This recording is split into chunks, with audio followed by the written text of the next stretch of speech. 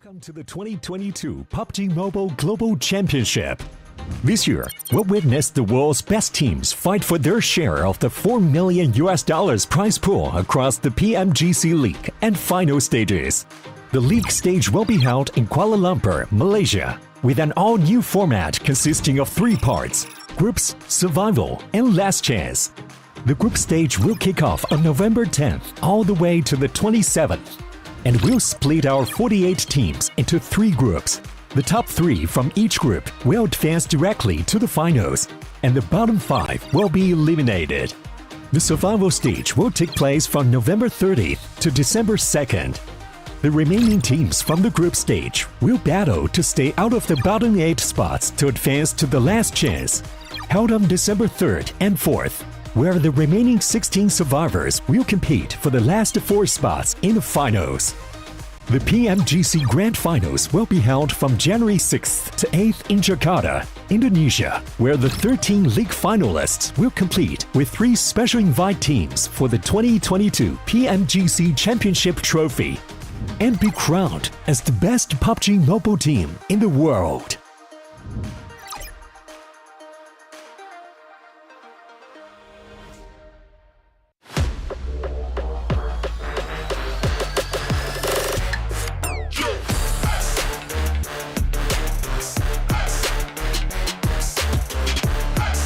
Tarafından Silas oraya doğru döndü ama Rookie bir tane daha düşürmeyi başardı. Tek başına S2G'yi mi eliyor diye bakacağız ama hayır. Meantime, Fireflux taking huge casualties on the eastern edge versus Codex. I think they've taken 4.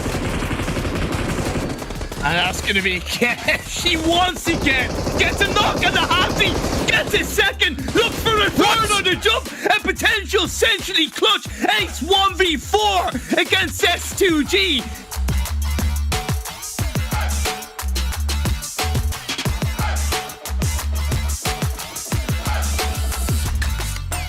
He's up the top of the wall. It's only beg for mercy. Gamelord, we haven't heard from them so far. Like I said before, Effect taking on Pioneer all by himself. You wonder if he's even be able to steal away this shot.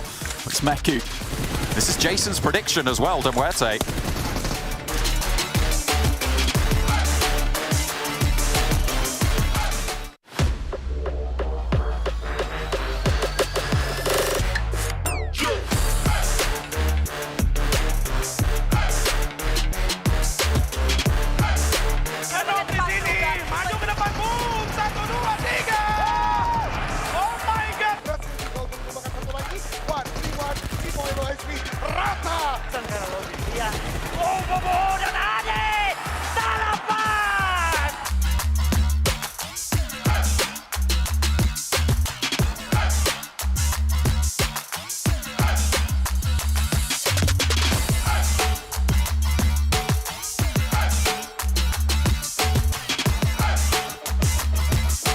Down. Luke actually being able to get one knock.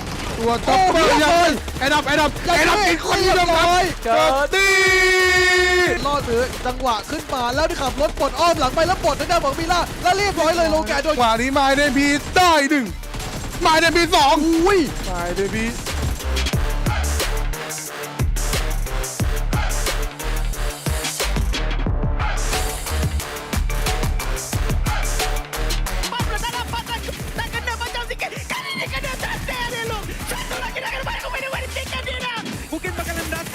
Disebabkan bulatan yang tidak berpihak kepada mereka dan itu akan terjadi. Pian bagi Atari gol.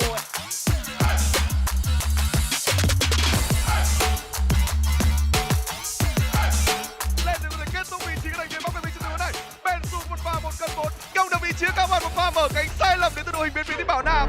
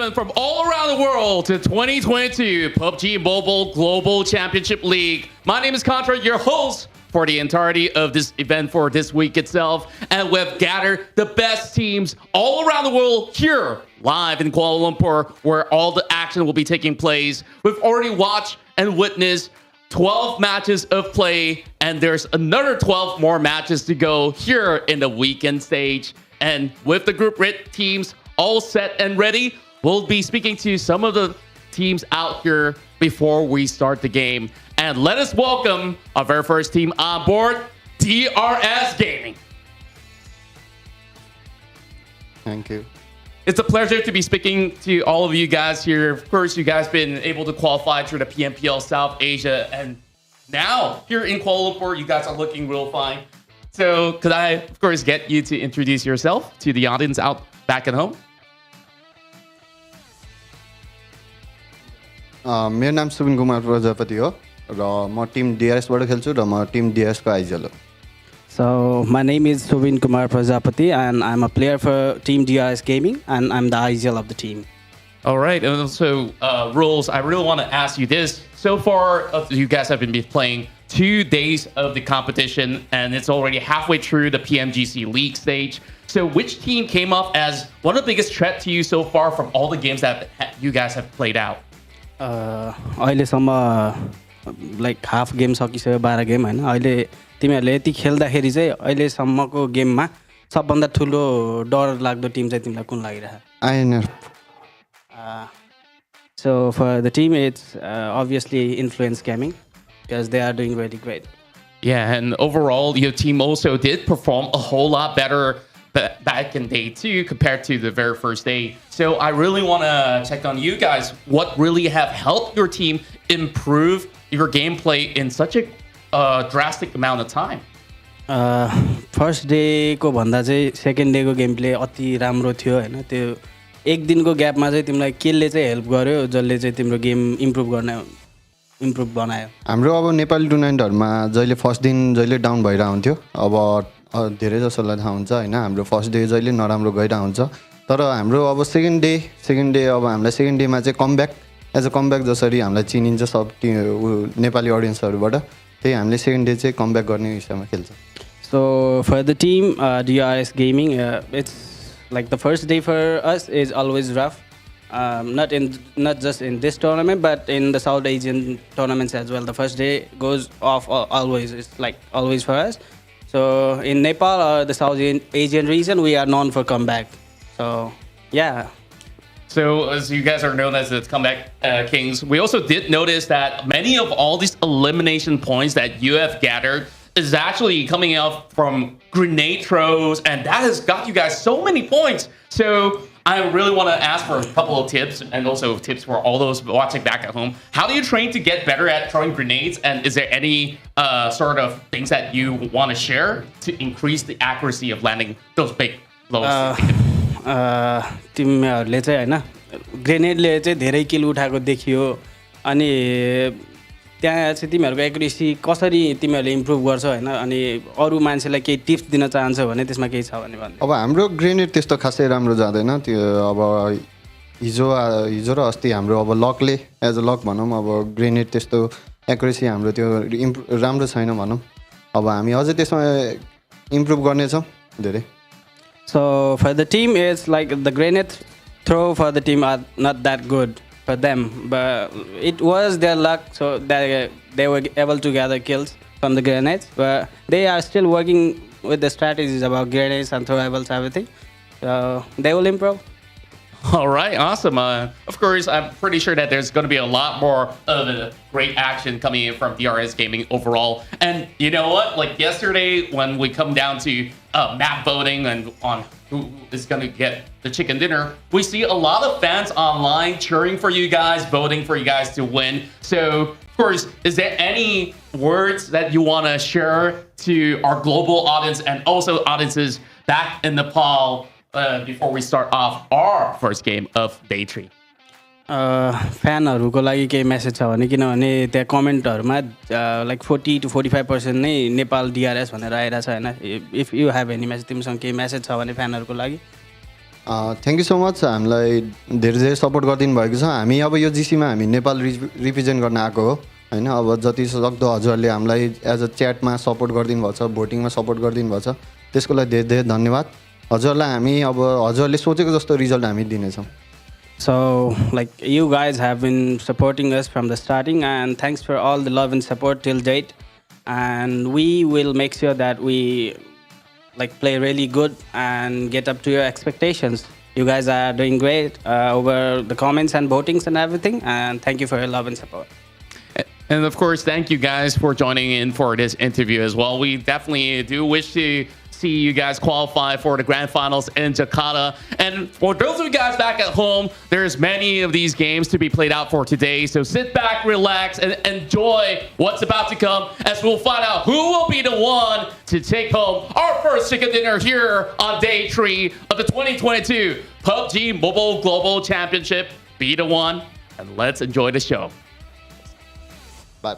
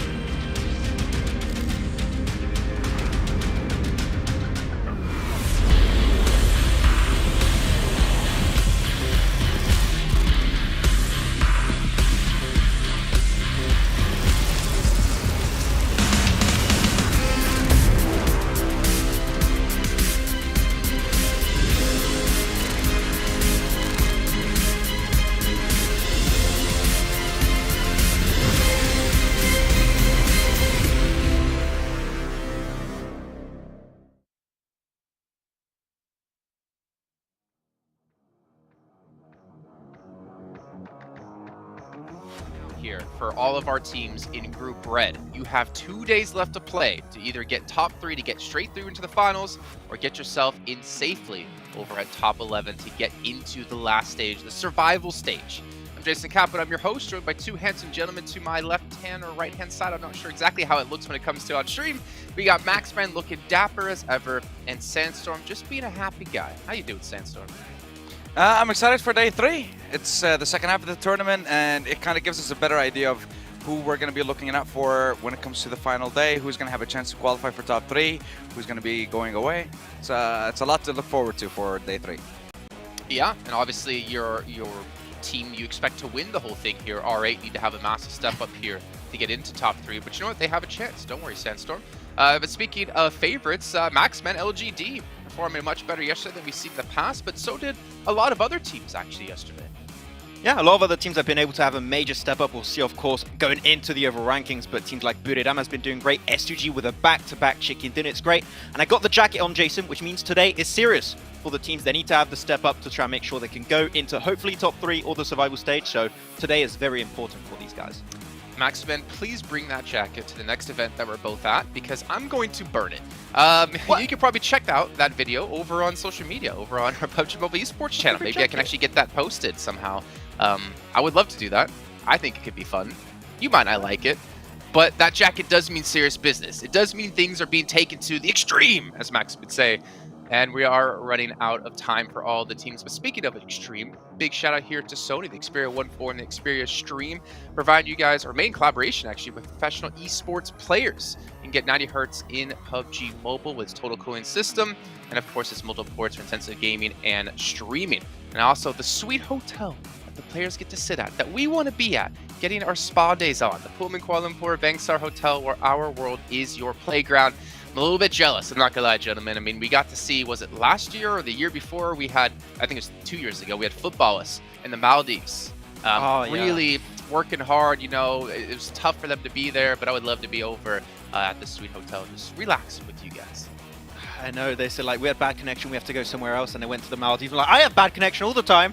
I'm not sent to a great hotel. I would love to, but no, not unfortunately. Who would have thought, Max, sunburn would affect your PUBG Mobile skills? But either way, let's take a look at our schedule format. If you guys just joined us and missed out on the prior days, it is a little bit complex, but what you need to know is We have 3 different groups, red, green, and yellow, and it's all about your placings within each group. Top 3 straight to the grand finals, kicking off January 6th through 8th. However, if you're in 4th through 11th, you'll be going to a survival stage, which will be happening with teams from other groups. And then from that, it'll determine where our final teams will get through. And of course, Sandstorm, $4 million on the line. A lot of money here for these teams to win up. But I'm still waiting for prior winners to send me my cut for supporting them. But I'll keep waiting. Yeah, $4 million, $2.5 million going to be distributed over the league stage. We have $90,000, which is the first place prize for every single group. So not only do you get yourself a spot in the grand finals, but you also get yourself around $100,000 just from getting that first place. And looking at Group Bread, this is our group. These are our teams. I don't want to look at our esports right now. That just makes me sad. Okay. Well, hopefully you're not sad at the end of the day, but you might be sad because only a certain amount of teams can qualify, and a certain amount of teams will not be making it through any further on into this event. Well, as you take a look here at the event so far here, our top 4 when it comes to solo points, and we can see Delta, I mean, yesterday had a huge step up here. We were talking about DRS. I gave the DRS blessing to them, and they were able to do exceptionally well in the last 2 matches. But to see Delta be able to step up for his team when day 1 wasn't looking fantastic for them is a great sign and a great testament to how strong this team from Nepal can be. Just to explain how this graphic works, by the way, these are the number of points that have been won by a player when all of his teammates are down, where he's the only player currently still alive for the team. And we said Delta for DRS has been able to really put a great step forward for the entirety of his team. Sure, it would be great to see them survive a little bit longer as a 3-4-man crew. That would be fantastic, but DRS really did do a big step up right when you called them out, Jason, so I'll have to say you maybe did bless them a little bit there. But yeah, DRS, I'm happy with what they can do yesterday. I want to see more in these next 2 days to see if they can potentially go the entire way right into the grand finals. Well, you always want to see more, Max, but we are running out of time for the teams. As you take a look at our top 4 teams when it comes to elimination, Sandstorm, got to throw it to you here, man. Influence Shemin, 74 limbs. They are 11 limbs ahead of anyone else, and that's S2G. A fantastic showing for the team from Brazil. Yeah, absolutely. I mean, just remind everyone, this is a team that has managed to secure top 4 in 9 out of their 12 games. 75% of them were always in the top 4, and the other 3 were 15, 14, but they still managed to get 4 eliminations every single time. So they're still getting themselves an insane amount of points, an insane amount of eliminations. And we saw before as well, when it came to top solo points, Law was there. He's been able to get himself a top 4 place, I think twice yesterday alone in the games. One's on Erangel when Buriram took the win, and of course one on the last game as well. So incredible performance from the entire team. Every single one of those players is showing up, whether it's Federal with the eliminations, whether it's Law with the placement points as well. Everyone is performing, and it's just great to see from this team. And it's also fantastic that it's happening across both days so far, and we still have 2 more days to go. So is the consistency going to remain over the entire first week? That's what I'm excited to see for this American representative. Yeah, I mean, I would be saying no, but then again, I said that about Mad Bulls when we got to the European regionals off the back of Western Europe PMPL, and they continue to do so then. However, they're not looking too hot right now. Yeah, I mean, honestly, I didn't expect them to come out this strong. They weren't really on my radar when it came to that's a team I expect to be top 3, but you know what? I'm pleasantly surprised. However, their job isn't done just yet, Max. They still have 2 days left to play. They still need to hold on to their position, though they have been able to build up a nice little lead for themselves. But teams like Buriram, they're knocking on that door, and if they continue performance like this today, they might catch them. Exactly. I mean, I did say Influence Chemin, chances are they're not going to move from that top 3 position, so don't focus on that spot anymore. Focus on Buriram or S2G's spot if you want to make it straight into the grand finals, because those are 2 spots you can reach. Influence Chemin, they require a really bad day for other teams to be able to actually catch up to their position, but we saw that meme from PMPL updates, respect to them. Good. So Nigma good. Galaxy, I think they don't know which way they need to go. You know, don't go down, okay? You need to go up, okay? The higher you are, the better you are. Nigma Galaxy yesterday got pretty much nothing done. They even got a great circle on Sanok, and no points really came their way, so Nigma Galaxy need to catch things up, because slowly they're slipping down the rankings, and it's not good to see. Yeah, I mean, when you compare Nigma Galaxy to the performance of all the other teams, for example, on day 1, they had 83 points. Day 2, only 13.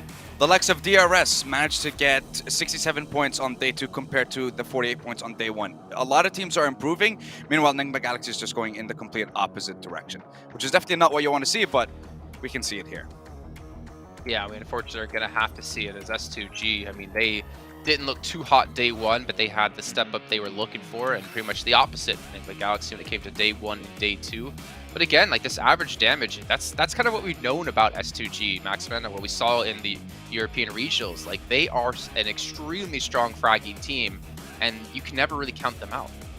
Yeah, I mean, we saw them yesterday. They just woke up and chose violence S2G, but also Influence woke up twice, 2 days in a row, and chose violence both days in a row. And really, the thing is, you're looking at the average survival time, right? Every single time they're making it close to the 27-minute mark. Of course, the games take a little bit longer because of the new circle settings we have specifically for this PMGC. But making it to the 27-minute mark every single Erangel is nuts here, Jason. And I mean, that's why we said they're so consistent and they should not be going anywhere anytime soon, because it's 3 Erangels every day, as you can see here. You can't beat that. You have to get so far in the games to get a 27-minute average, and that's just mental from Influence.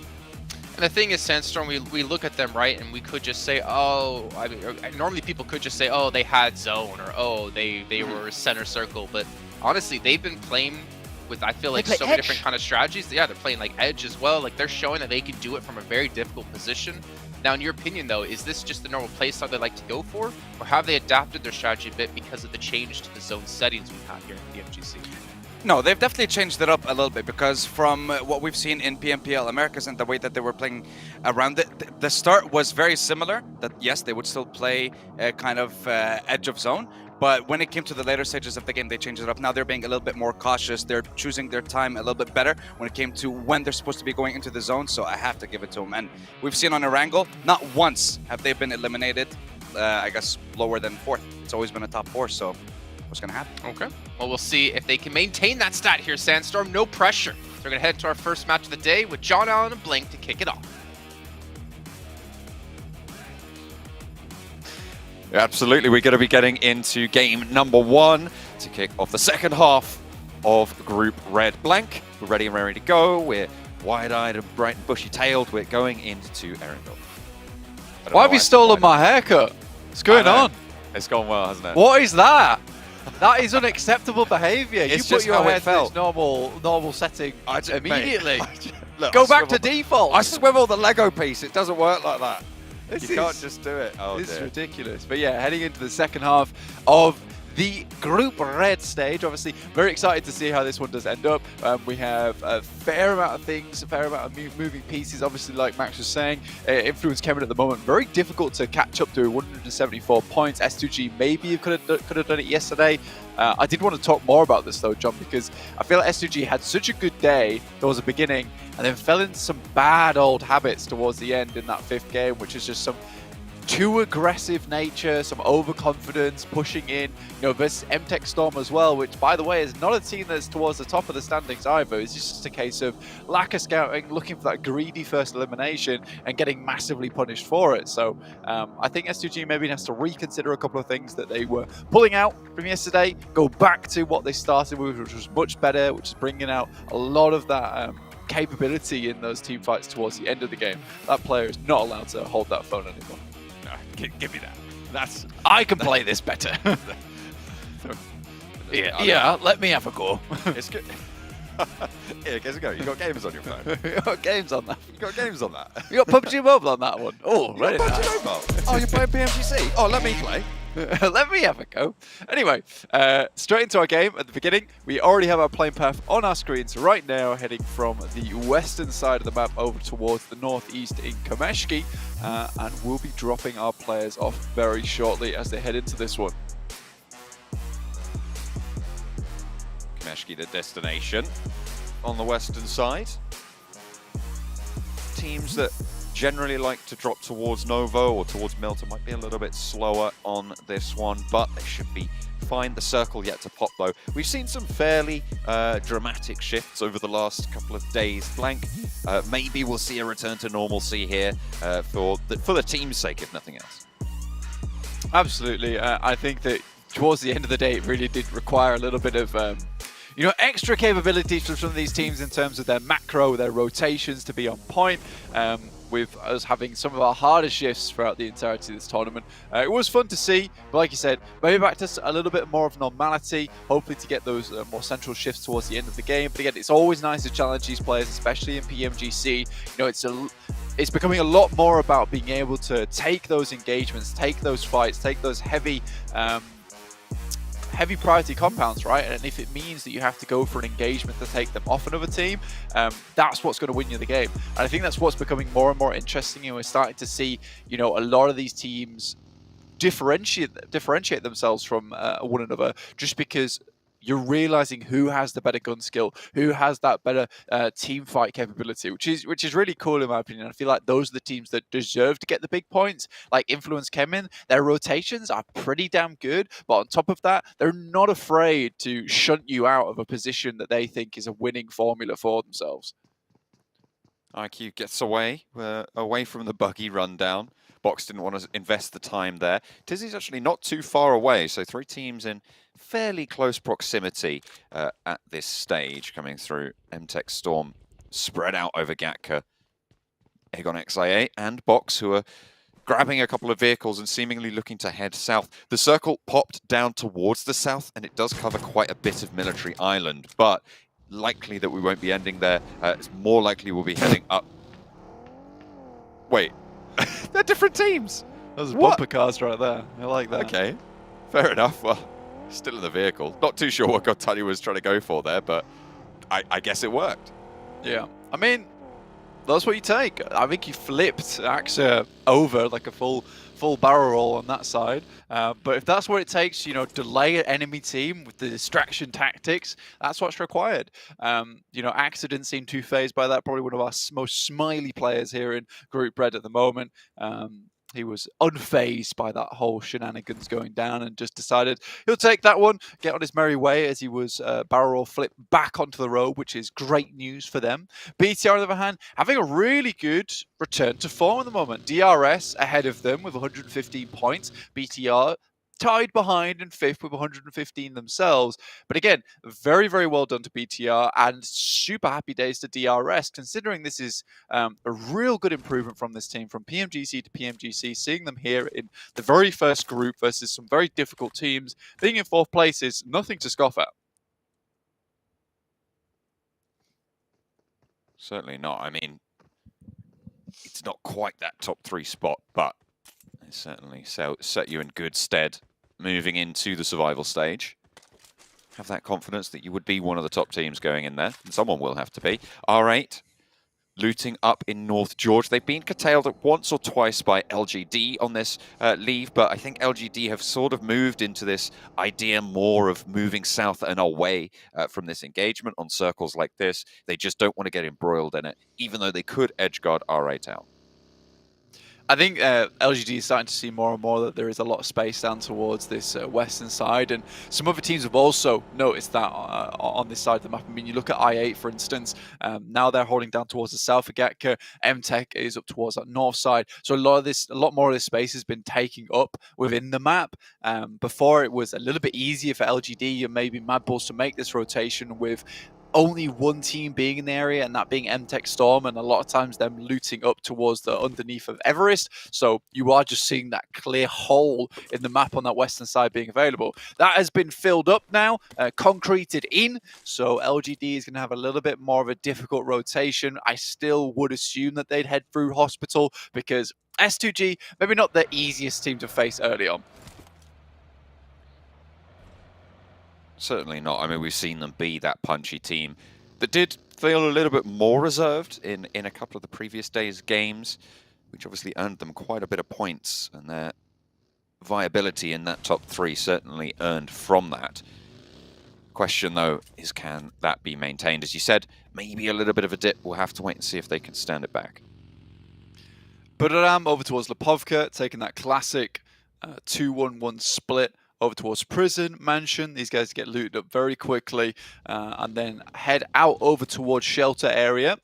Titans also like to hit up that position. The Infinity have backfilled before, as of DRS, so Shelter does become quite the hotspot. But with this circle being so far down towards the south, it does give DRS a lot more time to figure out what they would like to do next. They don't necessarily have to be on a timer right now. And with Nova Repnoyer as well as Military Base itself offering such good loot, I think it would make sense for these guys to stick around in this area for a little bit longer. And DRS should be coming to the circle with absolutely tons of gear to be working with, level 3s across the board, and with some very, very well stocked backpacks. And I'm talking smokes, I'm talking grenades. That's really going to support DRS in that late game, especially when we're seeing so far, you know, a lot of these teams now picking up individual spots within the circle and just taking those solo positions.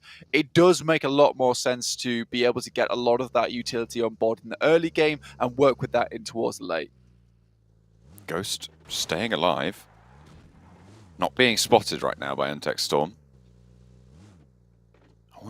I think Ghost has a little bit of gear on board. Yeah, has got that Mini 14. Only the level 1 backpack and no helmet. So it would be pretty difficult to take a fight with that level 1 vest as well. So Ghost a little bit loot starved here for Aegon XI8.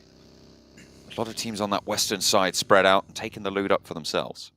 Yeah, LGD barreling through. And I think this is the issue you'd find if you were looting down towards the south side of Gatka in the fielded area, is that it is kind of trash loot. Like, you're not going to find too much and you're just looking for scraps here and there. You're also starved the vehicles, which is another big thing. LGD able to instantly move down from crates area, rotate through the fields instantly towards some buildings that they can now set up as home base. S2G make a different approach on this circle than what we've seen so far. I think that now they just barreled down from ruins, found a very good rotational path there, which is 100% a beeline, essentially, to one of the more prominent compounds to the south side of Potato Hill. So central as well. So it looks like they're going to be setting up for that late game. They've got a lot of looting done over towards Atlantis as well as ruins. They should be happy for the remainder of the game. Titan and Farm on the south coast. On the west peak of it. No one really too close by. S2G a little bit further northwest. Influence Kemen just coming into the east side of Potato Hill now. And Buriram coming in through Shelter into that eastern side of the circle. DRS still the only team on Military Island. Aegon XI8 holding around that mouth and maybe looking to cross just a little bit over that bridge. And I said Blanket was likely to end on the mainland. It seems like I'm going to have to eat my words. That is a massive south shift as Influence Kevin crash into 4 rivals. Both of them swinging past on those hillsides. 4 rivals managing to get a lot done. The little boy seemingly unable to hop out there. Will get felled, and Influence Kevin losing 2 very, very quickly. A 3rd soon to fall. Law eliminated out of the fight. Kayovsky running for the hills from Influence Kevin. Yeah, I think for Little Boy there, that was a case of having to switch the back seat and jump out from that side, considering, you know, I would say his exit from the passenger seat was blocked by this white car. You struggling there a little bit. Might have been something on his end, but we can't say for sure. In the meantime, Influence Kevin take a massive hit from 4 rivals as they try and make their way down.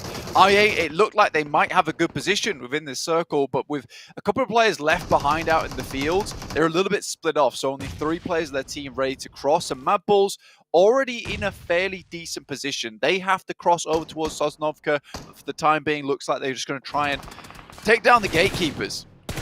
Moment Aegon XI8, that 3-player squad. MTech Storm on the bridge, sandwiched between, and in a really open and barren position for MTech Storm. They can't move forwards into Aegon XI8. They can't move backwards now with the Mad Bulls coming on through and pushing in.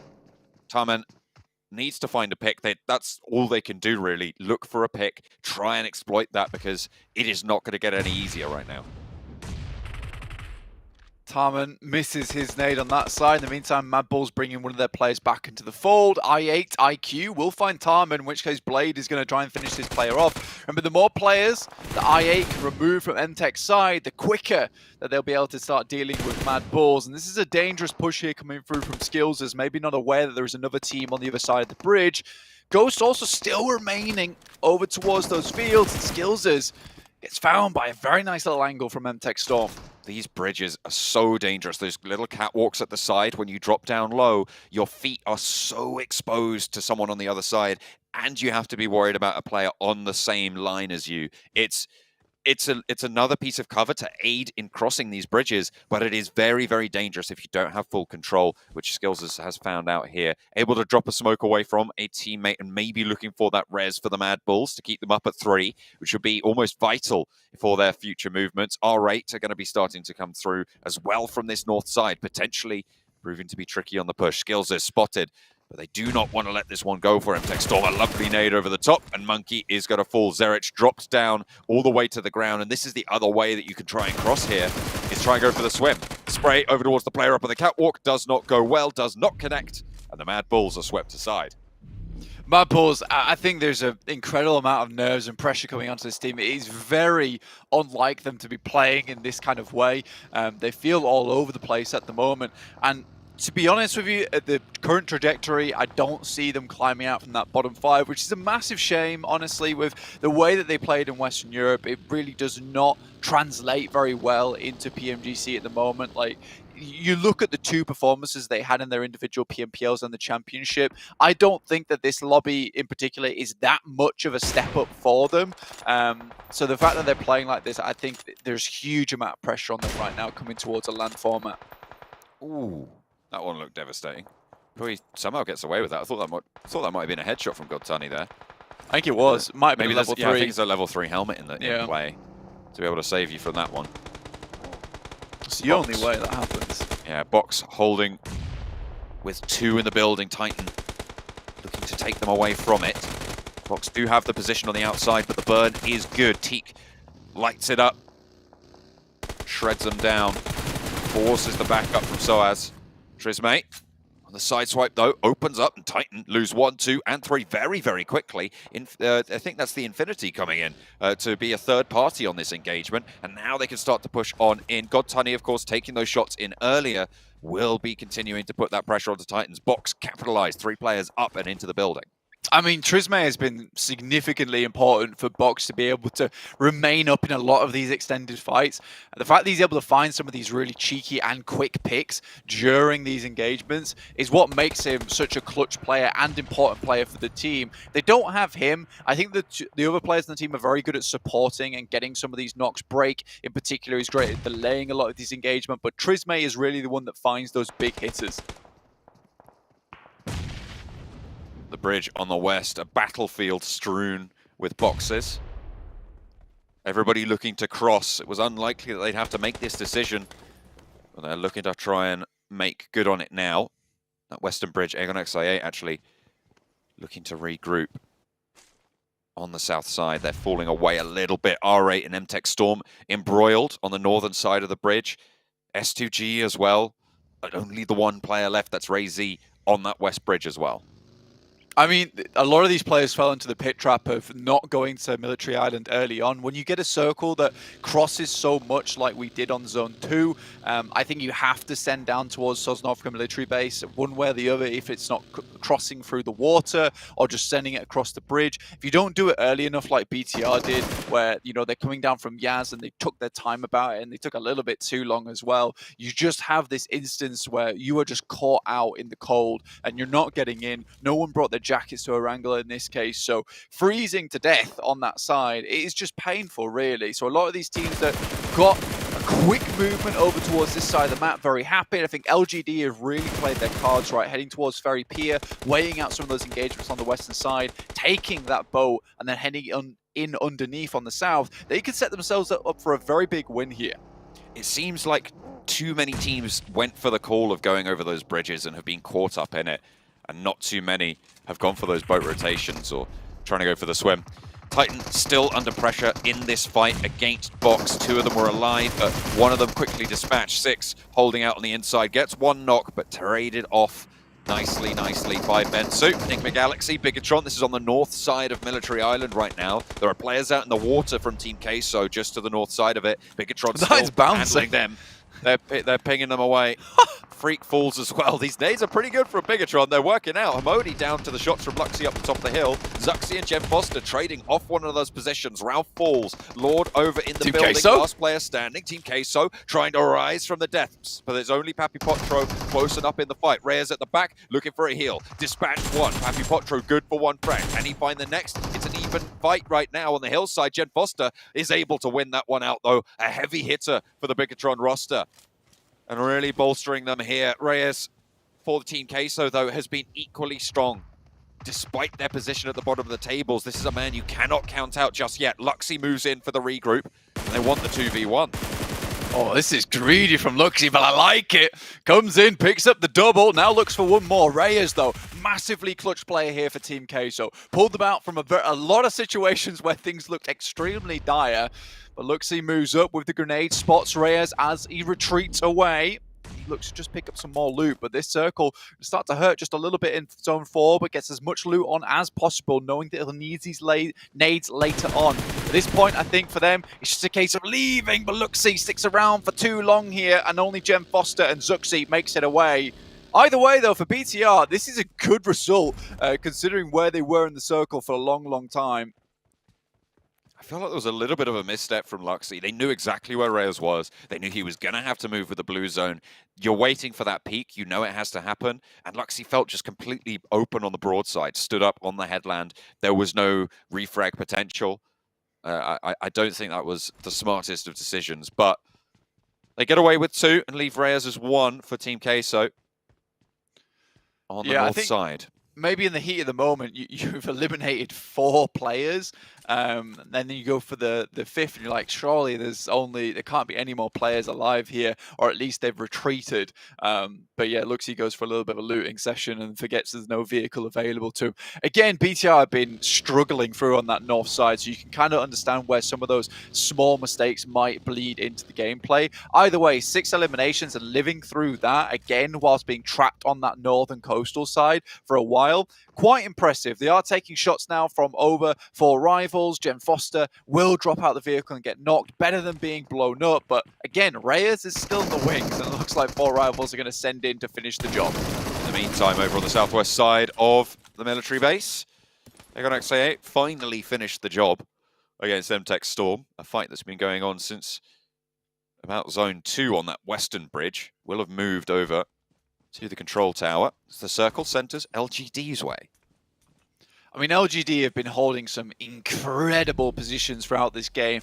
DRS obviously starting on Sosnovka. I said they didn't have to move until later with it being so much towards that side of the map, and they haven't, which affords them some good position within the circle. Again, though, LGD, with this 2-2 split that we've been seeing quite frequently from them, are able to claim a lot of landmass for their own, and DRS do have a little bit of a difficult push towards that western side, considering it's uphill just a little bit, and YZZ as well as CCC will be able to watch down towards them. Buradam aren't comfortably in yet either, having to cross some open ground. So I'd say for LGD, their main problems are 4 rivals on their northern side, and maybe some cheeky pickoffs onto maybe YZZ or CCC, because they don't have a huge amount of cover. Reyes managed to get past 4 rivals there. Find some cover, but LGD have spotted out the position. Will take the shots over that way. You can't hold near the buggy. It will go up in flames exactly like that. And you can't crawl away from it up the hill. Your legs will show and you'll go down to the gunfire. Damned if you do, damned if you don't there. But that will draw Team Queso's run to an end for this game. And LGD still hold in that central area. Yeah, I think this could be a really good opportunity for LGD to actually bump up their point scoring to the next level, really. And again, I was saying yesterday, a lot of these Chinese teams take a couple of days to adapt to our meta, to be honest with you. They're playing on almost their circle settings, but not quite. Either way, they're just getting back into the action of it. You can see now they're feeling a bit more comfortable, being a little bit more like they can start to frag out, strike out. And I do like this positioning, this aggressive amount of control they're taking over the map. And again, this is not from an easy position. They came from crates in South George, John, down towards Ferry Pier, avoided a lot of that engagement, bolted it round, got onto the island, moved towards this position and took a 2-2. So this is a lot of things having to come to pass for LGE to get into this position. And it certainly wasn't easy, but they took the test with flying colours. Well, have made it happen. This is a lot of sequential smart decisions coming through from LGD, I think, is the direction this is going. So happy to see that start to stand up, as you say, into this differing meta that they've ventured in towards. DRS from the eastern side still playing right on the edge. They don't want to give up that high ground just yet. Kengzo with the SKS. Shots over towards Killer. Smoke blooms on it. But the tires have already gone, so it's going to be difficult to move away in that. That should be okay, though, as the Dacia rolls downhill fairly well. Actually, sends it up to the top side as well, regrouping with the rest of the team. You've got that valley down towards that western side, and I think Killer was a really important anchor for them on that side of the map, but with Buradam spotting that one out, even 4Rivals looking down towards that position, it's difficult for Killer to stick around there for too long. You saw he was having to invest smokes, and he doesn't really want to do that early on here. You know, there's still around 8 minutes more of the match to go at this point in time, in which case they'll need those smokes later. Circle heads over towards the west here, all-encompassing of LGD at the moment. You question how long they're going to go for this 2-2 split, and realistically, I think they have to continue to pull it out. So this will require them to hit some really nice shots on any players coming in towards the circle, because CCC and YZZ are important to spot the players on the eastern side, and MVM and Suki have to remain in this position because it's a strong compounded area for the rest of the team to regroup on. 4Rivals looking to start to move in on that northern side, and as you said, they are currently LGD's main threat. That hill just to the east of LGD, they have looked for that regroup, so they are not going to go for the 2-2 split anymore. They just want to hold out in a little bit of a central area, so they've left that hill. I think that's actually kind of a smart move, because yes, they could hold out towards YZZ and MVM and maybe take shots down towards DRS or the players that are down on the airstrip, but heading towards this compounded area, yes, it's not directly in the central of the map, but it still is probably the best position that they can hold from and have influence on the rest of the lobby. So I like this play from LGD. They didn't get too greedy with their 2-2 with their 2-2 split, but they were able to at least get some information gathered. DRS, though, still would really love to get a big game here, considering they're 115. They're actually in a position to break into the top 3 if they have a massive match here on game 1. Was Kengzo there the whole time? Underneath Buradam? Yeah, he's chilling. I think he might have been, but finally they spot him out. Take him down in the hangar. God, Tunny has been surviving for quite a while for the Infinity. Made it up to 6th place now. DRS crunching in from that east side. 4Rivals on the open hills as well. LGD not there to slow things down, but they are going to take those sightlines over towards that old position. Voki, was he not spotted there? I don't think he was. My name from Buradam taking a shot over towards DRS. This is open ground, a lot of sightlines from the south side. That's Jason's boy right there, my name P.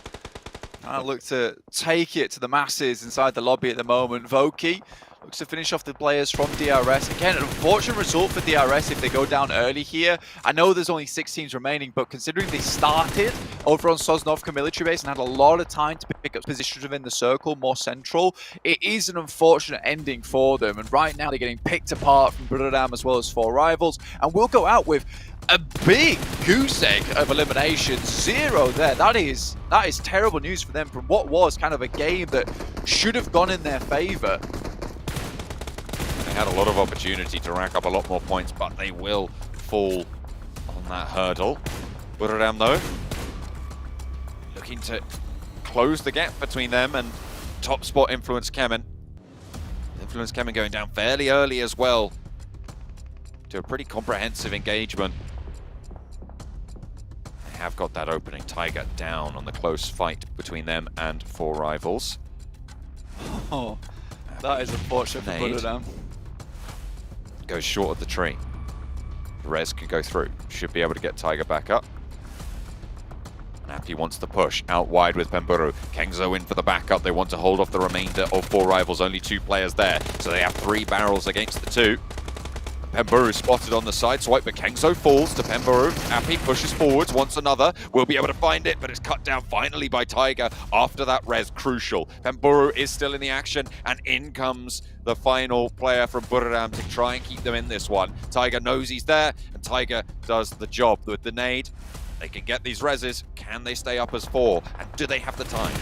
Yeah, I mean, they have to stay up as 4 if they want to challenge out versus LGD. The circle is a little bit slow at this point in time. Again, LGD has played a really phenomenal game here. Yes, it hasn't been a high elim game. We don't see a lot of high elim games coming through from LGD recently, but they've made the right macro decisions to get to this point and have set themselves up fantastically to win this game out. Again, like you said, and I really like the way you put it, John, it is a sequential sequence of just having like a lot of well-informed decisions throughout the entire game, and that has led to this point where they're set up for a chicken dinner. However, John, Buriram so far have shown themselves to be a fantastic teams when it comes to controlling area, controlling space, and not from ideal positions either. So this is a really good opportunity for Buriram to show us what they've got and explain to us exactly why they deserve to be in that top 3.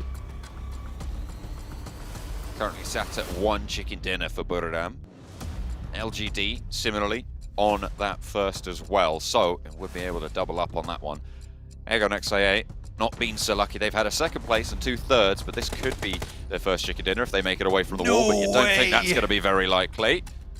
With a little bit of a light up on the nade, that is good news for Buriram to take the thorn out of the side, and the last elim goes through. Now, it's a 4v4.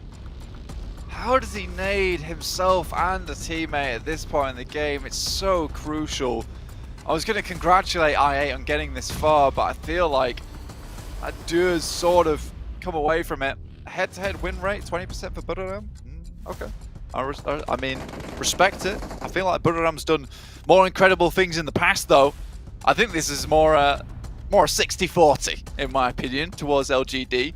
Buriram is definitely nothing to scoff at, and LGD feeling a little bit cold coming into this game after not having a lot of action their way. It's been a lot of rotates for them, looking for those placements, and for me personally, Buriram is very good at setting up a massive line and being able to pick off targets individually. For Buriram, they have been suffering. They've been in these fights a lot more. They'll have more utility, but their armor, their helmets, their meds will have been drained a little bit. LGD, though, you can see very, very healthy on those armor and meds, but no helmet for some of the players on Buriram. It's not ideal. Means you can't really peek up too far. Tiger gets the angle on the wall, but LGD still in the circle. 3 of the players there. Tiger denied that sightline. I mean, it's so cool watching Buriram play, though, because they're constantly shifting positions. You can see LGD being caught out by this a lot of times, switching positions onto the wall side. Buriram's there to take the shots. They move away from the wall. Immediately, Tiger's already repositioning, never allowing LGD to get a certain bead on where they're playing, not allowing these grenades to be perfectly placed. That one's quite far on target. Tiger does take a lot of damage, but you imagine they're going to start moving again. You're right, though. The medical supplies are what's really becoming rough now for Buriram, but 3 smokes, 4 nades, that's good enough. And for Buriram, they know the direction that LGD is playing in, so if they can wait out the game a little bit longer and allow this circle to push in, they might be able to get some really big nades over towards LGD, who've been holding in this compound. It's the only area they can come from, John. The big issue is CCC behind this tree. He's stopping any sort of aggression coming through on split angles, and is a linchpin of the defense right now for LGD. Almost solo suppressing and actually giving them a foothold to move out, because this circle will fully close now. Enzo, my name as well, spraying over towards the rotate. Will not find it, but Sky only gets 1 for Wand. YZ down and flushed. As you say, a good start coming through from Buriram. They might be able to look for this res, but the swing out comes from the buggy, and the arm lobs the nade over the top. Will not find the flush. The Molotov might do, though, but that's an excellent cut down on the back for Kengzo, striking from the off angle for Buriram. They lose 1 player, but they bring LGD down to 2. CCC spraying through the smoke. Suki is there. 1, 2, 4 for Buriram. It's now a 1 versus 1 as we're trading off on the hillside. Suki against Kengzo. Kengzo up and on the ridgeline. A nade in hand, wants to put that back. Only Molotovs available for Suki, and I think he knows where he is. The nade is there. Will it be on target? Takes a lot out of the health bar of CCC, but will not put Suki back. 3 nades there for Suki. 1 nade for Kengzo left after he loses that. But they both avoid, and they both want to get a teammate back if they can. Kengzo faster on it. I mean, this is why those grenades were so important for Kengzo, and he held on to so many of them. He's had 4 to basically push Suki off this position. Now, they should have a good idea of where he's playing down the hill and setting that into a 2v1 off the back of some well-placed grenades to deny the res. Really, really well done to Buradam. Now, 1v2, definitely not unwinnable for LGD at this stage, but it will be a real crushing defeat for LGD to go down after what has been such a smart game from them. Oh, Kengzo out into the blue, knocked to the zone. Oh, that's so unfortunate. Yes, coming through from Suki. LGD want to put the final bullet in. There it is. The slug rings across the hills to the north side of the military base, and LGD take it home. Buriram gave them a run for their money, but it will be LGD. A falter towards the end there, John, from Buradam, sending out into the play zone as well. Getting knocked by the blue.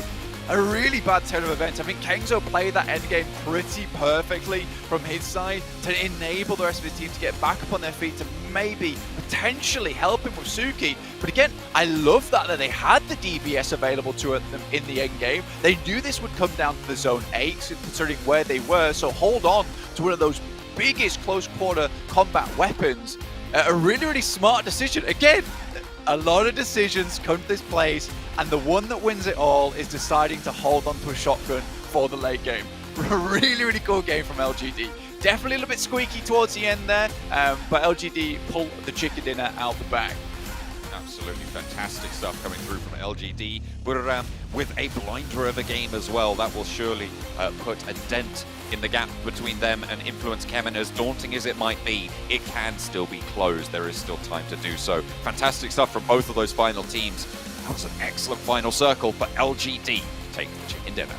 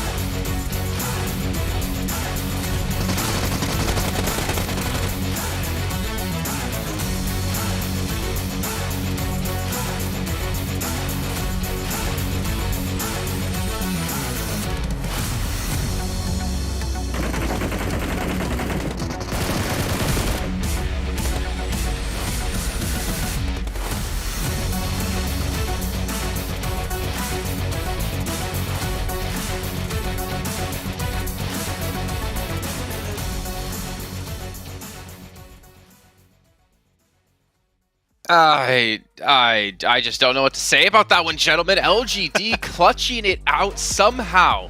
1v2. Well, technically it wasn't 1v2, right? It was 2v2 because he had the help from the blue zone. Somehow Kengzo goes down from that one, and it costs Buriram United Esports a chicken dinner. However, they still get 23 points nonetheless here, Max. The DBS, man. It's the DBS. It's great to have in the late game position, Jason, and when you have that clutch scenario, you just hit one of those shots and it's pretty much GG. It's pretty much in the bag. And LGD, Sandstorm, saying about it, they got himself a chicken dinner yesterday, get himself finally another right here, and they're looking great. That back and forth, and especially that control applied by Buriram, they were pushing LGD in such bad spots every single time, being so proactive. There has to be one team taking the chicken dinner at the end, but LGD and Buriram played out of their minds in this match, and that was one of the best finishes of the event so far. Oh yeah, and I mean, we saw how they managed to get themselves in that position in the first place, taking that early rotation, seeing how many teams decided to rotate on the eastern bridge, on the western bridge, or even decided to go swimming through the middle. But no, they decided to take a rotation from Ferry Pier, ignoring all the fights, getting themselves in prime position to take control of the game. And this is exactly what you talked about, Maxman, before, and this was the main reason I believe that made you choose LGD as your team to watch for the tournament. So good call. Max is like, this is weird. I'm not used to being given compliments. But if you take a look at our overalls here, look at this. You're talking about Influence, Shem, and they can be safe in first place. But can they? Barium, 10 points behind them. It's not as safe as I thought. Right? I mean, the other sure. side is, right? They still have like a 40-point gap between them and third place. But if you know, S2G step up, if Bigatron step up, DRS, like Influence, if they can't maintain performances, they could technically be knocked out of top 3. Yeah. The thing is, they already had that much of a gap for them in their first place that they're still safe, but like 2-3 games, so they're not getting too many points. And Buriram being extremely consistent yesterday and today is looking pretty good. What's not looking good though, Sandstorm, is alright, 15. What do you think of that? Queso 16th, so it's not the worst. That's about it. But no, like here's the thing. When we're talking about R8 and Team Queso, these are two teams that are yet to get a podium in the first place. They haven't managed to get themselves a top 4 in 13 games so far. Every other team has managed to do so. So their problem right now is just get a podium and then see if you can compete for the survival stage, because as of right now, it is getting increasingly more difficult for both of these teams alongside Mad, EMT, and maybe even for Rivals All to try and get themselves into the survival stage. But it's just getting very, very difficult, especially for R8 and TQ, and something has to change. I mean, I said something has to change yesterday, but I think we might be getting to the point where it's too late already for both of these teams. Well, you know what? I do want to bring our attention back to the last match a little bit, because I feel like Zone 2, when that popped, I think, Sandstorm, you said it's going to be a Millie finish, Military Island finish, and Max was immediately like, no, it's not going to happen. But it actually went super far south to Military Island. I'm kind of feeling for all the teams who obviously weren't dropping that location. DRS, they dropped down there towards the eastern side, and yet DRS, I expected a little bit of better performance out of, considering they had the avenue to potentially gatekeep some teams, pick up some eliminations, but they had none until like the very end potentially, and then they went up against 4 rivals and lost that fight. So I was like kind of disappointed with the DRS we saw yesterday come into this match. I thought they would have performed better. Yeah, you had kind of 2 different styles that we saw on each bridge. So on the eastern bridge, you had DRS, who decided to hold for maybe just a minute, and then as the second Titans broke through, a lot of other teams decided to rotate, do exactly the same thing. DRS just gave up. There's no way that they can hold the bridge when a team's already passed. They might be able to flank you afterwards, and they decided to just go into the zone. When you look on the opposite side, though, you had IA, who usually drops a military base, but the zone didn't really help them in that situation. So they had a 3-1 split, and you had 3 squads fighting. It was IA, you also had MTech, and I believe it was Team Queso as well on the eastern bridge, all trying to fight. But it was just so congested for such a long time that a lot of teams just lost so many players, and they weren't able to compete in the later stages. Hey, otherwise, what you can do, you do what LGD did in Botate. You just avoid all of that mess happening on the east and western bridge, and you just Botate and be relatively quick, because we saw it was a hard shift straight south. You know the bridges are going to be congested, teams are going to try and cross that river. You just hold on to the southern side of the circle the entirety of that game, and that's what LGD did. You're going to have top priority for those great central position. That's why they had such a great 2-2 split for that game, because they were the first team to get access to that position by avoiding all that skirmish happening on the bridges. So yeah, if you're able to read the circles like that, is great, and that's what I saw LGD do in PEL, and that's what they were able to actually pull through in this game. So great from LGD. I want to see more of this kind of macro playstyle. Yeah, I mean, now that you're not actually having them as a team to watch, they're starting to perform, at least for both of you. You guys at home who are watching, make sure to check out the YouTube chat link. You actually will have a survey there. You can go ahead and potentially win prizes if you fill it out, so make sure to go fill it out as soon as possible. But obviously, within the next 6 minutes, because we have the next match coming up shortly here. But Max, man, really quickly, you were talking about LGD when we saw them in PEL. Is this the LGD you saw then? I would say this is way closer to what I saw in PL. The thing they did so well in PL is knowing how the lobby as a whole would react to every single circle, and they would get priority to positions that teams would try and get access to, but they would just always be there first, and they were there first in this. For the first time, them playing at this level, at PMGC outside of their region, it took a lot of time to adapt, but if this is their new kind of normal performance, they're feeling good, they're feeling comfortable, and this is a team that can be willing to climb up the leaderboards. Well, we can see here our top performers when it comes to Miramar, which will be coming up next. S2G, wow, 24 limbs, 31 rank points. What were you wowing at, Max? I'm wowing at Aegon X I8. Average survival time on Miramar, like, sure, it's not as much Miramars as Wrangles, but Still 27-minute mark. We saw it happen a little bit earlier for Influence Chairman on Erangel, and that's still really good survival time and able to get himself some decent points there. So, hey, I8, sure, not one of those big heavy hitters, but still a silent performer this event so far. Silent but deadly, some might call it. I8 showing they can actually play here without Crypto as well, and they've actually been having a pretty decent performance in the last 2 days. They're in 8th place right now, so looking pretty comfortable to make it into our survival stage, but maybe top 3, who knows? We'll have to gonna see as the day progresses. But here's our drop locations when it comes to Miramar. Now, S2G, my eyes are still on them. I don't know about you two. I don't know if you even filled out a teams to watch here for this next match. Maybe you two can let me know about that one. But for me, that's one team I want to watch because I want to see if they can hit that level of performance they had yesterday. We need to see some sort of level of consistency out of this team, which we kind of got to see when it came to the European regionals. However, this is obviously a much more difficult lobby. Yeah, 100%. And I'm not waiting for the predictions, but yes, I already actually chose S2G a lot because of the same thought process. I wanted to see. We saw day 1, they only managed to get 30 points. Day 2, they managed to get a total of 95. So what's going to happen on day 3? Are we going to see that consistency again throughout the day? Or are they going to be having issues like they did on day 1? Because this is going to be a very important day. And we've seen what they did yesterday with the back-to-back. One of them was on Miramar. They also managed to get a 3rd place on yesterday's Miramar, second Miramar rather. So now they have to keep it up if they want to keep fighting against Buriram, who are... I mean, to me, they were just so deadly over the past 2 days, but they've been very, very, I guess, under the radar. They've just been flying under the radar the entire time. What about, though, here, Sandstorm, I'll throw it back to you again. Influence Chairman, they lost 3 players really early. I remember I was listening to you talk about it, and you're like, wait a minute, what did they lose 3 players? Not a great sign. However, with the consistency they've had, as you pointed out before, it's not a big deal to not have a great performance on one battleground. However, going into match 2, at least for me, my eyes are going to be on them, because if they have another bad match, I'm going to start to get a little bit worried for this team, because yes, they've had 2 great days, but if this is their downfall right now, if this is the day where they start to tank it to pull a Nigma Galaxy from yesterday, they could be looking at being out of top 3. Yeah, exactly. And I still can't fathom the fact that they have, well, right now it's about, 9 out of 13 games where it's top 4 compared to Buriram, who have like 5 or 6. So when it comes to Buriram and them getting their top 4s, their top 5s, they're actually getting a lot of eliminations with it. But like we've seen in yesterday's game, it was Law surviving long enough to give them the placement points that they need. So they're making, or rather they're getting more points every single game when it comes to Buriram compared to the likes of Influence Chairman. Okay, well, Maxman, hi. Hi.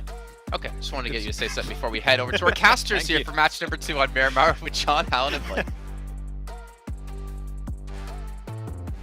I really liked Max's segment there. I thought it was really good and insightful. I'm having a great time with it. I'm keeping your hairstyle, by the way.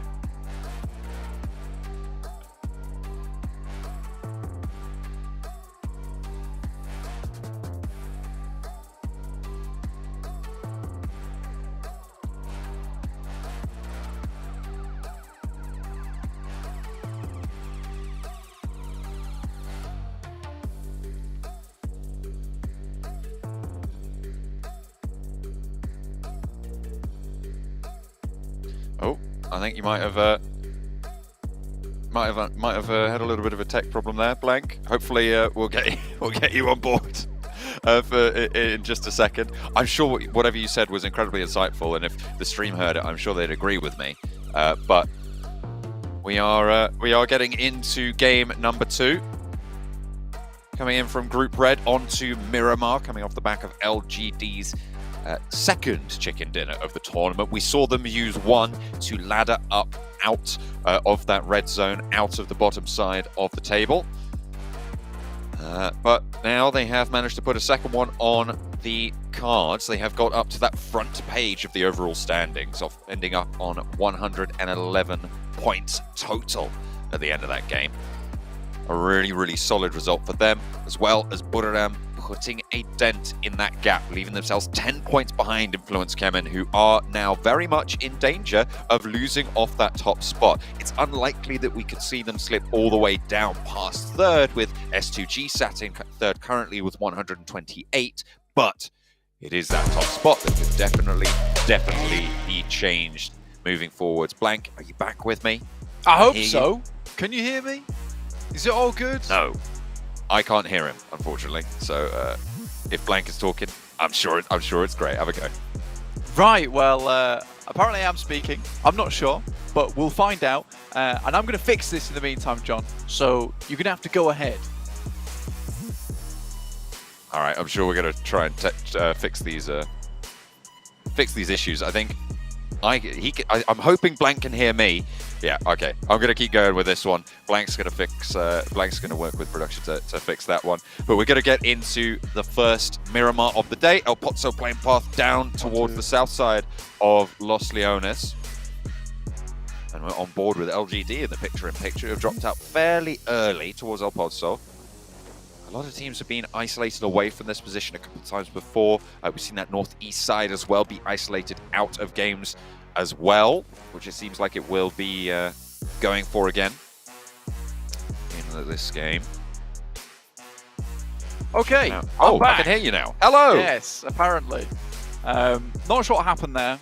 Everything was correct, but apparently everything needed to be muted and then unmuted, and then muted and then unmuted again. That normally does it. That happens apparently, but here we are. These things occur, so you know that is just how the cookie crumbles. And sometimes you almost lose out on a chicken dinner when you had the best compound of the game, the whole game, as we saw from LGD versus Buradam. But again, Buradam, an extremely potent team, so you can kind of expect why that would happen. SUG though, Razy all in his lonesome versus R8. Let's see how this works. Oh no, S2G. They didn't have the best of games last time around. Going down with the last player over towards that bridge, but seemingly here struggling. Unfortunately, the DBS is bearing down upon him. Gets one on the drop with the spray and the micros. He actually looks for a second as well. He's doing a hell of a job against R8, but I mean, it's just a little bit too much, even for Razy. The fact that he's able to take down two, though, is quite impressive.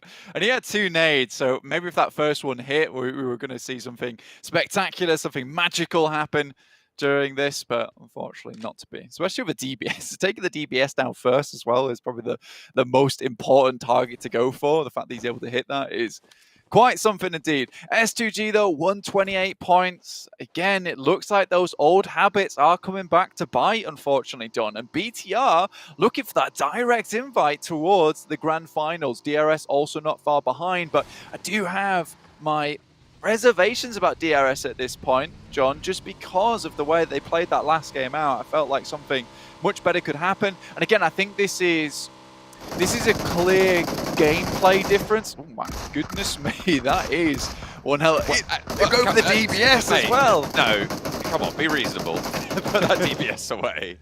Well, you saw the top 5 percentages there. That was quite an interesting stat, actually, because you look at what S2G had. They were, I think it was 38 point something, and then DRS coming in with a 53% top 5 finish. Yep. That's really, really interesting. Consider that S2G are 3rd place right now. The longer this tournament goes on, if they keep to those numbers, if they keep to those averages, DRS just will outstrip them. There is no question about it. Yeah.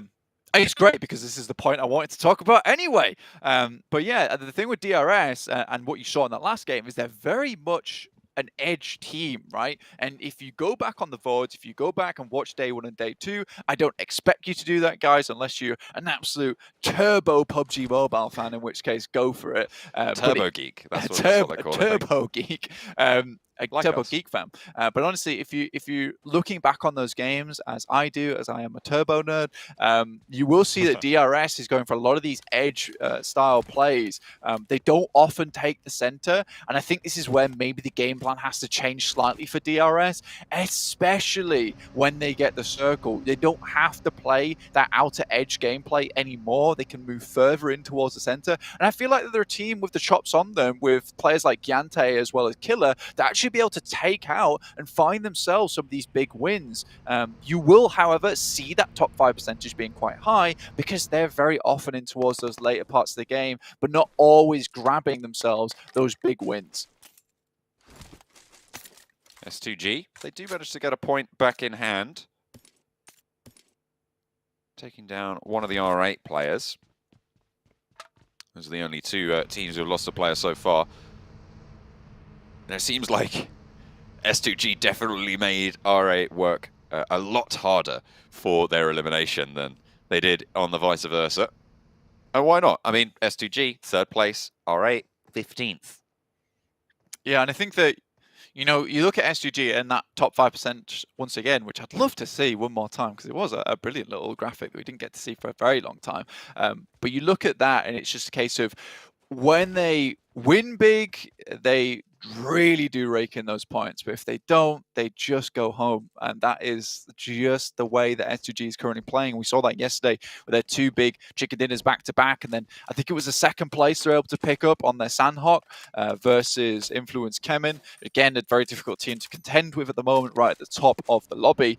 But you look at that, and I think for S2G, they need to even out these averages, man, because they're becoming quite problematic for them. And again, it's those old habits that need to die, essentially, at this point in time, because they had such a strong start yesterday, heading center, being a bit more patient with it, not going for these wild plays, and instead using that gun skill, using that team fight power that they have on their side to their advantage in the late game, because these games do go on for a long time now, up towards that 30-minute mark on Miramar as well as Erangel. So if they can stick around, they really are a powerhouse in those last 10 minutes of the game, but often they're making these little mistakes here and there in the first 20 minutes, which are leading to them not having the best position when they get towards that position at the end of the map.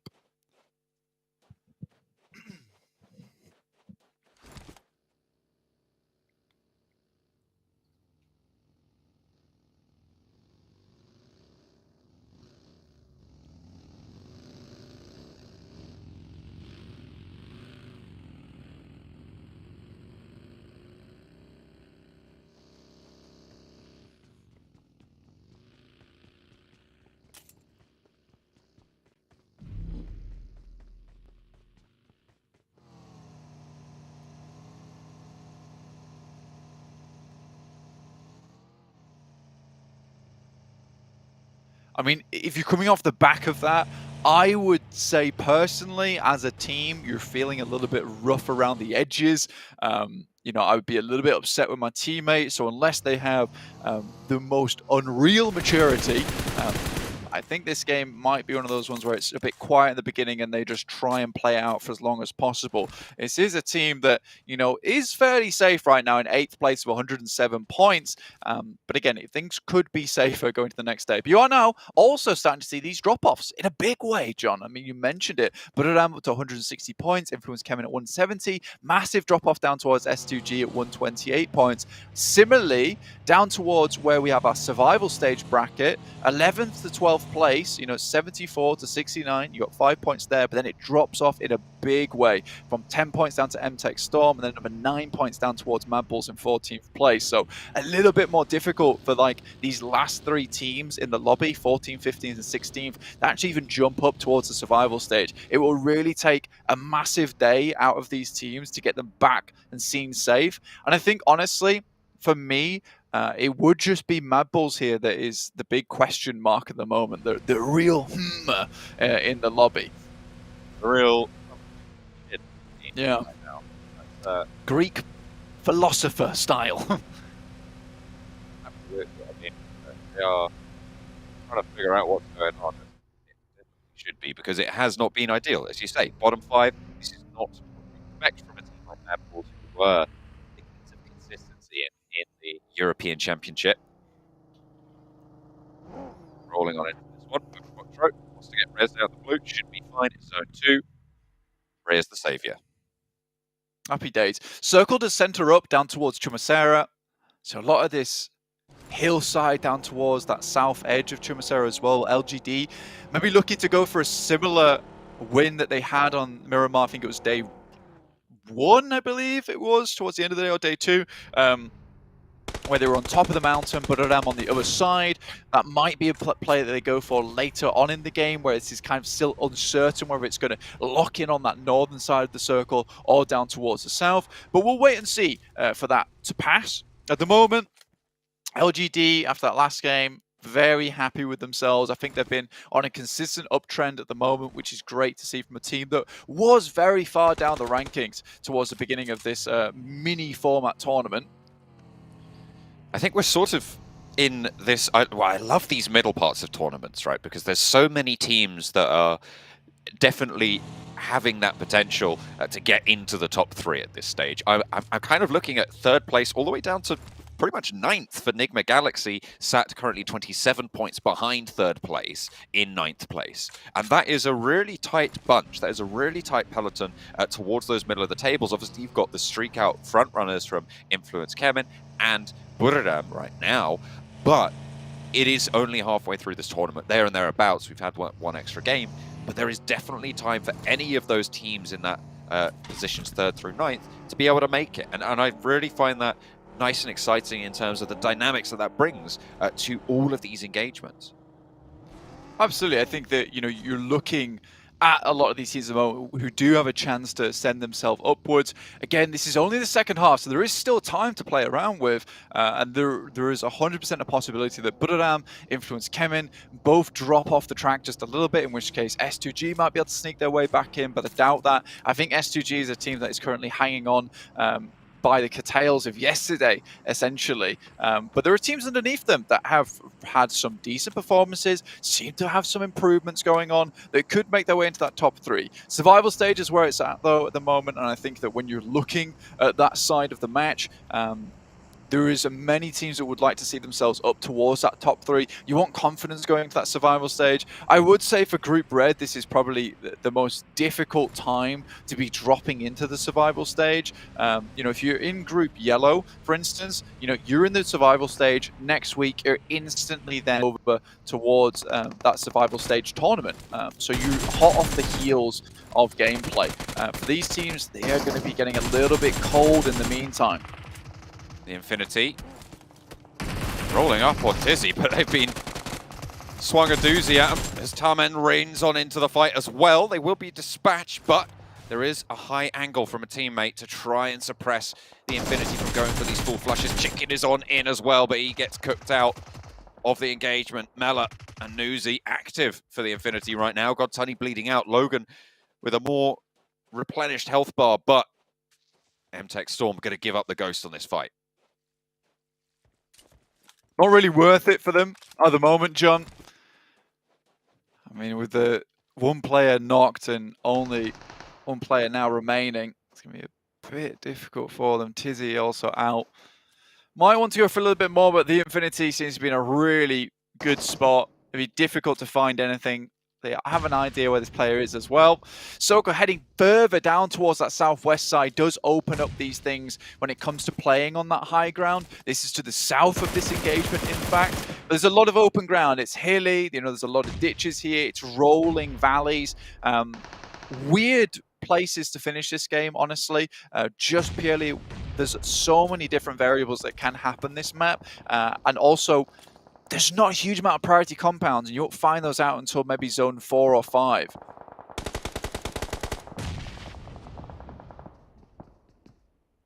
Box under pressure with the Bigatron line of fire. It seems like Bigatron have been fairly solid at maintaining positions towards the edges of these circles. It looks like they've really found their feet in that sort of aspect over these last couple of games. That's the impression that I've got from them. When we've seen them fairly consistently as a unit together in the late game. They do go down together sometimes, but I feel like that's why we are seeing them towards the top. Sure, I think when you look at BTR, they're certainly having fun with it still. I mean, Luxy playing some cool little greedy plays here and there. But again, it'd feel like a much more competent team overall. What I do like is they're doing something similar to what DRS maybe need to work on, which is a case of they play edge when edge is available to them. And if center is available to them, they'll take that center position. I think that just comes with experience throughout the years of PUBG Mobile that they've played. They're very quickly adapting to this type of style of map, type of lobby. Next Soka heads up towards that northern side. Massive amount of high ground towards the middle of this one. A lot of teams going to be impactful on this fight. Nigma Galaxy losing Freak Hamodi there. Probably on quite a difficult angle to hold. I mean, yeah, you're just going to get peppered away, Team K. So taking Nigma Galaxy out of the mix. And remember, this is the Nigma Galaxy that finished in, what was it, 2nd place after day 1. They have really had a downward trend that has been picked up by teams like LGD and by Bigatron. Seems like that as well. A lovely nade over the top from Break to find Gen Foster. And BTR will lose one of their players. Not ideal, especially after I said that they didn't do that much. I mean, Gen Foster's usually the one to go down first anyway, considering he plays so up close and personal. He certainly plays a dangerous game for himself, and I think BTR were hoping to see if they can get initial pick-off and then catch the players they came out to go for the res. In this case, though, BTR just has to make a mad dash to a position in the circle that might give them some more benefit towards the late game, but this is over completely open ground. Looks like one of the vehicle's wheels got popped out, in which case DRS can continue to take some shots their way. Similarly, so can Box, and this is most likely where BTR will have to remain for a fair amount of the oncoming circles.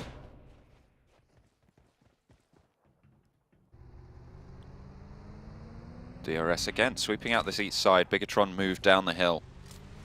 Central for the Infinity. On the left-hand side of the road, or the west side of the road. As it's normally known. Buraram suffering, unfortunately, again in this engagement with Team Queso. At the bottom of the tables, they've had a little bit of an impact here. First of all, Enigma Galaxy, and now moving their attention over towards Buraram. Tiger is still active, though, and you can never count him out. When you back him in a corner, certainly fierce. Bigatron, having shots sent their way from Box, from across the way from DRS. They are really out in the open here, and it's a difficult move they've tried to make. And it has kind of crumbling down at this stage. Misery, last standing for the squad. I mean, if DRS is playing their cards right and they see how this one's unfolding and they know that BTR is that team, they could easily have allowed Box to get into that position without taking shots so they can eliminate BTR, who are currently in front of them. Mad Bulls, they lose effect. Now, Monkey has to be consistently good with his nades, and usually finds at least one of them. This might be time for Mad Bulls to at least find something in this game. This is an isolated engagement from them, so if they can't win this one out, you're looking, things are going to get slightly dicey. That's a good nade over the top. Teak sent backwards. They will have to bring effect back into the fight, though. Come on, Mad Bulls, show us what you're made of. We've been waiting all tournament. 15th place is unbecoming. Run around the edge of the smoke. The backup from 6 not going to be able to find that sightline. Oh dear. The lineup was good. Look at that. Titan with the good spread. Skills' last player standing. Hang on a minute. He's brought effect back into the fold. The heal does come through. 2 players down for Mad Bulls. Only the 1 for Titan. So 3 players up and on the mound. They're playing close. Mad Bulls might be able to look at one another if effect can get a shot on the side, if they can win their ones, but they will not be able to do it. And again, the Mad Bulls just fall flat, down in 16th place now. Not a single shot found there either onto any of them. I mean, Skills, it's depressing to watch because this is not the Mad Bulls that I'm used to. It feels like someone else is playing in their shoes over the last 3 days.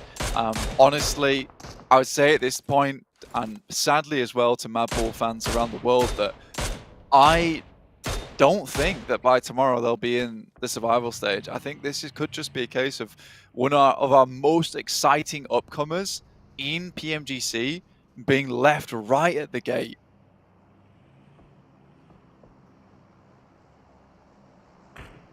There was a moment there where Sandstorm was head in hands. All right, we're at the bottom of the tables, but they managed to pick up 2 eliminations, and they did jump ahead of Mad Bulls, so he's all right for now. He's wiping the sweat off the brow. He goes again on this one. 2 players alive for R8 on the north side. They're currently trapped between LGD and the remnants of S2G. It might rhyme, but it is not going to be pleasant on the ears for R8. I'm sure those bullets will be ringing out fairly soon. Egon XI8 playing in that central position after they managed to mount the top of the hill there. Everybody's going to be looking their way, though. It's some really interesting terrain for the rest of the game now because you have all these teams up towards that northeast having to cross the road. You can see it there in front of you. This causes problems for many players. I8 might be able to hold out DRS. They consistently are playing this edge playstyle. I think this is where it makes sense considering they weren't able to immediately get over to this side of the circle so quickly. They will have to now contend with Team Queso as well as I8 on the top side. Titans have spotted out the players from R8, but the shots are coming back, and that's from Hamzy G from S2G, in fact. North side, spotted out. That's quite the distance there. That's about a That's almost a 400-meter shot, that.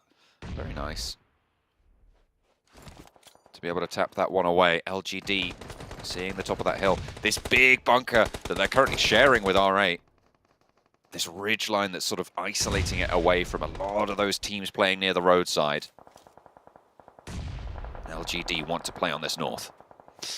Nade's a bit short, but the Molotov is good. That'll be the remainder of R8 now down. CCC hitting the flames. Beautiful stuff. Delta scarily close to Screams, in fact. Ooh.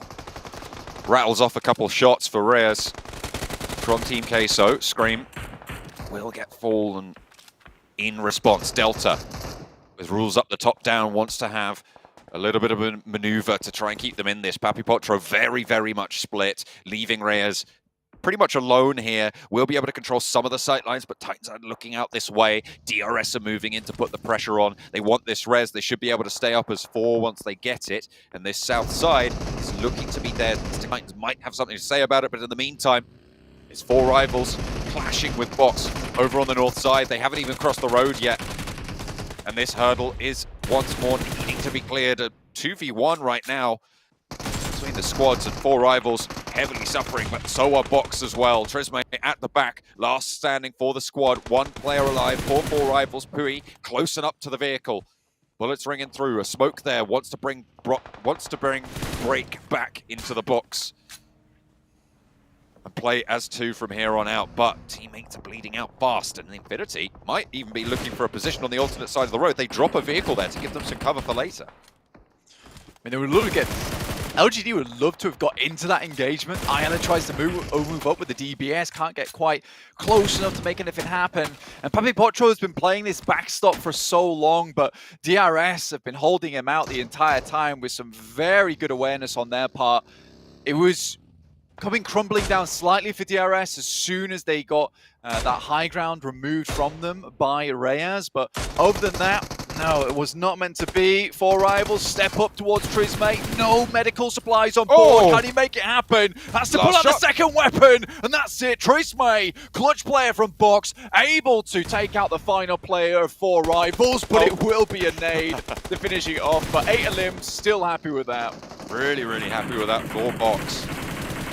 You'll take those, you certainly will. Shots over towards S2G, they only had 2 left, they're down to 1. Hamzy G against the Infinity will be felled as well. A nice result. The Infinity have been playing in this central compound for a long, long time. 6 eliminations to show for it, 3 players are alive, but now they're on the edge of the circle, and LGD might have the inside track. I mean, LGD have been, again, very slow, very cautious, playing this 2-2. S2G were able to take down one of their players, but they quickly were able to get their feet planted in, stabilize just a little bit, but they have to deal with Titans now, who also have some control over on this side. Very open ground in front of them, a couple of rocks to play around with, but Axa, with this fantastic angle down towards them from the high ground, it will be difficult to dislodge him from this position. And again, what we have to look at here for LGD is the amount of space that they have to cover in the next 7 minutes. It is going to be difficult for them. What they would ideally like would be a northwest shift on the circle. Not really anyone in this circle has the most dominant position. It will be down to how each team plays out their rotate and how this next circle operates.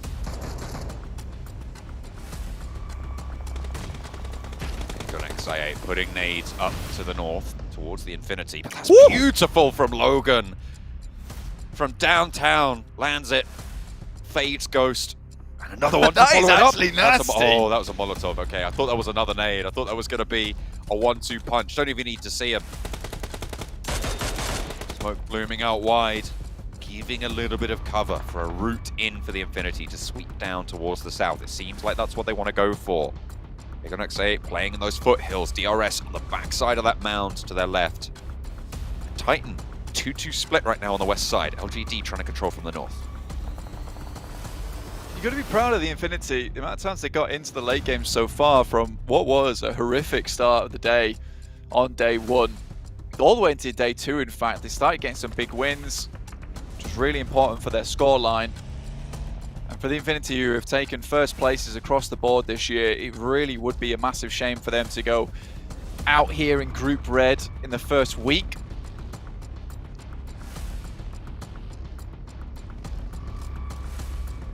Titan moving up and over the hill.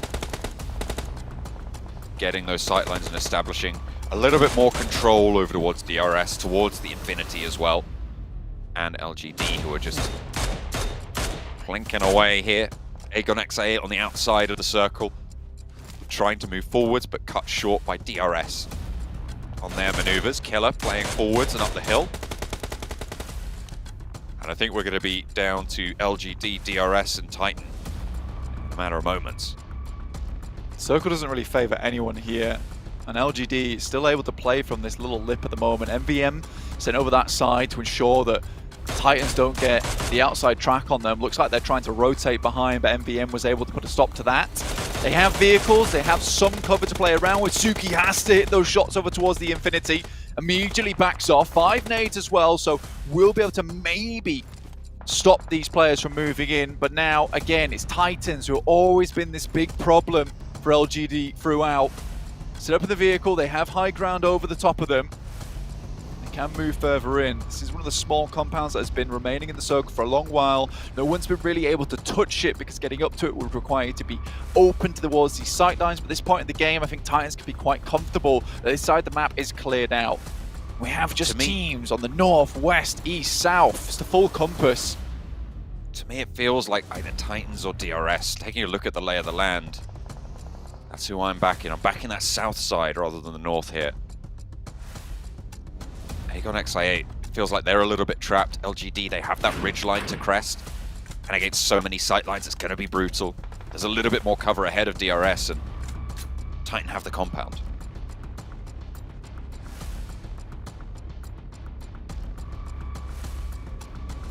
Do worry slightly for a lot of these teams. Again, another circle comes in, centers up, everyone has to move inwards. LGD were happy with their position on the northern side, still provided them some cover.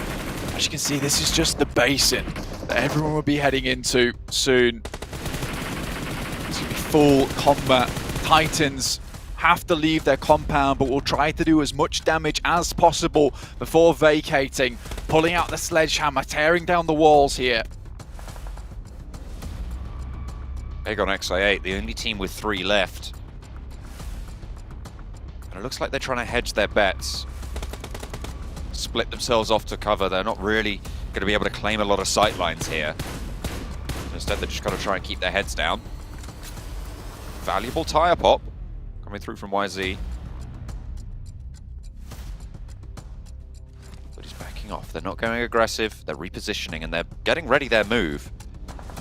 They're making ready their march into this next circle. CCC taking shots up towards DRS. IA also chiming in. With the players going down, and that will delay them massively. So important for DRS to be able to get out, but making the first move, they were the ones that made the sound, and everyone was waiting underneath the rocks, ready to strike. DRS with 2 now. LGD pick off a Titan. With 4 of themselves alive, they now have the major advantage in this circle. Nobody else at full force with Puncher down.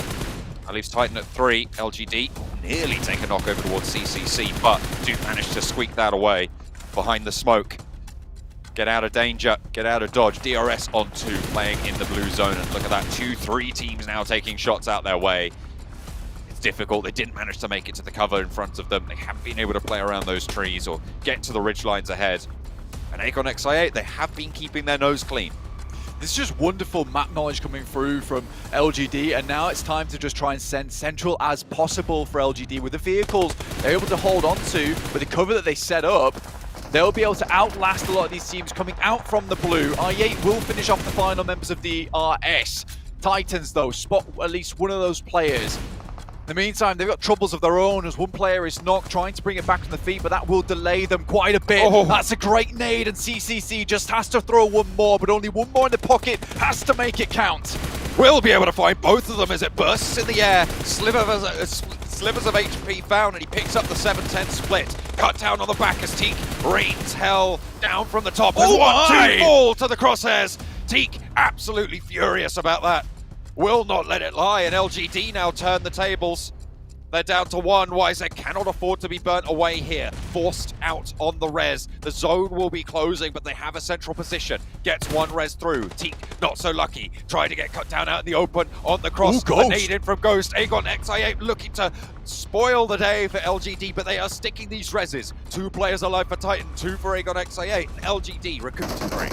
Still with 3 here. It will all matter about the nades. Maybe UZM's nade was better placed over towards LGD. There it is. As YZZ Elite picks up 1. That's both of them down. 3v2, John.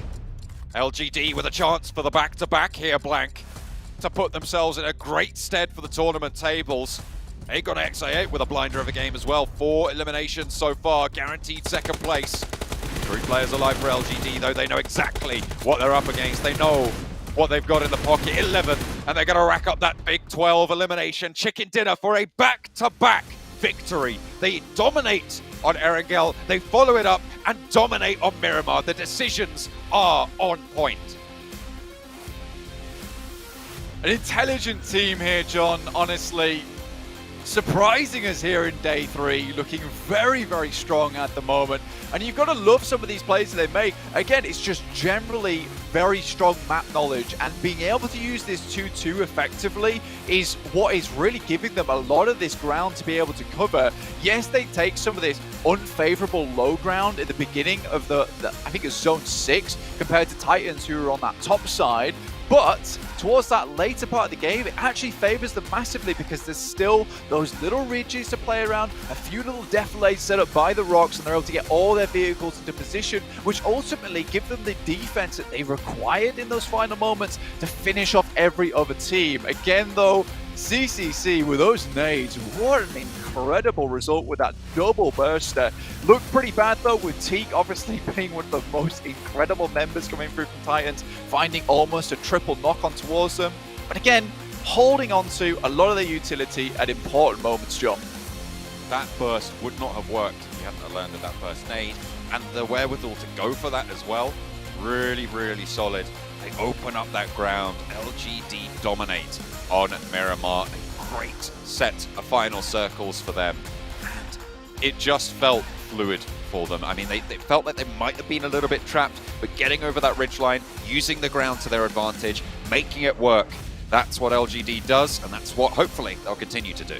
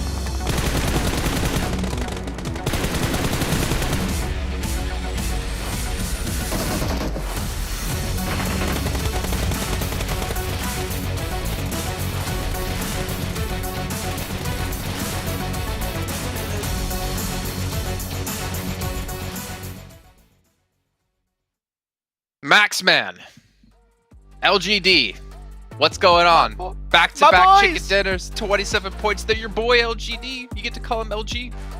I called them GD. Yeah, I don't know. LGD short enough. But yes, my boys LGD. They're doing great. I knew it was going to take some time because, once again, it is their first time playing outside of their region, but now they're feeling comfortable, now they're feeling good, and they're pulling the 10,000 IQ rotations every single game so far today. I'm stoked, Jason. I'm loving it, and I'm telling you, it's just the start. LGD, they're starting to heat up, and the lobby better be shivering in fear because they're not going to stop. Well, I mean, you have yet to put them on your teams to watch today, so maybe that has something to do with it, or maybe you're going to start to put them on. Could they be the first team to go back to back to back? We almost saw S2G do it yesterday. I'm still not going to pick them. I'm staying far away from that. I don't want any trouble, guys. Okay, I don't want anything to deal with that. Do you mind if I pick them then? Sure, go for it. Knock yourself out. Well, I know Max is going to pick them. He's going to pick R8, of course. Make sure you guys get your predictions in over in the YouTube chat as well for the upcoming match of who you think is going to win Now, you can probably go with LGD. I think they've generally been number 2 when we looked at our predictions, and DRS number 1. Yet DRS hasn't gotten that chicken dinner done for themselves.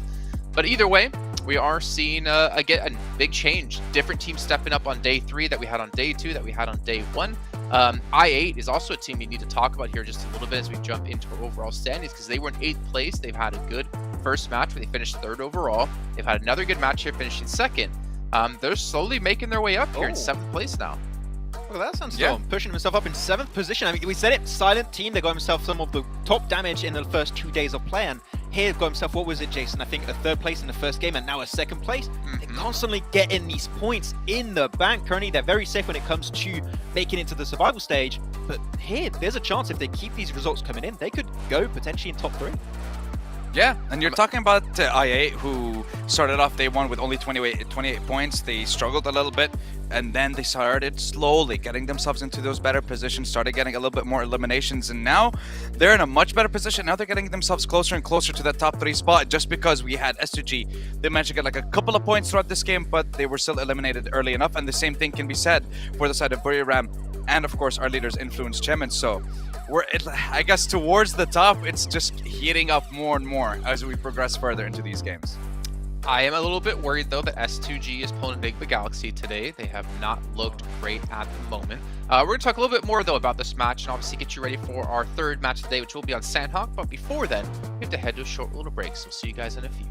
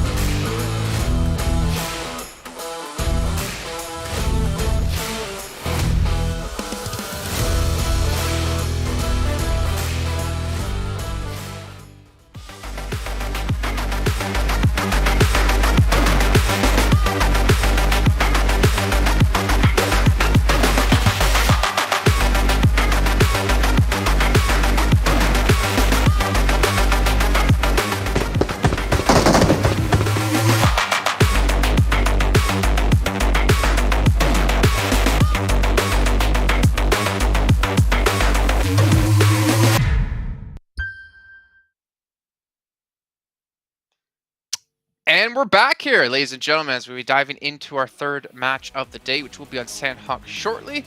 But again, we've seen every single day now things changing, teams stepping up, some teams unfortunately falling by the side. Influence Chemin here, Sandstorm, still not performing too well so far today. But again, it's only 2 out of the 6 matches. But I am worried, this trend they're starting to lean towards. I know you can't be consistent every match, but this is starting to be not a good sign. Yeah, especially with us having so many teams stepping up right now, and now the competition is getting tougher and tougher for a lot of the teams at the top and also a lot of teams at the bottom, because now even the mark to get to top 11 or between 4 to 11 to qualify for the survival stage is getting increasingly difficult. Yeah, very increasingly difficult. I mean, obviously every team would be more than happy to get top 3 straight to PMGC and avoid the whole survival stage that you basically, as I think Blank and John were talking about, you have a couple of weeks off until you jump into that. If you're into the finals right away, you can obviously just kind of prepare and really try to get your homework done and figure out what you can do for these teams. Before I advance through further into the show, though, again, a big shout out here to Sony with the Xperia 1.4 and the Xperia Stream, made in collaboration with professional esports players. You can also get 90 Hz on the Xperia Stream with its total cooling system and multiple ports for intensive gameplay and streaming. Intensive gameplay is pretty much what we've had today, especially when it's come to these final zones. I mean, the circles have been a little bit rough in the first match, and match 2, they were all right. But as we look into our Sandhawk coming up, let's take a look back at the same time about our top performers here in our last match. Oh, yes. I'm sorry. I'm a little bit. I feel like I'm a little bit too hyped. Okay, but there's many reasons. After seeing what I saw in PL, it's finally coming over to PMGC. But Chungsi and Suki have just been able to do so many great things. They're just a fragging duo from this team, and not even just him. You have YZZZ also that's been getting some great results in. But I would have to say, Sandstorm, Team Kesso, a little bit too silent to my taste, especially seeing what they could do with a shotgun, especially with Ayala in the first 2 days. But I'd like to see a little bit of a step up from Team Kesso because it's still at the bottom. It's still a chance for them to make in top 11 right now to go to the survival stage. But if they remain in this kind of like average results every single game, I think this is might be one of the teams that's not going to make the cut. See, here's the thing. I feel like when it comes to Team Queso, they're very similar in the way that they're playing with, I guess, to R8. The rotations are just a little bit faster than that of R8, but still the result is being the same. And what we saw in the last game was a fight between Queso, Enigma Galaxy, and Influence Chema, and they all kind of just took each other out on the south side of the map. But I'm looking towards Sanhok and Influence Chemin. They were able to get lucky in yesterday's game because of the assist. I believe one of the players, third-partied. I believe the team that got second place, I believe it was S2G, gave them the opportunity to get the chicken dinner. So this was one of their weakest maps. Are they gonna be able to bring it back on it this time, or what are they gonna do? Don't know. Obviously, I think a lot of it depends on where the zones are going to be finishing off. I'm kind of hoping for a northwestern island finish because we've had mainland, I think, every single time so far. And I know there's one zone in particular, Maxman, that we can think of that we see more often than none. But give me some trifecta plays. Like, give me some trifecta zones because I want to see how the teams adapt to it, right? We already saw on match one with the big shift towards military island. It forced teams to adapt, rotate, swim across, choose which bridges they want to go on. But if a trifecta finish happens here, I think that's where you're going to get a real true testament of who the best teams here are.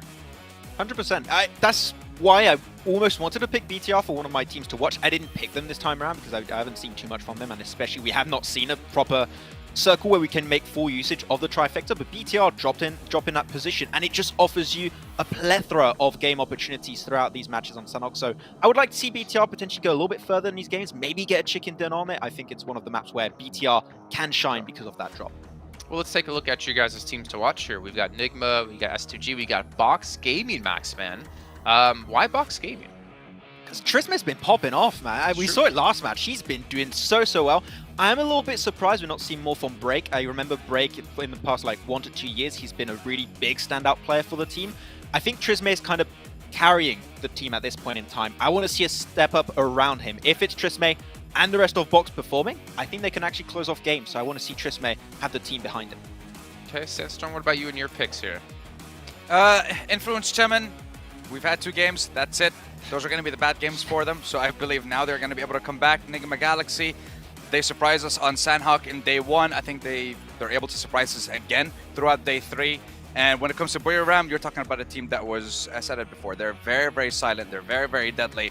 And they've been slowly creeping up behind Influence Chemin. So I think this game might be the game to change that #1 spot in the leaderboard. Well, I'm actually glad you brought up Buriram, actually, because we were talking in the last match where I was mentioning to you guys, like, Thailand has some insanely strong teams. I mean, you think of them, you think of Infinity, you think of Vampire Esports, you think of FaZe Clan. Like, there's so many strong competitors that, for me, it's great to see that we have a new Thai team stepping up here, show that they have what it takes to get into the finals and represent their country. Especially after PMWI, right? I think that if there's any other region outside of China that can get a world championship title to themselves, I think Thailand has a pretty big shot this year, so I'm happy to see if that's going to work out for them. Okay, well, obviously, we're going to see how they're going to do here in this next match because the finals are still a little bit away. Let's throw it back over to John and Blank, though, to take you into Sanhok. Yeah, we're going to go into the Sanhok game of the day, our dose of the jungle. Blank, you okay? You escaping the light there? I came back into the light really quickly, yeah. It's very sunny in the UK, apparently, which is not ideal. For me, in terms of lighting, it's ideal in terms of, how hot it is in the house, which is great news for me because it's been very cold.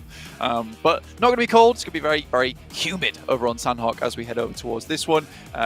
Very shortly, LGD coming off the back of a back-to-back, which is very impressive overall, John. I was astonished to see that one come through, but again, they just seem to get a lot of control going in that late game and have played this very slow early game at the moment, which is nice to see. It's nice to see a team actually be able to pull that one off, John. Yeah, it's been nice, as you say, to have that sort of strategy come to pass.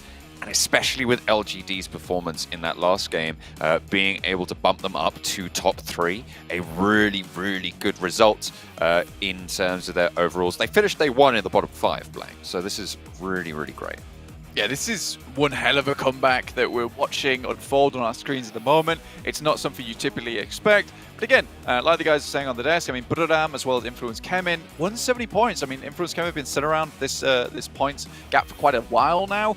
So teams are starting to catch up a little bit, which is making things a little bit more volatile towards that front page. I mean, all the way down to 7th place with Aegon XIA, you know, 123 to 138. It's not the biggest jump in the world to hit towards that 3rd place. As we all know, that is the very, very important position to be hitting at this point in time to get direct invite towards that grand finals, not having to worry about the survival stage. Especially with us having 8 teams fielded from every single group, you know, it's going to be more difficult when you come to the survival stage of it being a very short format as well, John. You're going to be playing against several different teams, and it's never going to be the same one lobby, in which case you're always worried about new rotations. And I think that does have a little bit more randomness involved when you get to that survival stage. It's great to have a second chance. However, it's one of those things where you'd rather not be stuck in that scenario. No, I mean, it's always good to have that buffer, that confidence as well, that you know you can frag out against multiple regions and that you've kind of downloaded a little bit of their meta. And you can sit and you can really just pay attention to the top teams and who you think is going to be going through. It's also going to afford you a lot of time to go over those VODs and to watch the survival stage as well, to see your competitors in action. S2G, R8, once again clashing on the south side of Paradise Resort. Everyone seems to be armed and certainly fairly dangerous. Silas, low, Vector in hand. SK10, if he'd have peeked out just a moment either side of that, might have had a tough time of it. Very, very low as well. A nade in through the window, catches Prestige's heels, but only clips them. It's the final shots, the spray from RayZ that connects in the end, and SK10 last standing for R8. S2G, a punchy early game. Can they finish this one out? Can they close it down? I mean, ID7, no, you can't get res. That's an enemy. Oh, he figured it out. I think he knows. It's good damage that comes through, but it's not quite enough. And with S2G with an outpost on this top side, I don't think it's likely that SK-Ton's getting away with this one, especially with the Infinity and MTech Storm also waiting in the wings. No matter what happens here, you're always going to be leaving this into the hands of another team. And for SK-Ton, I think leaving like this with just a level 1 helmet, no HP on board, even if the team just tickles you, it's over. We are going to get a remake here, which I imagine that S2G is going to be massively frustrated with after what was an incredible start to their match there. You see teams are pretty upset about this as well. But again, you know, Sandhog is one of those games, one of those maps where, you know, these remakes, probably the worst thing to happen for them. But, you know, you go again. At least S2G know that R8 is going to continue to drop on them. It's not changing. It's never changed from scrims. It's never changed from day to day either. But yeah, we'll be getting back into the game very, very shortly, or at least as soon as we can. Figure this one out as we go. Just getting everyone loaded up properly. Seems like everyone is just rejoining the lobbies at the moment. But again, off the back of the back-to-back chicken dinner, LGD careening up the tables. I'm looking at teams, as you were saying, S2G needed this boost of confidence, and maybe that will give it to them. Maybe they'll be able to carry that flare over into their next drop in Sandhawk, which is likely also going to be a hot drop against R8. They know they can win the fight. They've done it literally just now, so hopefully they can carry that momentum forwards. Enigma Galaxy, who have still continued on their downward trend, kind of dropping out of that group to vie for a 3rd place finish, kind of is only the front page from here on out, unless something brilliant happens from a little bit lower down the tables to come through and change the tune. But Bigatron 122 can launch up as LGD in 3rd, only on 138. That is a 16-point difference between those teams, so really minimal. I think we're loading on into the lobby. You see, very, very chill.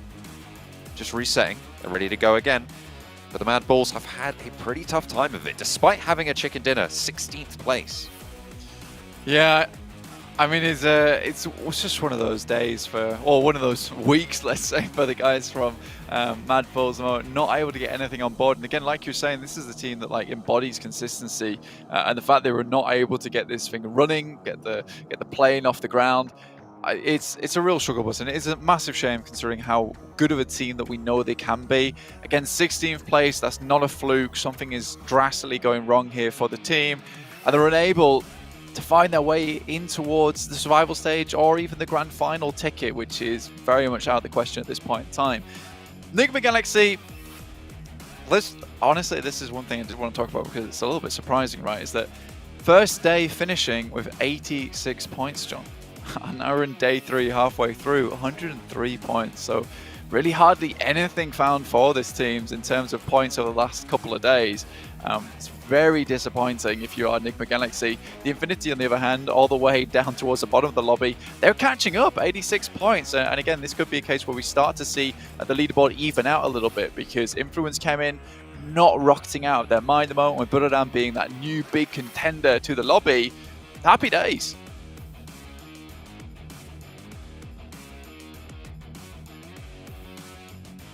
For some of the teams, anyway. It's been pretty good news for those launch-ups to the tables. I think we're getting on board with Sandhawk now. Mounting up once again. Let's take a look at what the jungle has in store for us today. We already found out, but we'll find out again as the plane path heads in from the north side all the way down towards the south, and Bantai, RA, S2G both dropping in nice and early. MTech Storm, the Infinity on the outer edges, the Infinity off towards that northern side, and MTech Storm down towards the south. Both teams getting in as fast as possible, identifying that there are RA players alongside with Hamzy G at the moment. You know, if this goes topsy-turvy and it goes R8's way, I mean, S2G are going to be a couple of mad players, I'll tell you that way. Mad Bulls down towards that south side, looking to hit up towards Painan as per usual. But already, that's a double for S2G, and this was easy pickings. Oh, is traded off. Prestige as well. Has a micro Uzi against Silas with nothing, but there is a challenge. Okay, 3 players from R8 down, and Bandar last to fall. This time around, it's actually a better result, Blank. They get the fight done early. They take all 4 eliminations as well. It actually is a better result. Never mind, that remake was specifically made for S2G to dominate even harder versus R8 there. Oh, goodness me. Hamzy already on 200 damage on the game. The Infinity, I mean, this is now their full strategy. Just try and guard out the fight, but because it's finished so fast, it's just a full-on, I guess, invade into the Paradise Resort territory. Circle pops out northwest and keeps a lot of that northwest island in it. It'd be good to see a finish out that way, Blank. We haven't seen it so far. We've not, no, and I think this could be very much over towards that northwest side if the circle shifts correctly on the next couple of zones. I don't think it's out of the question that we see a northwest finish on the circle. LGD down towards Bantai, obviously our front runners from today, doing absolutely marvelous work so far. Got a bit of a way to go. Enigma Galaxy also towards Sami. They will have to move for the first time in a while, John, actually. They went out in 11th place yesterday on Sandhawk, which was a bit of a better result for them, but it was down towards Sami, which was slightly questionable as to how quickly they did exit the game. And you really do hope that Enigma Galaxy can pull their socks up, really, because they're a good team. They are a good team, and if there's any fans of them, you know they're a good team. You've watched them throughout the year, and you know that Ralph, Freak, Modi, Lord, all together for a long time. This team has a huge amount of synergy, and I think that when you have so many 16 places in a row, it can hurt the mentality, John. It absolutely can. I know that I've had bad days that have turned into more bad days, and that is just how it works sometimes. But you've got to get back on the grind, get back on the treadmill, and start running. It's the only way to do it. You've got to get yourself out that slump. And in a tournament like PMGC, really is not the time to be getting down bad almost. You've got to get back up on your feet and get running. I mean, that is what it takes to be a pro player, right? It's... As the great Rocky Balboa once said, ow. Yeah, and you've got to try and live with that. Sorry. What was that? That's right. I don't think that's what I don't think that's what he said at all. He said that, definitely. I checked. Okay. Right, fair play. I think it was something to do getting hit hard. You hit back harder or something along those lines. No, I'm pretty sure it's what I said. Okay, yeah, sure. I mean, he did say ow, and then he got right back on the horse and got galloping away. So that is technically true from you. Looking at our total limbs, though, across the board, MyNameP leading the pack with 30 eliminations so far. This guy has been an absolute monster within Group Red at the moment. Teak also with 23. Really do like this player from Titans. Does pull his team out of a lot of bad spots. And I mean, he kind of is like the animal that if you corner too much, will just start fragging out of his mind. Specifically in that moment on Miramar, you saw where LGD was pressuring a little bit too much, in which case, you know, Teak went full Hulk mode and just started blasting. Federal for Influence Kemen, close by to Titan. We're looking for their performances today. Currently still in first place, sure, but it's not as comfy as it once was. 6 points between them and Buriram, who've been fairly consistent. Buriram currently dropping over, split around. One player towards Docks, one player over towards Cave, 3 players over towards Docks. And they are on the hunt. They are catching up. I mean, you can see how close that is. LGD, if they're able to keep this performance up, of course they will jet up and join them in that front pack. But still, quite the gap to breach. Still possible, though. I think with, you know, a whole half a day and a whole day ahead of you as well, you know, there's a chance here. There's a chance here for some of these teams to break in towards it. A lot of players and a lot of these teams moving up towards that northwest side at the moment. Bootcamp has a loot crate in it. See if anyone wants to pick that one up. MTech Storm heading down that way. Anyway, S2G, after their dominant performance over in Paradise Resort, have remained there. We'll loot this up as much as possible. With the Infinity spotting no stragglers, as well as MTech Storm, they both left those positions outside of Paradise Resort, realizing that there is quite the terrifying beast within the resort itself, and not willing to go try and get a spa day for their own. Oh my goodness me! Okay, it's fine. It didn't even take any damage. It was totally on purpose. I mean, YZZ does all his own stunts out here, which is fair. That is true. When in doubt, stunt it. Federal still hiding behind the same rock and getting a lot of info on the Titan players, but I feel like there's only so much info you can get other than they're all there. Yeah. I mean, that is fair enough. I mean, that is where you want to generally be at this point in time. BTR up towards the mountainside at the moment, holding as a 2-1-1. Respectable, making sure there's no one pushing through from Camp Alpha. Most teams surprisingly pushing in from that eastern side. No one's headed towards Ruins as Titans have already left that position. Mad Bulls, on the other hand, take up a position that is widely known as HVP's spot over in PMGC and in the championships of Western Europe. They'll hold here for the time being and then maybe think about moving across the other side. They've been harried by Titans a fair few times, and Skillses is going to go for a little bit of a wrap in the vehicle, see if he can spot any players on that side and return back to the fold here with the information that he gathered.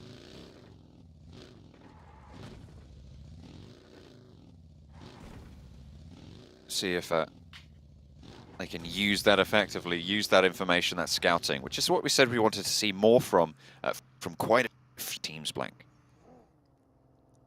I think with the way the circles are going at the moment, the teams are having to adjust the pace at which they play the game a lot at the moment, from a lot of their respective regions to now.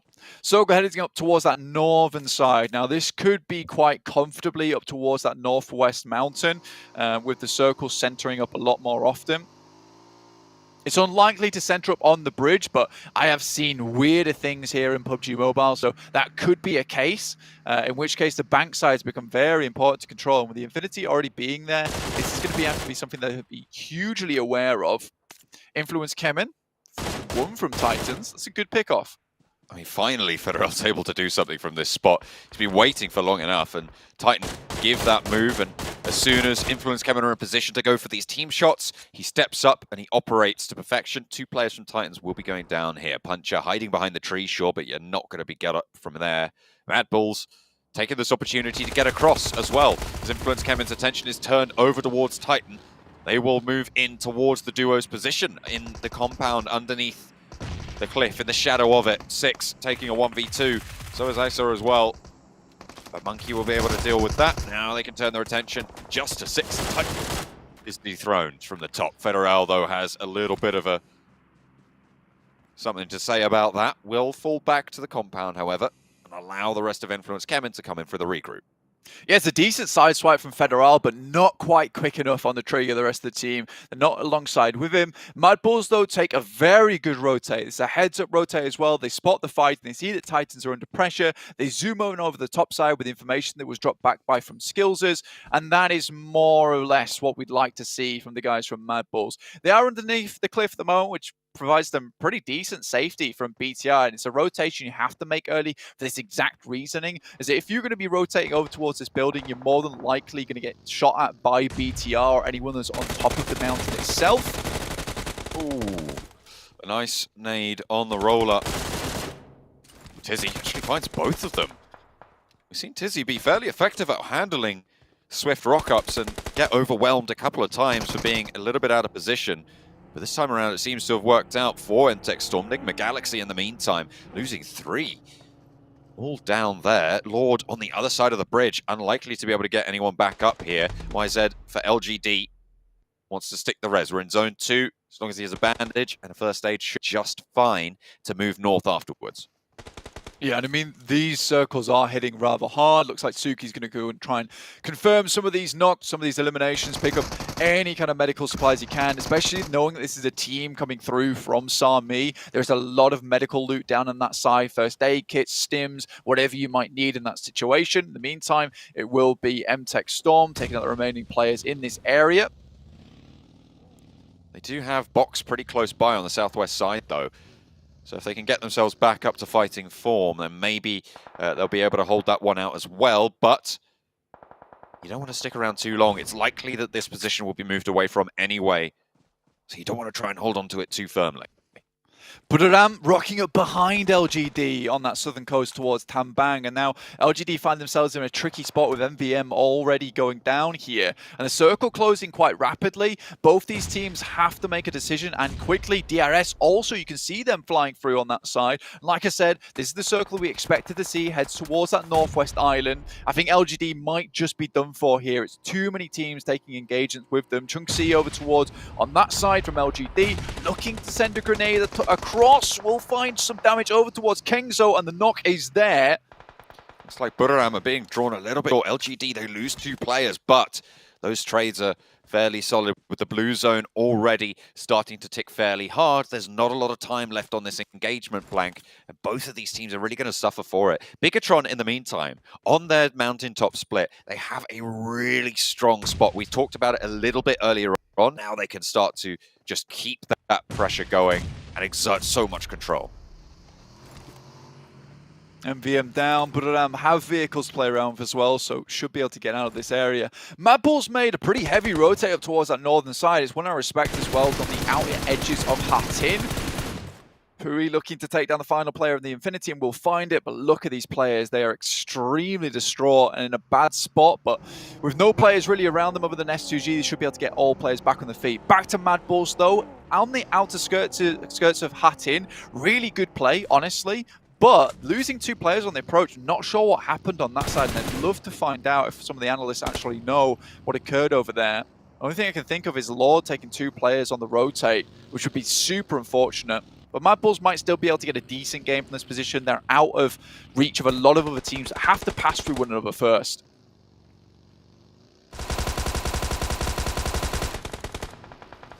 Hey.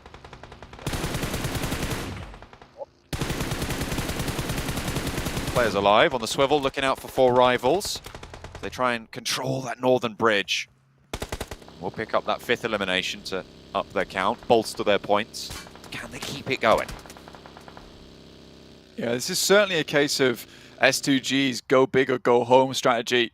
And this looks like one of those games they're going for the full home run here with 4 players alive, crossing this bridge into pretty open zone as well. Box might be the only other team that will be able to challenge them. They still have a far way to go. They're coming out from the circle. Chunxi, though, waits for that final player from Budoram, will pick up that knock as well. has to make his way onto the circle itself, but it's a long journey ahead of him.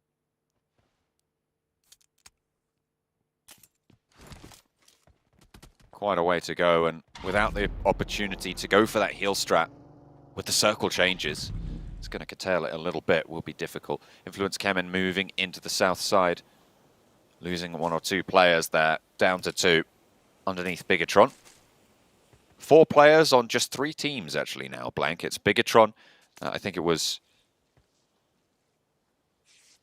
oh goodness me, I've just lost the list. But yeah, Bigatron certainly, absolutely, completely lost the plot. The circle shifts out to the northeast side.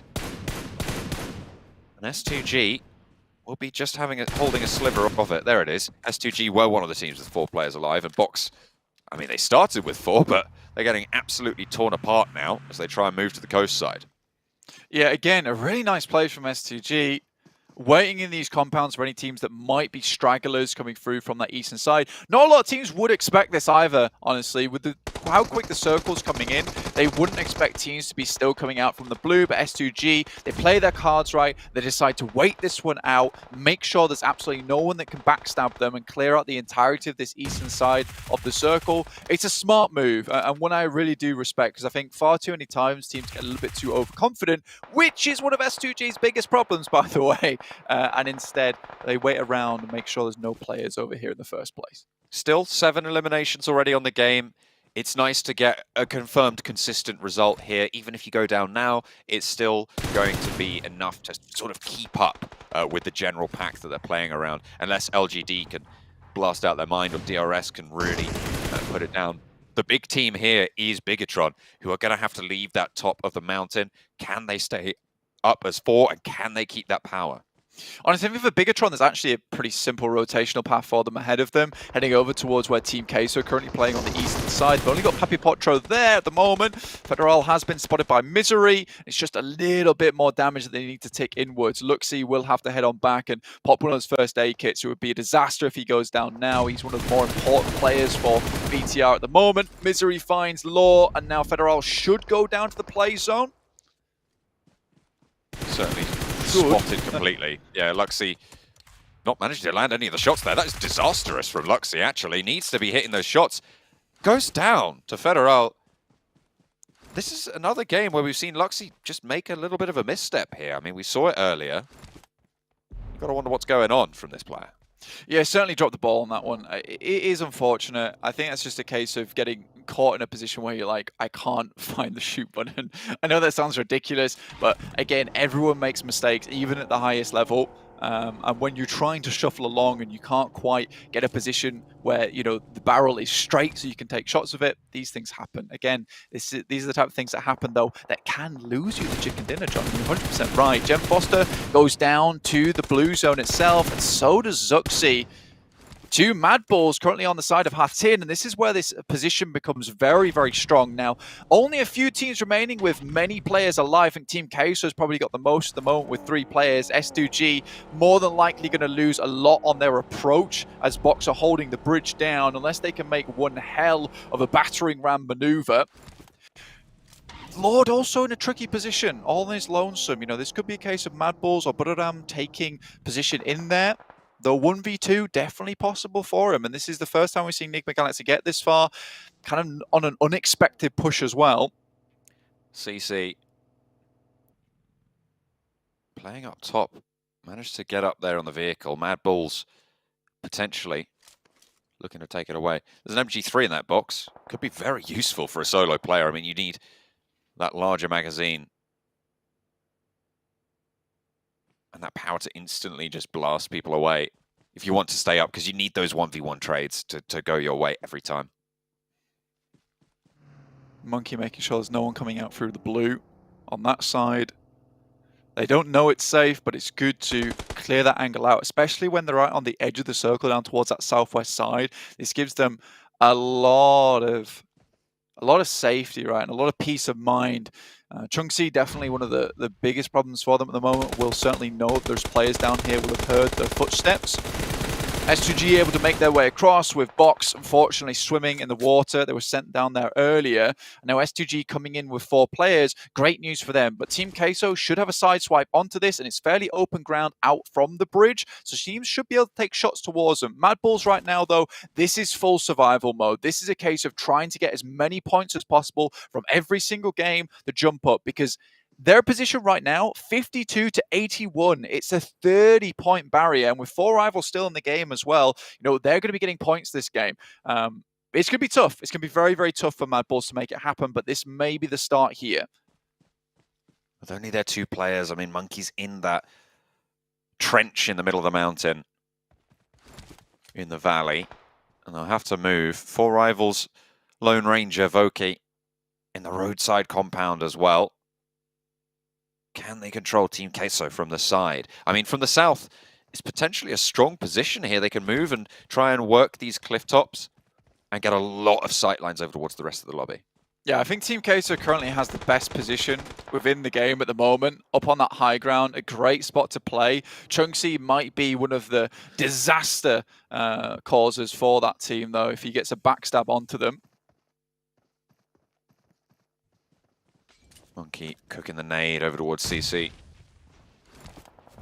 Won't be able to find it. Reposition is there. Molotov to slow things down, but the second one's on the money. Mad Bulls open with 2. 5 eliminations found now. 6th place guaranteed. LGD will be denied now for fully the triple. Only 2 chicken dinners in the first 3 games. Thank you very much. We're around those still. Going on the north side. S2G as well. 8 eliminations, playing with 4 from the northeast edge. Can they move in here against Team Queso's Overlook? I mean, this is a perfect opportunity for Mad Bulls at the moment, because this is a 2v2 with Screams on the underside as well. This makes it a case where a 3v2 not possible for them. S2G take a massive hammering, and this is what I assumed would happen for S2G. It's very hard to make your way through this position. Now, Mad Bulls are trying to dismount a couple of these players. Scream's still going strong on the underside with that DMR.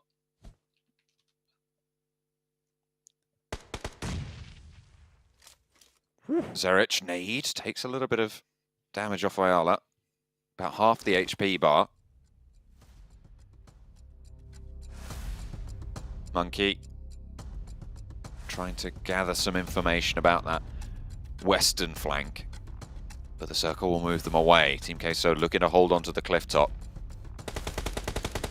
Away from Mad Bulls. Can S2G move any further with just Kelsey going? Lord falls for Enigma Galaxy. Which leaves them out in 5th. Team Queso still 3 players alive and top spot. It might even be a smart maneuver for Mad Bulls. They have very limited time to do it now. I don't think they can anymore. Would be to just actually move down the cliff face, because I don't know how likely it is to end on top of this cliff face in the first place. Monkey, though, spotted by My Name P out in the blue. Zerich will have to find these shots over towards him. Mad Bulls desperately need this game, and it is going to come down to Zerich. Team Queso close enough to throw some nades in. Can they do the final bits of damage? My Name P will go down. Get felled there. Potro Ayala want to mount up and go for the run. Zerich close range, looks for one, will find it. Tries to hot swap out, but will not be able to get the second. Papi Potro handles business. Ayala Resable up the top, but they might just turn their attention to Tiger instead. Scream is alive on the downturn, and Papi Potro up top. But Buriram, they're not a team you can count out. Neither is Tiger a player you can do to either. I mean, it's going to be impossible to bring that player up top side. They have to move down, so Ayala goes out, and Tiger actually has a huge opportunity in this game to finish it out. Looks for one more of these knocks. And he's going to the blue zone. Scream has to break out. Tiger has got plenty of HP to play with, but he wants more. Scream posted up, waiting for the peak, pre-firing in as well, waiting for the shots to come in, but Tiger's cooking the nade. He wants to pop it over towards the tree as soon as Scream makes it there. Excellent timing on that nade, and it's perfectly placed. Buriram snatch it away from Team Queso top the mountain. And what a way to turn it around. Buriram absolutely on fire with Tiger's play there.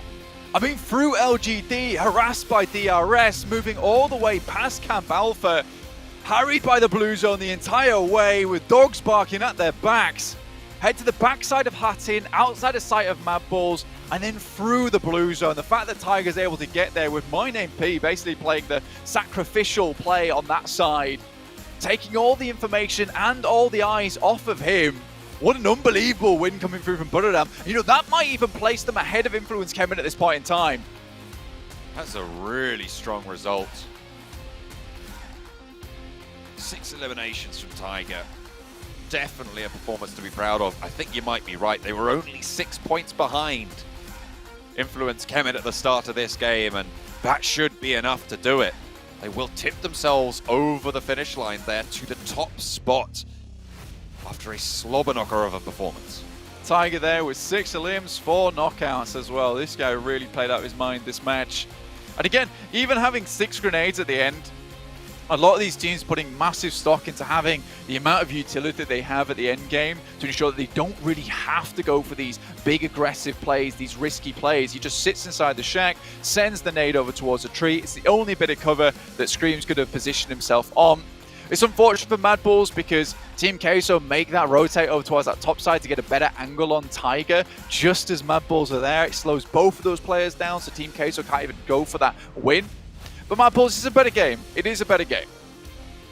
Certainly was an improvement from the bottom of the table team that we've been seeing so far. Good news, but Buradam wrest control of the top of the tables with a blinder over chicken dinner to finish it out on Sandhog.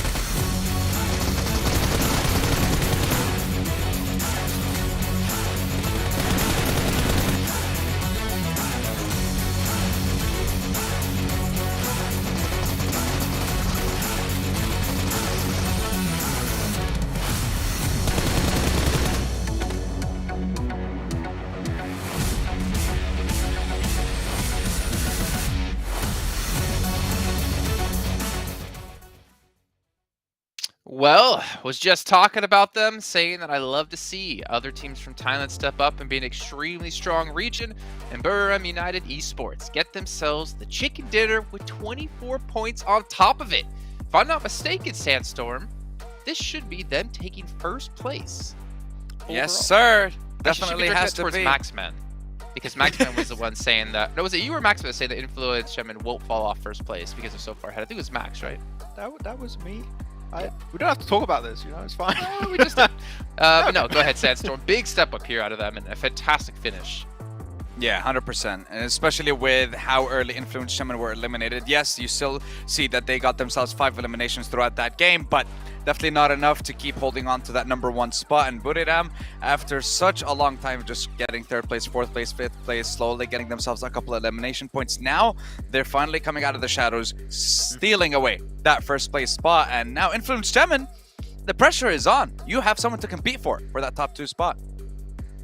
Well, I mean, right now they're just trying to hold on to top 3. I don't know if they're trying to compete for top 2, and we'll obviously check with the roles in just a minute to see how that one's going to shape up. Remember, you guys get your predictions in chat of who you think is going to be winning the next match. I can tell you right now, it's not who you expect it's going to be. I did take a look at the script ahead of time. I did see who was winning match 4, and you'll never believe who's going to win this game. Is it DRS? Yeah, probably DRS if he's hyping it up like that. I don't know. We'll see. Let's take a look at our overalls now, and we have indeed a new 1st place team, and S2G as well, getting themselves, I think it was around 16, 17 points in that last match, able to springboard them back into 3rd. Really good hold from SDG too on the northern bridge there. They were making sure that we're getting rid of 4 rivals, making sure we're getting rid of also Box like that. We're the only team to have to transition from the east side of the river over to the western side to that northwestern island. So really good rotation from SGG overall, able to pick up a few eliminations here and there. But it is very close. For that 3rd position right now, it is very, very close between a lot of those teams. So not too sure who's going to make it up there. But all right, stop dropping. In Paradise Resort, I'm angry right now. It makes no sense. It's not working out for you guys. Need to make some changes. Stop fighting S2G. They're too good in the early game. Who was that team in Western Europe? We kept criticizing about that exact same reason of stop dropping in Picado. I don't remember, but it's just hot drops. Don't do it. you got 4 days to play. Yeah. Yeah, I mean, this is. Go ahead, Sandstorm. Sorry. I was just going to say, this is something that we mentioned before, that you can't really keep making these kinds of decisions or these kinds of choices in a tournament that lasts only to you, it's going to be 4 days if you don't manage to qualify. And alright, you do it once, you do it twice where you hot drop, but every single time you have got to change it up. This is causing you so much trouble, such a hassle. And at this point, I don't think they're even going to move out of 16th place.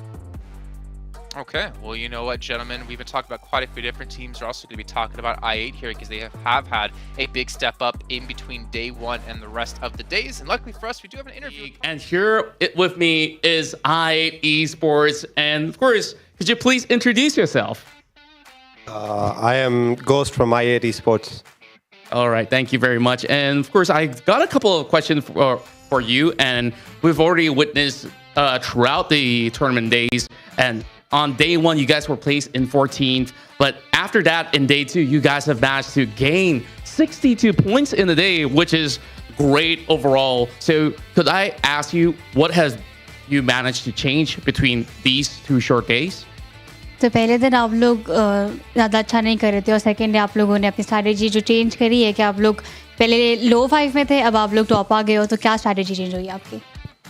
कोई ख़ास मतलब यही है कि adapt करने में थोड़ा सा टाइम लगा. पहला दिन समझने में लगा टीम्स को और मेटा को, तो पहला दिन समझ आया तो दूसरे दिन इसलिए कम बैक कर पाया. First day they were just trying to understand the game, and once they understood the game, then they just did a comeback in the game. That's great to hear, and that's where I really want to also check on you guys when it comes down to this competition. Of course, it's a very different level of play. So what was the biggest adaptation that you guys have to make from playing in the PMPL South Asia and now in the PMGC? तो पहले जब आपने game खेला था, ये वाला obvious उससे ज़्यादा एक लेवल अप है और बड़ा कंपटीशन है, तो क्या आपने स्ट्रैटेजी चेंज करी है, यहाँ पे आपने क्या अडेप्ट किया एज कम्पेयर टू पहले वाला गेम? PMPL और इसमें ये फ़र्क है कि वहाँ पे लैन इवेंट्स वगैरह नहीं होते और यहाँ पे ऑब्वियसली मेटा चेंज है, नए मेटे में अडेप्ट करने का टाइम लगे और यहाँ पे वर्ल्ड की बेस्ट टीम्स है और एक तो हमारा लैन का पहला एक्सपीरियंस है, तो वो अडेप्ट करने में थोड़ा सा टाइम, मतलब बस वही फ़र्क है वो अडेप्ट करने में. It's just that they had to just take some time in adaptation. Obviously, it's more pressure. It's World Championship, so it's just they had to understand the game at first, and once they did that, they're back in the game again. All right, and of course, how have you guys also feel a little bit of that gap where Crypto have left earlier in the team between PMPL spring and fall, and how did you guys manage to finally find this form to get here at the PMGC? जब crypto ने छोड़ा तो फिर उसका जगह आप लोगों ने किसको रखा, क्या किस तरीके से आपने वो गैप को फिल किया?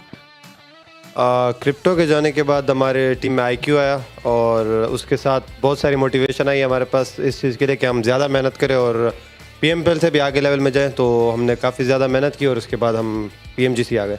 So when Crypto left, another member joined, which is IQ, and he's doing pretty well. So when he entered the team, there was a lot of positive vibes and a lot of motivation. And because since he was new, so a lot of it, with a lot of positivity, they're able to do it a lot better now. I'm glad to really hear that. And overall, we definitely see a very consistent performance coming in from the entirety of the squad of IA. So one question I do have for you is that who do you view as the strongest team in the lobby currently, especially for today? आपको क्या लगता है सबसे ज़्यादा strongest lobby में कौन सी team है आज स्पेशली? ओवरऑल मेरे ख्याल से इन्फ्लुएंस सबसे अच्छी है, लेकिन आज मेरे ख्याल से ब्रू काफ़ी ज़्यादा अच्छा खेल रही है. Overall, they think that Influence is doing really well, but if you talk about today, they think Brew is doing really well. I see, and I really do hope to see you guys get yourself a chicken dinner for today. But of course, there's a lot of fans back at home watching currently, and also many new fans that have gathered from all around the world. Do you have any words for them before we start off with our next game? कुछ कहना चाहेंगे आप जो भी आपको views कर रहे हैं, देख रहे हैं? बस यही कहना चाहूँगा, बहुत बहुत शुक्रिया सपोर्ट करने के लिए और करते रहो और इंशाल्लाह कमबैक्स आते रहेंगे. बाकी बिलीव इन आई8 और इंशाल्लाह हम आपको कभी डिसअपॉइंट नहीं करेंगे. Keep supporting and keep loving and believe in I8. Thank you. All right, thank you guys so much for joining us here on this interview. We'll continue on with our matches as we will approach Game 4 real soon. So make sure you guys see who will be the next one to take home the chicken dinner.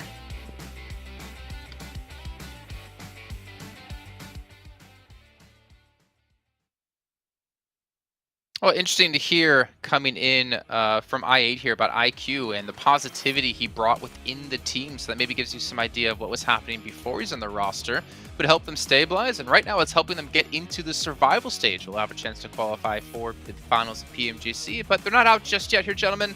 They still obviously have a chance to continue to rise through the ranks like we've seen LGD do so far today, and also Baru as well. This is getting really spicy, really heated up towards the top here, and I cannot wait to see what's going to happen in our final matches of today and tomorrow. I would even say I8 could go even further than just survival stage. If they keep having a run like this, I would say the top 3 is currently in sight for them, so it is looking great for them. So you're saying they could go even further beyond, where they are now.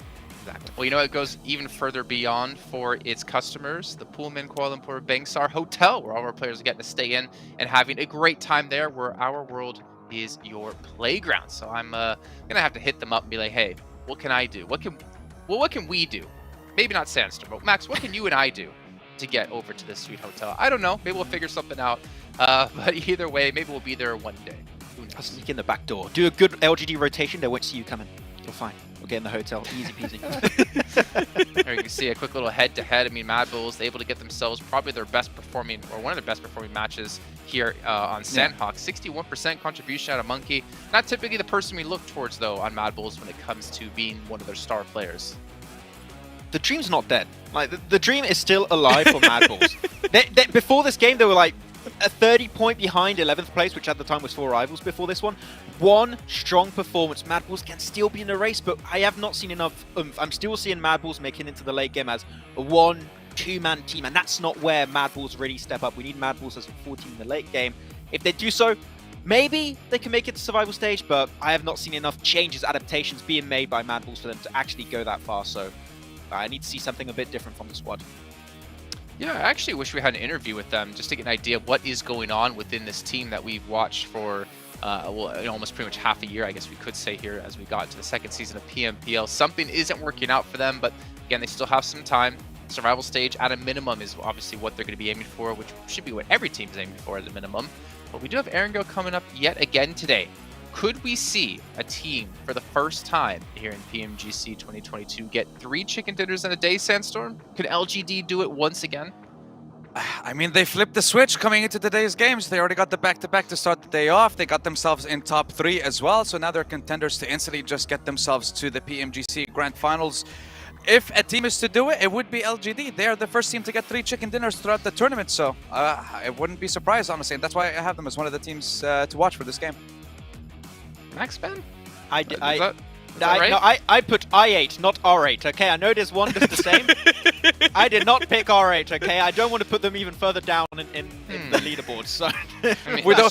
Why did you pick Team Queso? I swear, I am looking at my prediction. I wrote I8, that is not R8, okay?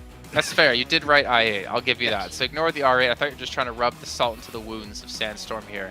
But DRS, I8, and Team Queso. Why Team Queso?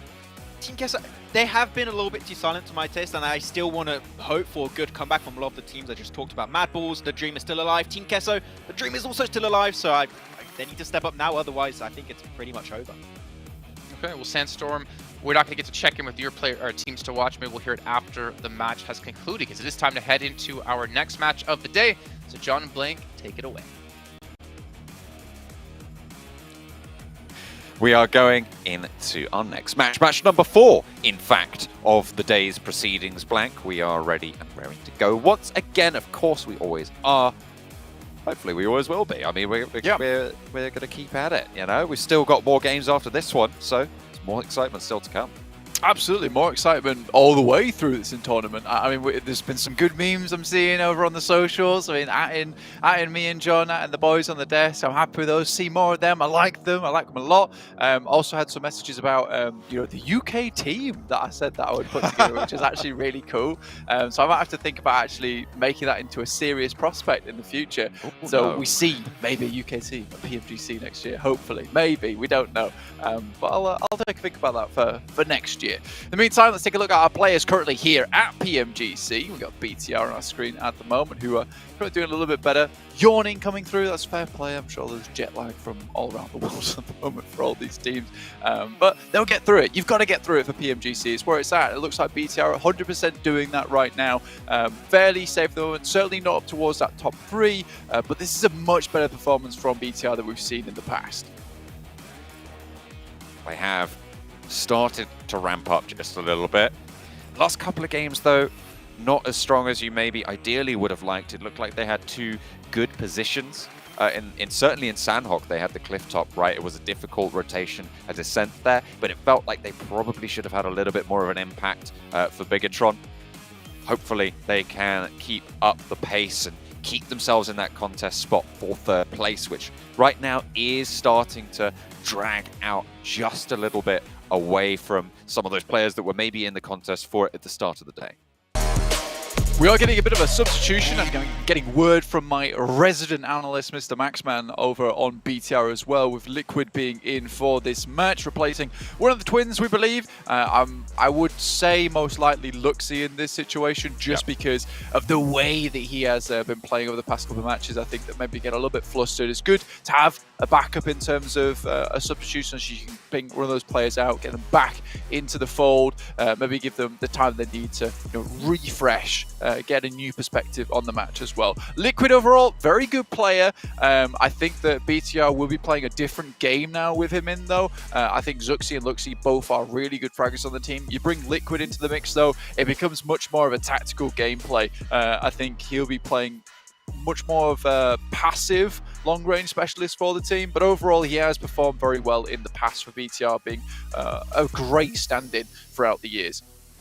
Hopefully they can get some good results in here as well. This is kind of a cruel plane path here, Blank. It's a cut across the southeast side of the map. Georgia Pole, very, very difficult to get to. A long, late drop, so potentially some backups being seen. Mad Bulls like to drop out towards Primorsk, so if they can pinch a couple of vehicles away on those South Farm Pachinki roads, they might be able to skirt over on there, but might be a little bit tricky, as there are a couple of other teams maybe looking to do the same thing. And a hard northern circle. Okay, this is going to be quite the dash for quite a...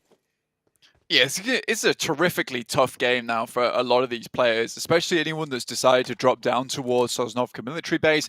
Getting out of there is going to be slightly more difficult. Not necessarily in the early game, as you'd expect Box or Titans, the Infinity, not to go for these bridge camps and instead head further north. But it does mean that you are right at the back of the queue here, with the plane dropping you off as far as possible from the nearest bus stop. This is pretty bad news for you, but I still think that DRS, particularly being kind of an edge team anyway, it works out in their favor. They don't have to think about heading too central early on, so I'm sure that they can play through this one easily enough. Early doors as vehicles get distributed to the teams. Scream going for a swim early on, just takes a little bit of, wants to stay out of the way of R8 on their progress. Team Queso, we've had some good results. Well, certainly they had a good result in that last game, but it is not enough to see them safe just yet. We've left that part of the tournament where just one game will see you out of the bottom 5 into the part where you need to show consistent improvement to be able to rise up from the bottom. Like R8 that are going to really struggle to do that with the boundary that's already been set. If you consider Box Gaming is currently the last to get eliminated. If the Infinity get no more points, R8 still need to gain about 30 points over the remainder of the games, and right now they aren't that sort of performance to be able to get that point total. No, that is becoming a big difficulty for them. I think R8, the fights that we see them take, and I think that you look at them between S2G and their drop in Paris Resort, getting eliminated twice in a row, and pretty much on that second time it being very succinct. You're worried, right? You're mega worried about that type of thing coming through. So I think for R8, I am not sure what they can do at this point. I think even getting into survival stage, you know, it will be all systems go, panic systems on, red lights flashing in their little machine. So I think that they do need to figure something out going forward, because whatever it is, it's not working so far. Mad Bulls are in a similar spot, so I don't think R8 have too much to don't have don't have to feel too bad about this, honestly, because our other teams here who have been successful in the past, who are also really having a bad time. I mean, Team Queso, towards their end in the championships, they looked great, you know, the first couple of days, but then fell off massively. So this just could be a case of, you know, you're coming off a bad couple of games in the last couple of your tournaments. You're not sure what's going wrong. You come into PMGC. This is not really a place where you ideally want to be fixing things. So that is just how it happens sometimes. And really, you do need to pull yourself out of that bog at the bottom. But with only now, what is it, 8 matches to go, John? It's a little bit difficult. Time out. You're right for these teams. We have a halfway mark at the end of yesterday, and we're now closing in on the final quarter. So you cannot afford to let these games get away from you. It's all about getting consistent points now. And for a lot of these teams, it will be about just getting into that survival bracket. A team like Bigatron, Aegon XI8, even Nigma Galaxy, it's about just staying consistent. Getting, you know, 8 points a game would be brilliant for the remainder of the tournament. That should see them safe. But even if they're putting up, you know, 5 to 7 points a game, that is still going to be a result in terms of getting into those survival stages. It's the teams that are in the bottom and that are in the towards the teams that are going to look for those stand out where we might see a little bit more pop-off attempts. Absolutely. And I mean, not to anamorph into negative Nancy here, there is a real world possibility when Nigma Galaxy actually drop into the elimination bracket. You know, if they continually put up little to no points per every single game, you know, eventually these players down towards the bottom from 12th downwards will start to catch up. I mean, even in the meantime, the Infinity and 4 rivals are really putting in the shift at the moment to get towards those end circles. Yes, they don't look dominant. Yes, they don't look like they're hitting those massive shots and fragging out of their absolute minds, but at least they're putting up those points. I think they realize how desperate of a time it is to be in that 10th to 11th bracket. Hard northern shift after that plane, as we were saying before. Going to cause a little bit of a scrabble on that southwest side. We'll have to find their path and tread carefully across it. Don't want to wake the sleeping beasts that wait in the hills of Erangel around the Gatka fields. Ideal. Influence Kevin being spotted out by S2G, and now maybe S2G are going to be the next team take a little bit of their countering against Influence Kevin after Buradam were able to take them down. Okay, that bike's going somewhere. No idea where, but we'll see it later. I get Storm under pressure from Box. Just trying to get out of there. I really do feel like God just snatched that bike up, didn't it, for a second, and then replaced it with another one. MTech Storm players just like quite confused in that scenario as they get some kind of angelic bike instead, which now sends off into the distance. They get off the bike and it's like, my work here is done. And my work here is done. Goodbye. I now ascend. But yeah, so that's an interesting one. Either way, a lot of these teams do need to ascend, so some angelic assistance would be very, very helpful at this point in time. Though there doesn't seem to be too many Guardian Angels in this lobby at the moment. Everyone is just out for blood a lot of times.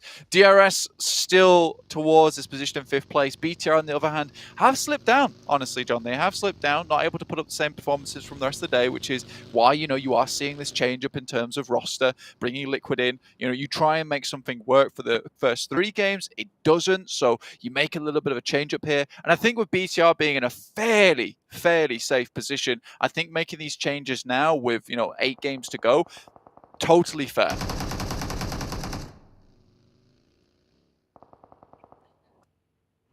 Hopefully they're looking for a little bit more than fair, though.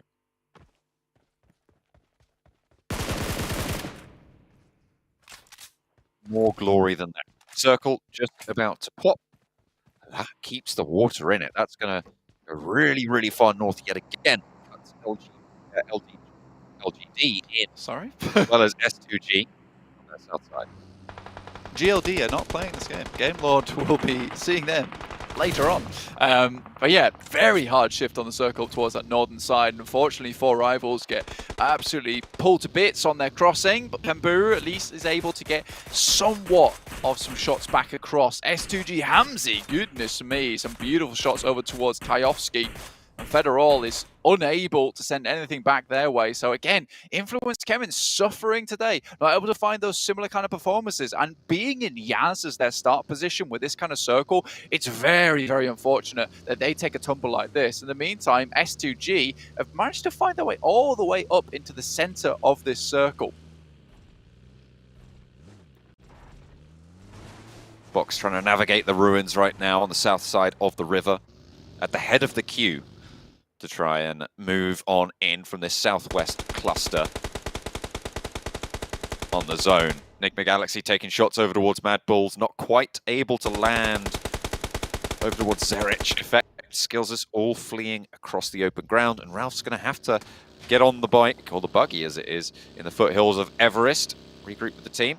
It's actually R8 to find the shots over towards Mad Bulls, as they're still posted up on the north, slowing everything down, and the Mad Bulls redirect almost immediately. They're going to give up the ghost on the player, try and go further out wide.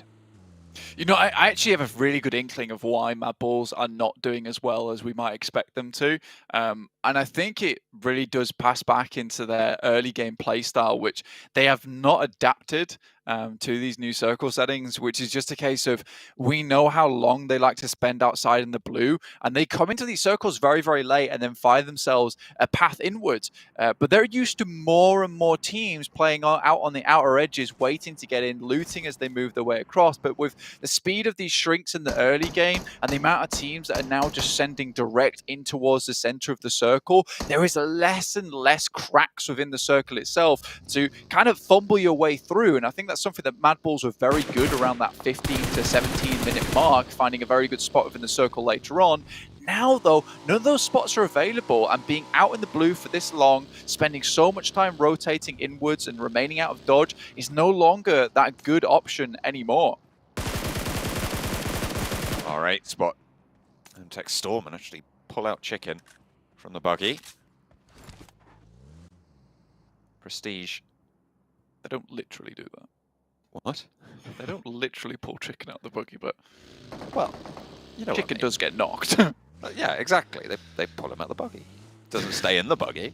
I mean, it wasn't his choice. That's right. But there's no rotisserie chickens on the menu today. Sadly. Well, just a player name Storm. chicken. Just a player name chicken. More shots down towards M-Tech Storm at the moment as R8 consistently finds some of these knocks, which is great to see for them. Having a bit more of a good start to their game here, you know, holding out, waiting for teams, ensuring that they're clearing out their edges of the circle. I think this is a bit of a change of pace for R8. But a team that is a little bit frightening to play up against. I think one of their biggest issues is that they like to play these large splits and get a lot of off angles. They're typically very good at keeping each other alive in these situations, but if one player gets caught out, strategy somewhat comes apart, which is why you need My Name P and Tiger to be so pinpoint accurate, so very good when it comes to this gun skill, because any advantages they can take when taking all these off angles, they need to ensure that this strategy works. Keeping themselves together with Infinity on the high ground. Certainly need to. BTR playing atop Stalber, finding a high ground position, posting up. It seems like that's what Bigatron have been doing for the last 4, 5, 6 games now. Didn't work out in the last time around, but this time they've pulled in Liquid. This is the substitution that we were talking about. Liquid for Luxy. And to be fair, Luxy had a couple of missteps in the last couple of games, so not too sure what's going on internally there, but it feels like a good decision from the outside perspective. Yeah, a bit scary for BTR in the beginning of that game as well, considering they lost Jen Foster to a knock, but they're able to bring him back up to speed, and now they can play from that high ground up towards the eastern side of Stalbert. Happy days. R8 do take a knock to Mad Bulls. They both rotate in towards very similar positions after holding them out earlier on. Misery out in the open. I think that's a bit of a weird play, and our DRS do have somewhat of an advantage. of the ability to get one of their players back up to their feet and the rest of BTI in not the best position to defend against this. Again, this is DRS playing that edge gameplay.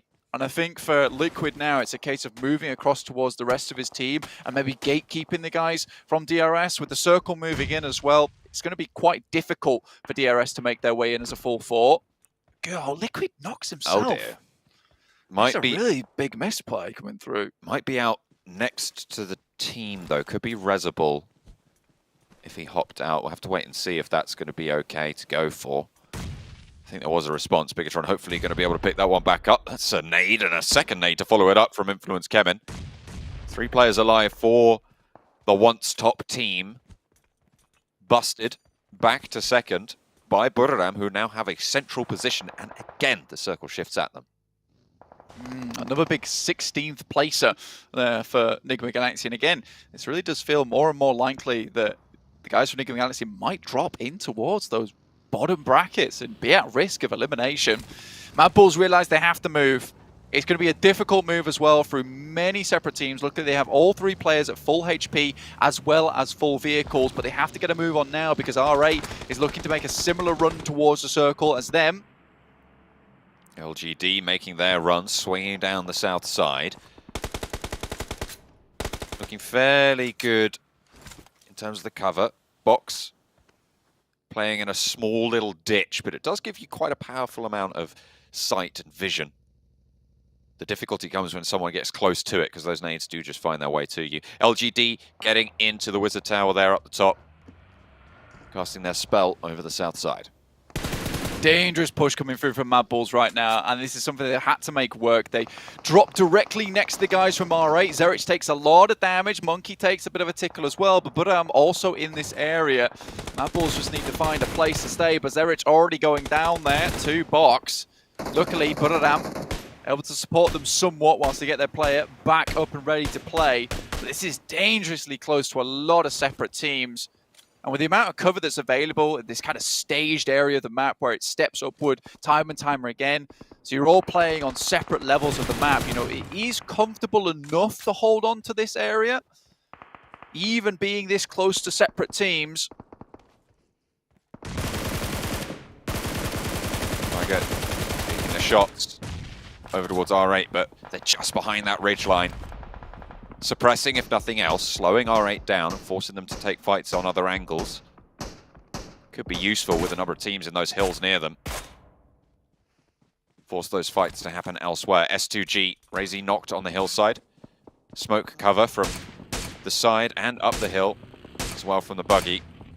As Kelsey puts bullets over R8's way, lands the SLR over onto Prestige, and that is the force that Buram were exerting on them, forcing them into angles where they could be spotted from elsewhere. Oh. Well, they're done. Zerich does find at least one from S2G. Chicken is cooked. Ha ha ha. Very good. Yeah, this was always going to be the biggest problem for Mad Bulls, though, is because S2G were going to be crashing into them first. The fact they're able to find that pick onto Silas so far out towards the edge of the zone, really important play for them. Instead, the rest of the team's going to head down towards that south side, try and pick up a compound to move through from. But Silas, unlikely to be picked back up again. Mad Bulls need a northwest shift again. This is a team that's desperate for some points. You know, Team Case are ahead of them by 74, Boxer 81. And if they can even these points up just a little bit this game, it doesn't require chicken dinner. It does require like a top 5 though. Nade in from break. Just may trade it off as a third-party engagement from S2G. S2G rallying down the hill. Mounting up and towards the ditch, the back turret, not quite finding the knock, but on the swivel they go. And S2G able to crash down. No knocks found out their way. Silas was out earlier, so they are only 3. Mad Bulls actually pinching that one away, seemingly. And Box will fall. S2G take up that position, but they're still under fire from everybody who was looking that way earlier. So could be crashing up towards the top side of Mad Bulls. They drop another smoke to cover them from the north edge. Smart play here. Again, that northwest shift did come through. They're happy with this. More than likely with the amount of pressure that Budoram's been able to put on this lobby and how well they've been playing so far, this is looking more and more like a Budoram win. Again, though, LGD has been managing to find these little areas where they can sneak through time and time again, stealthy as they pad the footsteps through in towards the circle itself.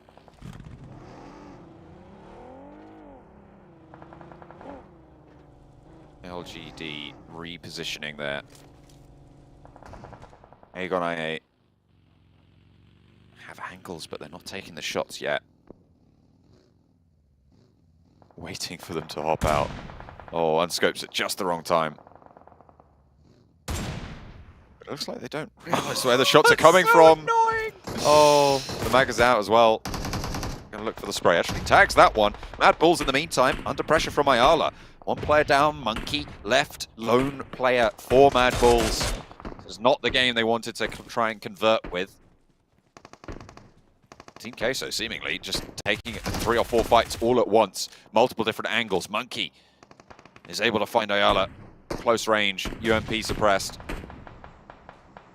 And Team Queso won't be able to get back for that res. The point, I think, stolen away there, but Monkey stays alive and keeps going for Mad Bulls. Essentially, Monkey's in a really difficult spot right now because that is a high priority position on the map above Budoram.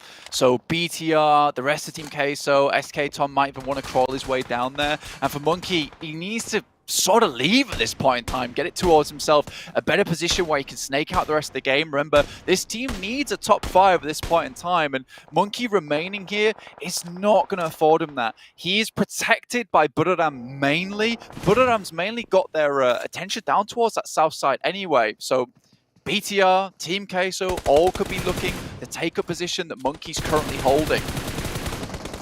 Shots from Zuxi over to Papi Potro, but takes some bullets in response. IQ hits the deck, but stays alive on a sliver. 10 bandages. Or Slims as well should keep them a little bit closer up. LGD just hiding away. These shots have been just sailing wide of the mark.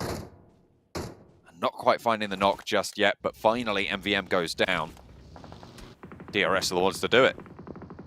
I mean, 20 minutes into the game with 12 teams alive is quite astonishing, but this is just because of the way the landmass is developing with these circles. There's a lot of positions on the map where teams can hide, where they can hold in the tree lines, or there's ditches to play around in. Next circle will be shifting, though. We'll see where this one does head.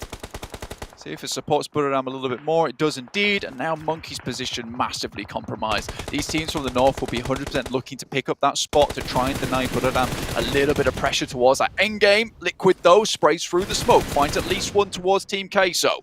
Well, now is the time to prove you're a worthy substitute for Luxy. Last player standing against Scream for Liquid. Slows it down, fades through the smoke and gets the shot. Excellent targeting there on the ball. And now the last player alive. What more can you do? You have to push in from the north. The blue zone about to start closing in as well. There's teams in your way who will not allow you to exert that pressure. Budoram, 4 players up, playing in one of the strongest spots. Good news for Budoram. I mean, they were hoping that there wouldn't be a team on that northern side that would be able to take shots down towards them. Now it's only Monkey alive, and his main priority is just living. IA has been taking shots over towards LGD the entirety of this game, and LGD has been completely unaware of where these bullets are coming from. Now just YZZ on his loans from the rest of his team on bended knee. MVM most likely to just bleed out here at this point in time. Oh, that was brutal. Getting rolled down there, just clambering around the side of the rock face. Like a horror film, that one. DRS, LGD, DRS looking to hopefully leapfrog LGD at this point in time. Maybe get a 4th place. S2G still going strong though, 148 points, looking to secure this position for themselves in 3rd place. Monkey has a nade out, looking to hopefully keep these players on the northern side at bay.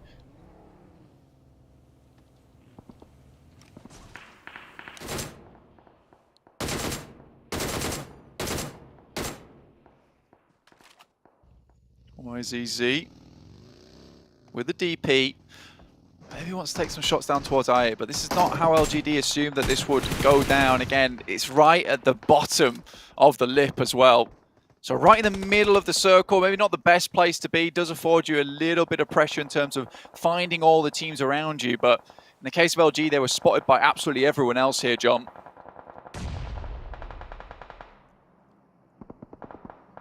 A rough move from here. Liquid taken down. Smoke goes out. So right now, Monkey safe from practically everything. This is really good news for him. Looks to ladder up a little bit more because everyone around him, Team Queso, Box, the Infinity is still going, but Mad Bulls can now start to try and ladder up at least a little bit. 8 teams left. It's not quite enough as of yet. Would love to get himself towards a top 4 finish, but I don't know how likely that is at this point in time with so many teams with really good spots to play. But around 4 players alive still playing with cover. If they can dispatch the Infinity, it will be an excellent position for them. Federal for Influence Kemen trying to keep themselves in the game. The top 5 teams still in this one, Blank. So still a lot of points going to be funneling up their way. That's going to make the 3rd place bubble a little bit harder to achieve for some of the teams that went down earlier, like Bigatron, like Titan. But they got XI8, 6 eliminations. They've had a good game. DRS 3 on 6 eliminations. And they are still going from the southeast side with one of the better plateaus in this next circle. Yeah, circle moves down towards LGD, so they might be able to get some more points up, just snaking this one in. Federal on his lonesome. Monkey right on the edge of the blue here. Will have to move shortly in about 20 seconds. And I think Kengzo has spotted at least one of them. Looking to clear him out. Has a nade though, might be able to toss it over in their direction. Monkey, historically, always amazing with these grenades. And if you can clear out at least Kengzo, it means they might be able to get a little bit further into this zone.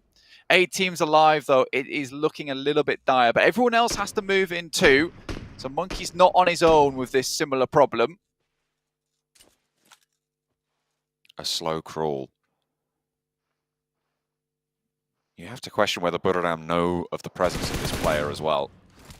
If you've been quiet for that long, sometimes it's easy to just forget about the position. Kelsey's legs are sticking out, but you can't take those free shots without getting some lead sent back your way. There's plenty hot enough to take you down on those cliff faces. But here comes Monkey. Steps up for one. My name P now on the back lines. And dispatches Kengzo completely rips his attention away. But with it, S2G have managed to find that opening. The knocks on the back line and Monkey's done the job. Mad Bulls might be out, but S2G have a chance now to take on the Titans at the top. And nade down the hill keeps them safe. And Kengzo is holding this team together right now. He is like glue for this squad. Kelsey puts a nade up high. It goes a little bit too far towards the sky. The sky only knows how to deal with that. Drops down to the deck. Kengzo putting more in around the side as well. What a guy for the squad. Buriram absolutely singing his praises right now. They are going to owe him a lot after this game. I mean, he's kept everyone up and kicking. Hamzy G, though, similarly, one hell of a player. Now just looking to try and ladder up as much as possible. But it's YZZ from underneath. Picks him up with the M4. And his central position, yeah, it didn't afford the rest of his team much survivability, but he remained out of dodge. Was away from the team, able to snake this one out. But I'm most likely going to take this chicken dinner home from what was an insane plateau to play.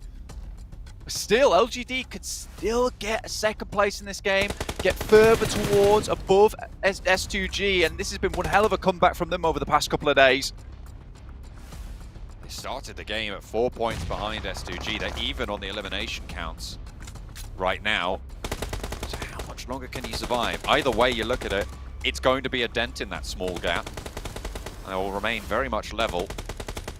Unless they can push all the way up to 2nd or something like that, that would be phenomenal. But Buriram have turned their attention their way.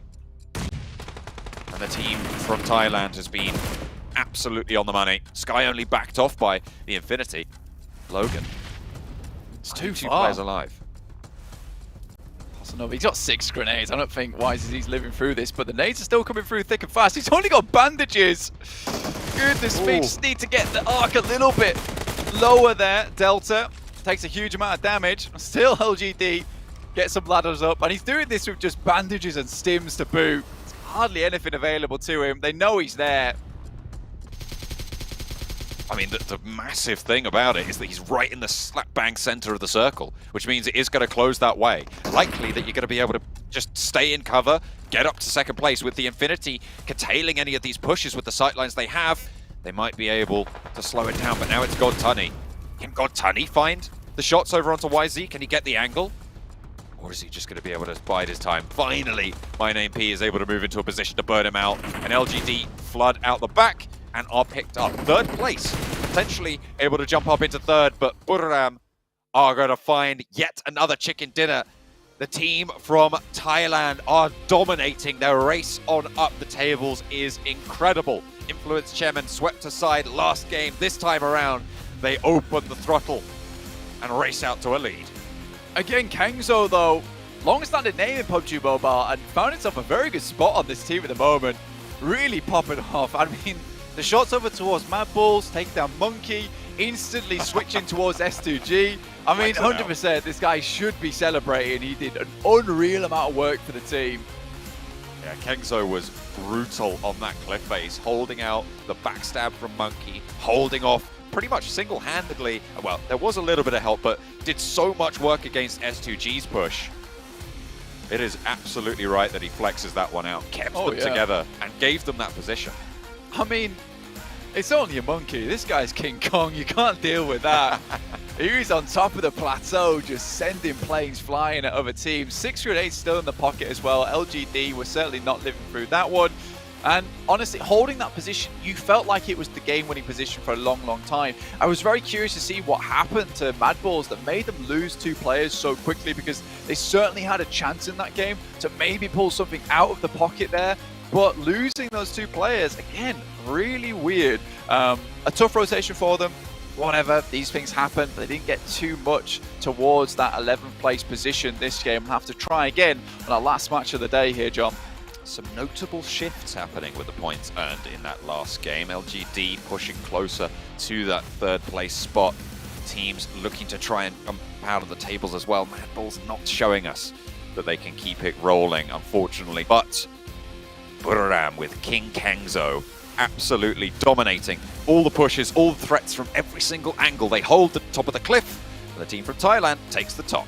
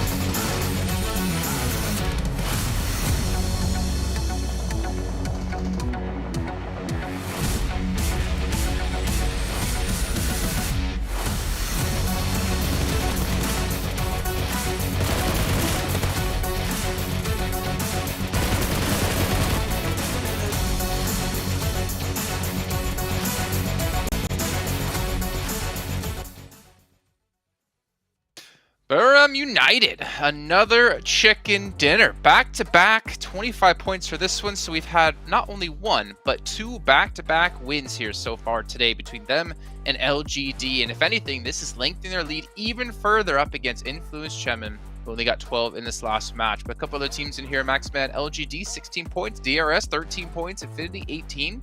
Off the bat, DRS, I feel like we've seen them in like top 4, top 5 finishes quite a few times, but they're just struggling to get that extra oomph they need to close out these games. I mean, it's going to be enough here, Jason, to make it into the survival stage. You can't argue with that one. But as you said, we need a little bit more oomph from DRS if you want to see them make it in that top 3. It is definitely still in reach for DRS. No issue there whatsoever. But Buriram, really, the way they suffocate those late game circles, I think, Sandstorm, is what just separates them from a lot of the other teams in this lobby. We saw it in the first game of the day. Sure, LGD still were able to secure that win. But the way they just take these off angles and make sure they are 100% going to secure that game, is what just sets them apart from the rest of this lobby. So I'm sold. Buriram are looking amazing today, and it's great to see. It is, and Sandstorm, you got to dive into this because the team from Thailand, I again would have expected them to be first place in this group, but they're proven to be so. Yeah, I mean, honestly, if they managed to get that chicken dinner as well against LGD in the first wrangle of the day, they would have been so far ahead of everyone in the competition. But we do have to give them credit where it's due. So far, they've gotten themselves yet another chicken dinner that already marks their third so far of the tournament. They're starting to get away a little bit. And yes, even though Influence Chairman did get themselves a fourth place finish with four eliminations, but still, that's not going to help them catch up to Buriram and what they're doing in today's games. And we still have two more. So the question is, are we going to have another back-to-back, or are we going to see one of LGD or Buriram get themselves a third in one day? Because that would be insane. Oh, man. It's starting to get actually pretty crazy. I mean, Influence Chemin were like 30 points ahead of everyone, I think, like going into today.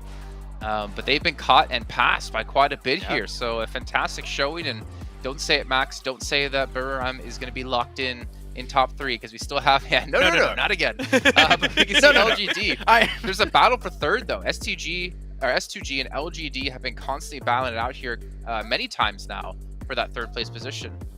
I would even go to say it's going for a fight for second place, because sure, Influence, they got themselves a few points here, but when all the teams around you are outdoing your results, sure, like average performances might allow you to remain in that position, but slowly and surely, we've been seeing it throughout today, Influence are just slipping down the leaderboards. They're pulling a smaller version of what Nigma Galaxy did yesterday, unfortunately, and chances are, if it keeps going like this, at the end of today, Influence Kemen might not be in the top 3 position anymore. So it's a scary prospect, but Influence need to have a significant step up. They're not safe anymore here, and I feel like I did curse them a little bit, so I'm sorry, but we need to see a step up here. Well, let's go back to Buriram really quickly, because Maxman mentioned something, Sandstorm, while we were watching the last game, or at the very end of the last game. Every player on that team has stood out. It hasn't been just one. It just hasn't been Kengzo by himself. It hasn't been 2 players as well. It's been everyone's had their moment. And I feel like we don't often get to see teams where everyone can be that star player for the roster. Yeah, exactly. And like, for example, we saw what Kingzo was able to do. He managed to actually cover the back of his team when you had that last player from Mad Bull's push on their flank. You also had Tiger and his insane nades and what he was able to do in the previous Sandhawk match as well. You had a lot of S2G members just pushing up on them, and with a couple of nades, he managed to eliminate the entire squad. So everyone is stepping up. And my name P, the guy has the most damage so far. He has the most amount of eliminations. He is on par to be the MVP of the tournament. So every single one of these guys is doing something for the team, and the contributions are just meshing so well together so far in the tournament. And now we don't know what they're going to be able to do with the last 2 games as well. And I'm going to fight with Maxman here for Influence Chemin. Highly doubt it. I don't want to curse them, but I highly doubt that they're going to fall below 3rd. What happened to Nigma Galaxy is definitely not going to happen to Influence Chemin, right? All right, well, can't happen twice. You can't respond to this yet, Max. You have to wait. You have some time to think about it, as we're going to head to a short break here. We'll get things ready for our next match of the day.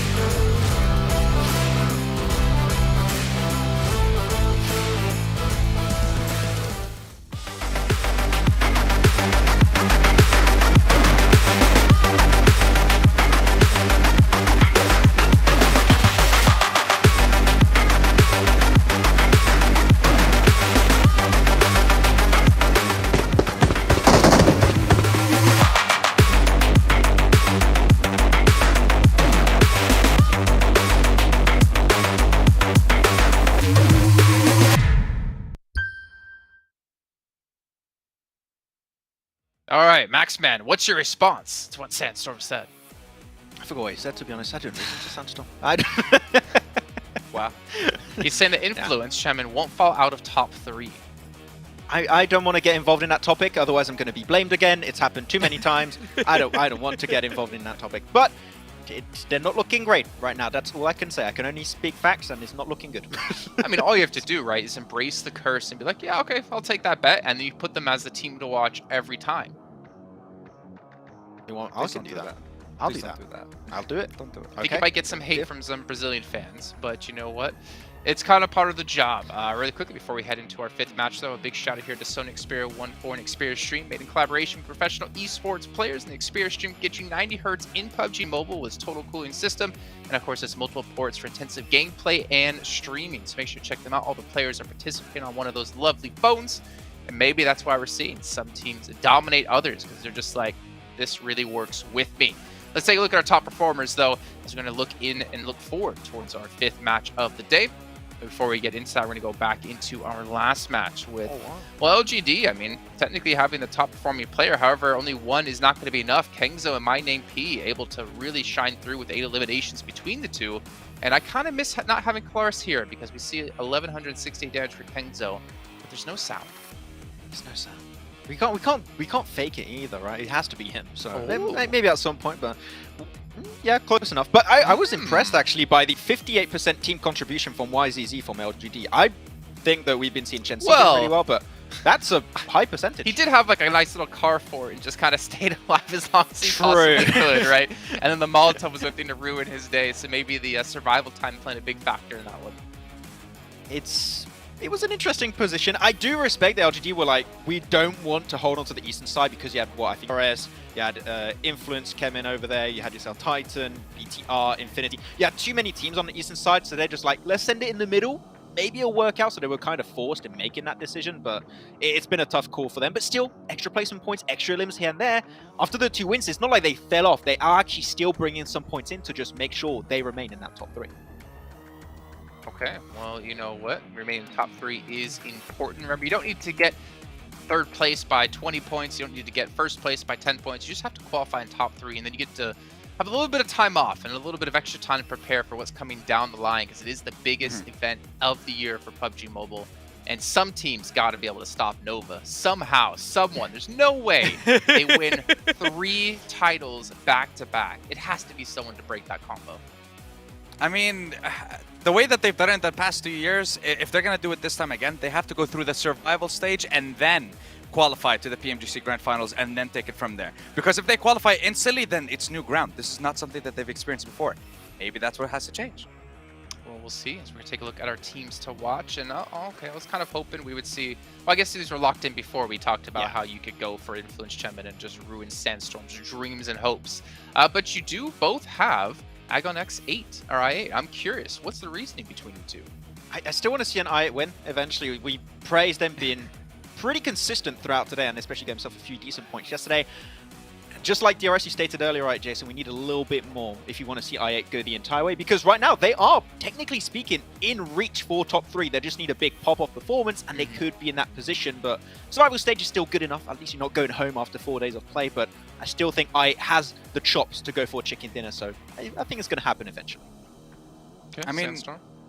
They managed to get themselves top 5 3 times. They get top 3 3 times so far, top 2 twice. So now can they get a top 1 once is the question. They have 2 more games for today. And like you said, Maxman, they're fighting for the top spot in top 3. They're close enough to get for that 3rd spot. But they're also, I want to say, close enough to NGX and 4 rivals all towards the bottom side. So if they make a couple of mistakes, who knows what will happen.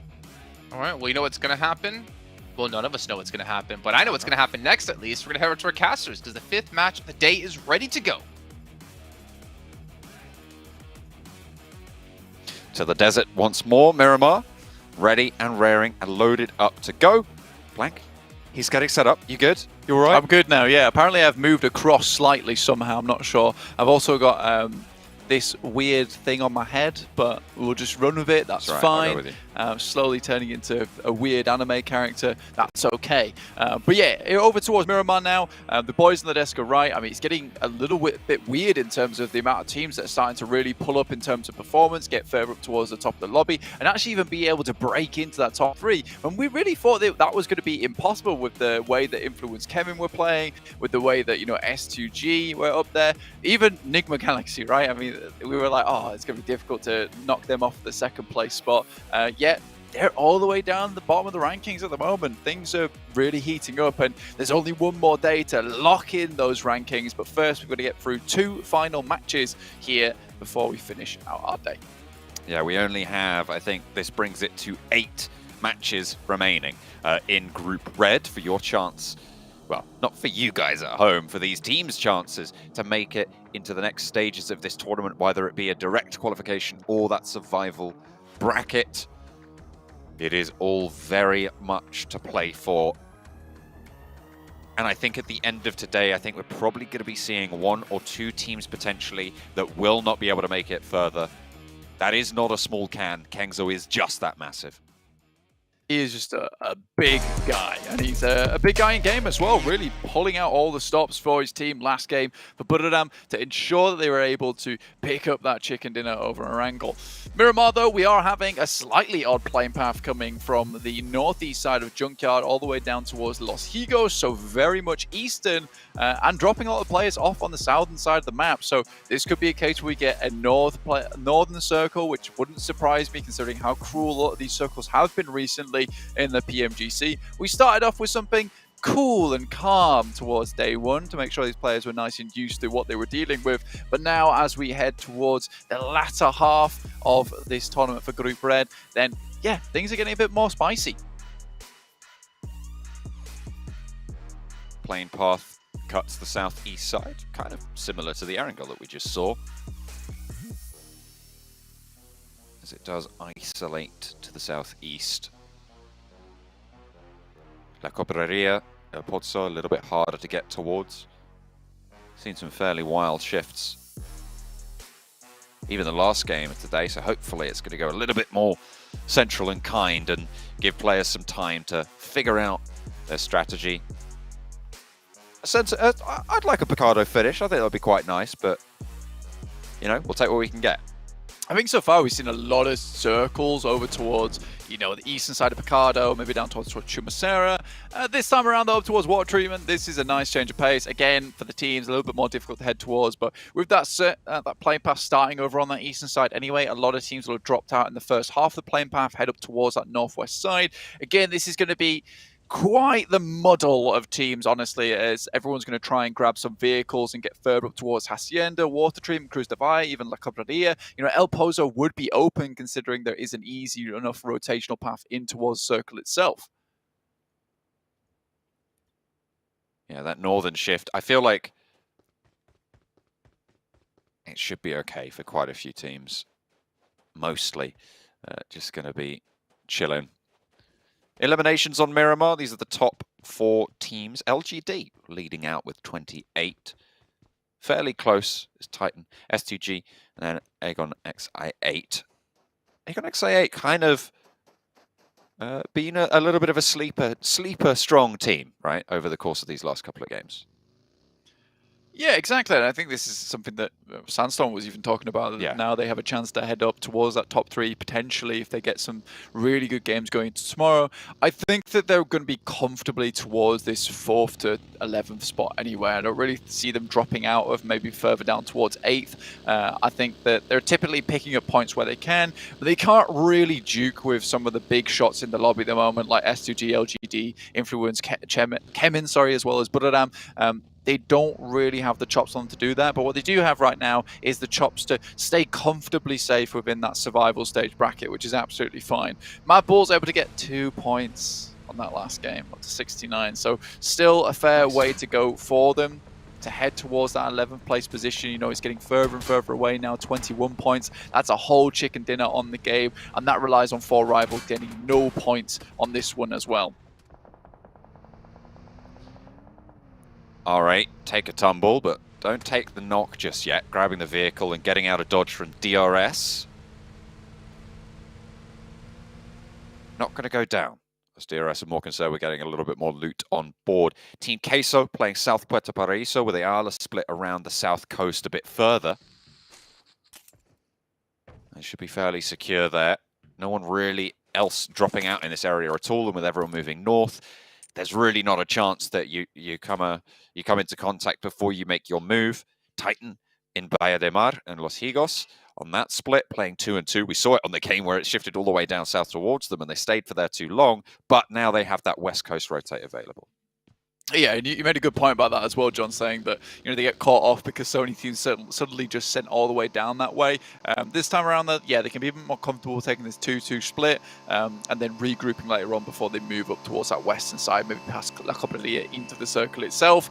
DRS, a bit further into the circle this time. This is pretty much typical position for them here on Miramar over towards Graveyard side, just the north side of Minas Generales. 4 rivals on your screen. They're up towards Torre Armada at the moment. To the east is Influence Kemen, looking to find themselves a good game. Honestly, we've not seen anything too massive out of them. I think it was like 160, 170 that they've been roundabout sitting around for a long, long time. This is the first time we've seen them get somewhat of a good game after that last one with Federal lasting quite a while, up to 188 points now, looking to not allow Buradam to get any further upwards. Don't want to allow them that lead that they were afforded over the first 2 days. Influence Kemen still looking fairly safe though, and they have been for a while, but if they keep up their current pace, it will drop further and further and further. And we know that S2G, DRS, LGD will not let that one lie. Currently, it is those 3 teams, LGD, S2G, and DRS, looking for that 3rd place spot, with the outside chances of Bigatron, Titan, and Aegon XI8 looking to maybe snap at their heels if they can get a blast of a game. For S2G is no really longer that net that they can fall back onto, where it's like, okay, so we've already qualified because of PMGC points, but now it's a case of being ever so close to that qualification spot towards the grand finals and PMGC. 3 points behind LGD at the moment. LGD already fairly central though, down towards that south side of 4 rivals. We mentioned they were in Torre Armada. And again, they typically have a lot of success here on Miramar, finding their chicken dinner earlier on in the day on Miramar. Looking for another one now here in this match. See if they can grab some more big points on board, seeing them further safe towards that 3rd place position within the lobby. Bigatron maintaining that substitution, Liquid still in for Luxy. I imagine we might be seeing that for the rest of today's game, so this game and the next. Just to try and get that reset. Box. Playing on the north side of this glut of players. R8, S2G, Bigatron. Even Aegon XI8 around that sort of area. Just to the north side of Hacienda del Patron. DRS close by for Killer to Mad Bulls. Actually, it's a little bit further away. Monkey deceptively far away, in fact, from that rotation, so Killer perfectly safe there. They will not come into contact. DRS at the back of the queue on that south side until Team Queso start to roll on past Impala and look to join it.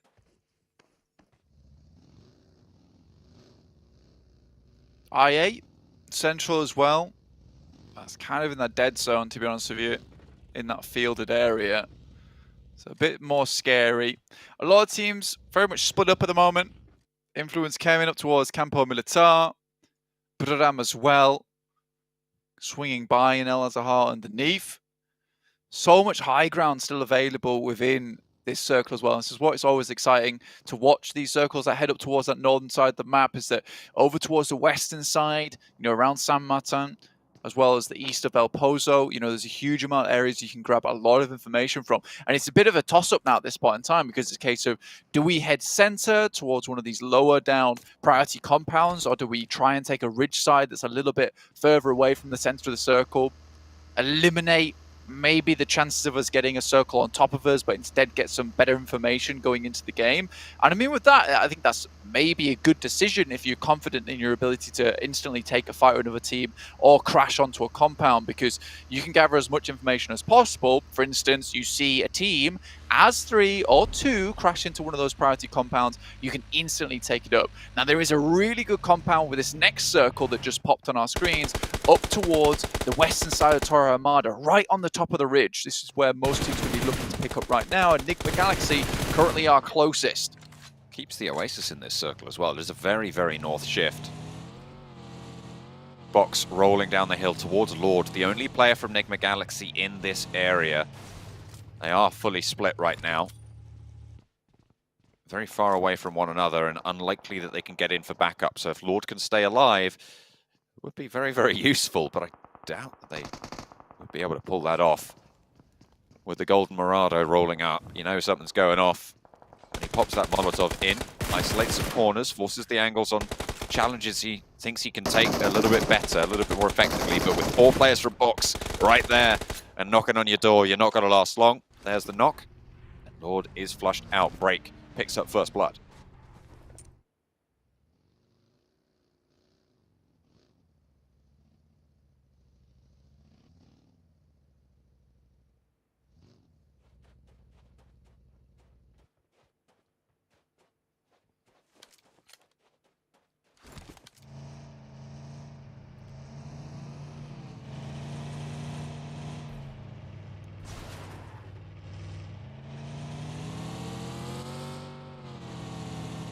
Buriram playing on the eastern side, just south of Torre Hamada. Influence came in playing a lot further north. And actually Titan managed to swing all the way out from Baía de Mar. Playing on that north side, they've just gone over the north side of Cobraria and they're coming into the south end of Oasis. Might be challenging out against MTech Storm there. To play for that south side. On the north of the big road that's currently splitting, the road that runs between La Cobraria and Torre Hamada, they will be trying to occupy there. Enigma Galaxy on the western side as well. Influence Kevin up towards the top. I mean, for Buriram, a little bit more of a difficult game for them, John, honestly, coming from Torre Armada, because this is getting extremely compact towards the center of the circle. Seems to be worried about teams starting to squeeze their way in around them. But again, it's that massive central position that currently 4 Rivals hold, which is the center point that everything is revolving around. This is kind of King of the Hill we're playing, John. Have to try and maintain that throne. Circle pops, goes northeast, keeps 4 Rivals in there. Influence Chem are probably pretty happy about this. They do get a massive slice of it under their control. MTech Storm with their scout. Tizzy can look to regroup there, but Titan will be in their way. R8 as well will be looking to suppress that rotation on the west side. Everybody else looking to try and squeak their way in too. I mean, this is about as good as it gets for any other team that wasn't up towards the top of that ridge side. Yeah, you still have a long way to go, but at least isn't the case anymore. It's like, right, well, 4 Rivals have won the game. May as well look for a second place. With this circle shift, it means that 4 Rivals will have to leave at some point, probably later in the game, but doesn't afford them as much presence as they might have liked. So right up towards Cylinders, up towards that northeastern side, which Influence Kemen are currently holding as they move their way up from El Azahar. Buriram less put out either. And the Mad Bulls can actually make their way into the circle, although LGD have already leapfrogged them, so they're most likely going to be down towards the south side of the circle for a little bit longer. They are in the circle, though. That's the main thing. Certainly is. Can't win if you're not in the circle. Although, to be fair, on the old Sandhawk settings, that was sometimes not the case.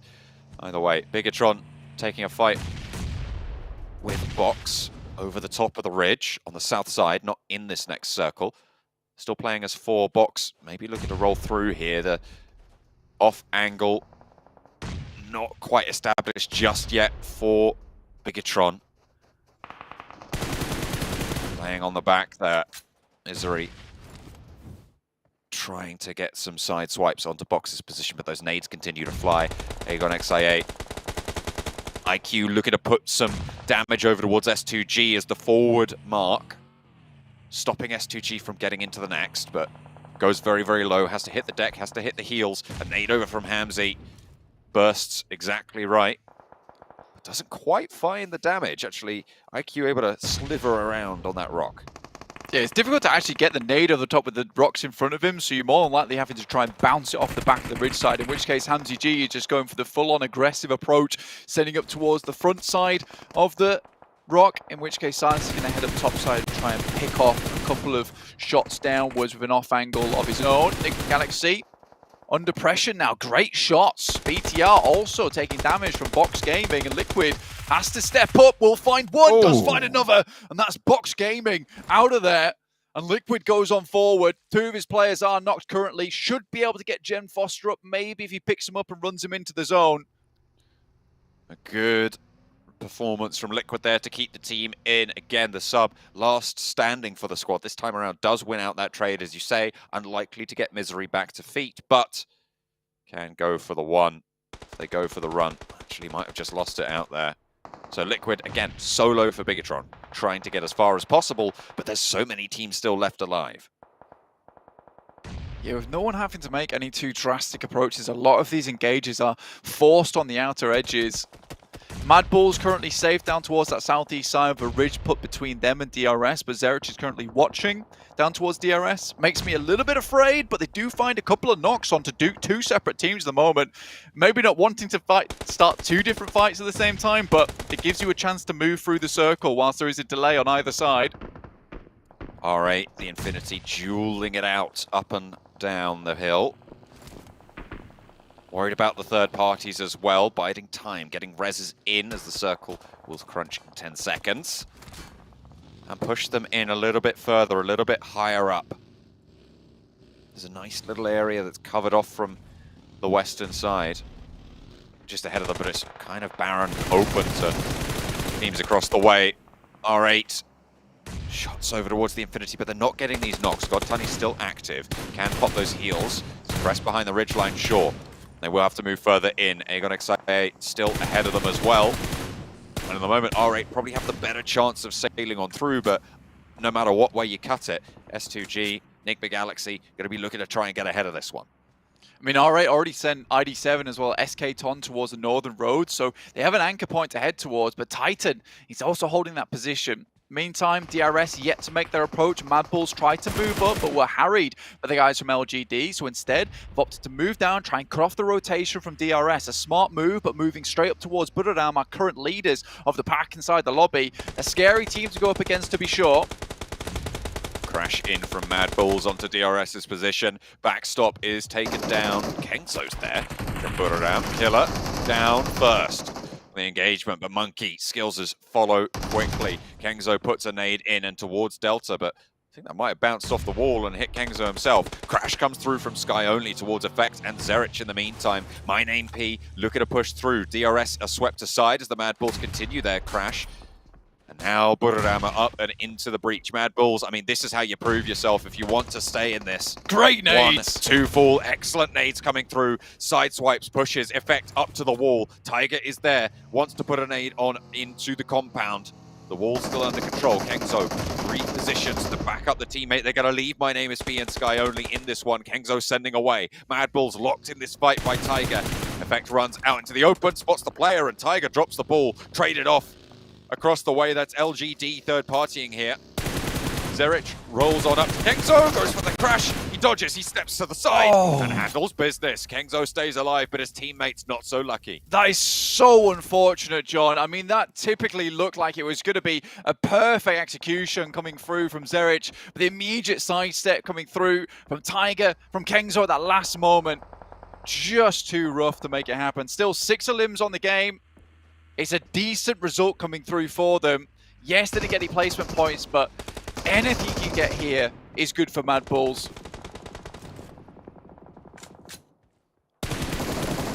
Would be an improvement.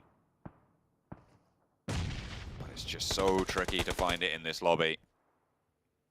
And they need more power than they're demonstrating at the moment. Liquid central on the circle for Bigatron. trying to keep themselves in that conversation. Titan, 4 players alive, playing on that western side.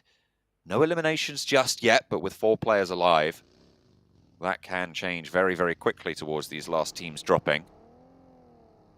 LGD looking to chase on up towards Influence Kemen's position on the tables, and they have a pretty solid position to do it from.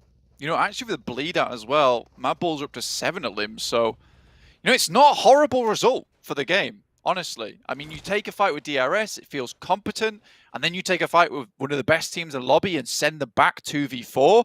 I mean, that is really quite an astonishing result, honestly. So 7 points there, with another chance at the end of the day. Realistically, they want to set themselves up towards where Box is currently playing. And with Box Gaming as well as Team Queso, both having pretty rough days today, you know, this could be a chance for Mad Bulls to at least even things out and give themselves somewhat of a playing field to make this happen. Silence. Just going for it, I guess. Gonna be humbled just a little bit. Modi's still active here for Enigma Galaxy. Last player, well, 2 players of theirs are up. Very, very split. Ducks out the door frame and wends his way back through the hallways. Hamzy puts him to bed. 5 limbs so far for S2G. Going for the res here. LGD still not in the best spot available to them, but with a compound to mess around with, this is much better than where S2G currently find themselves. Stuck between 4 rivals, RA, final player from Enigma Galaxy, and the Infinity in front of them as well. It's going to be a rough run ahead of them, but if they're able to do it and show us that kind of competency that we've seen from them before, they might be able to pick themselves up a lot of eliminations on the way, and this work out, in fact, even better for them. Ray down the hill for Hamzy. S2G continue to pick up these points. Currently, with the elims added on, they're tied with LGD, so the more they pick up, the better, but LGD pick up the final Enigma Galaxy elimination there. So they are, again, 1 point in the lead, but it's still very much neck and neck. How far can they leave DRS in the dust is the question here to isolate that battle for 3rd place. Titan under pressure now, having their mettle tested by once lobby leaders Influence Kemen. Will go 1-for-1, Teak and Federal. Teak flushed out, Kayovsky holding behind the box, 6 is there, goes for the greedy play instead of the knock. And Lil Boy is there for the flank. Federal, Resable, and Influence Kemen stay alive with 4 on the top side. Bigatron looking to try and stay alive and keep themselves in and challenge out towards the top as well. Yeah, didn't actually find themselves that knock or a limb either over towards Federal, so unfortunate there for Teak, honestly, as well as 6. Titans made a pretty smart rotation as well, heading over on that top side to go for the crash onto Influence Kemen, but again, they've just got a better team fight in them to Influence Kemen. Titans relying a lot of times on Teak as well as Axa to hit those opening knocks, opening limbs.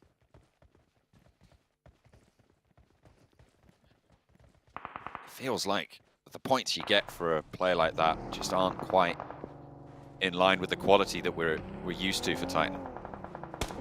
Hopefully they can put themselves back in that conversation, but in 8th place right now, they're looking good for the survival bracket. The top 3 are slipping through their fingers. Shots from Calci. Fine 4 rivals. Caught them sleeping just a little bit. 2 players down for the squad. Appy and Pui left, standing and kicking on the back lines. S2G, still 4 players alive, playing on that southwest. They're keeping up that tempo as Prestige runs into the sightlines of Hamzy, who's just been dominating the open fields beneath it. Yeah, it's been a really good crunch from S2G onto any of these other teams. I mean, they're taking full advantage of this high ground they're currently playing with and trying to eliminate any threats that might be coming around them. Hamzy G, like you said, putting in the work for himself and his team. Finishing off Pemburu there. Prestige also going down to Hamzy G.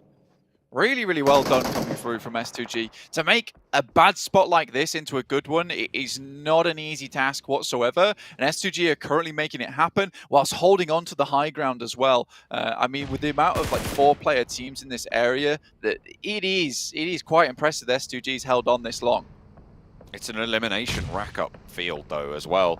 With the 2 players from 4 rivals going down, LGD is slipping behind in the tables, with the 8 eliminations now racked up by S2G with 9 teams remaining. It's a good result. LGD wanting to get back into the conversation, however. Silas finds the knock, looking for the flush, but it's pinched away. LGD pick up that point, find another as well. So 2 back in the pocket, and once more, they get back into that top 3. It's back and forth between these 2.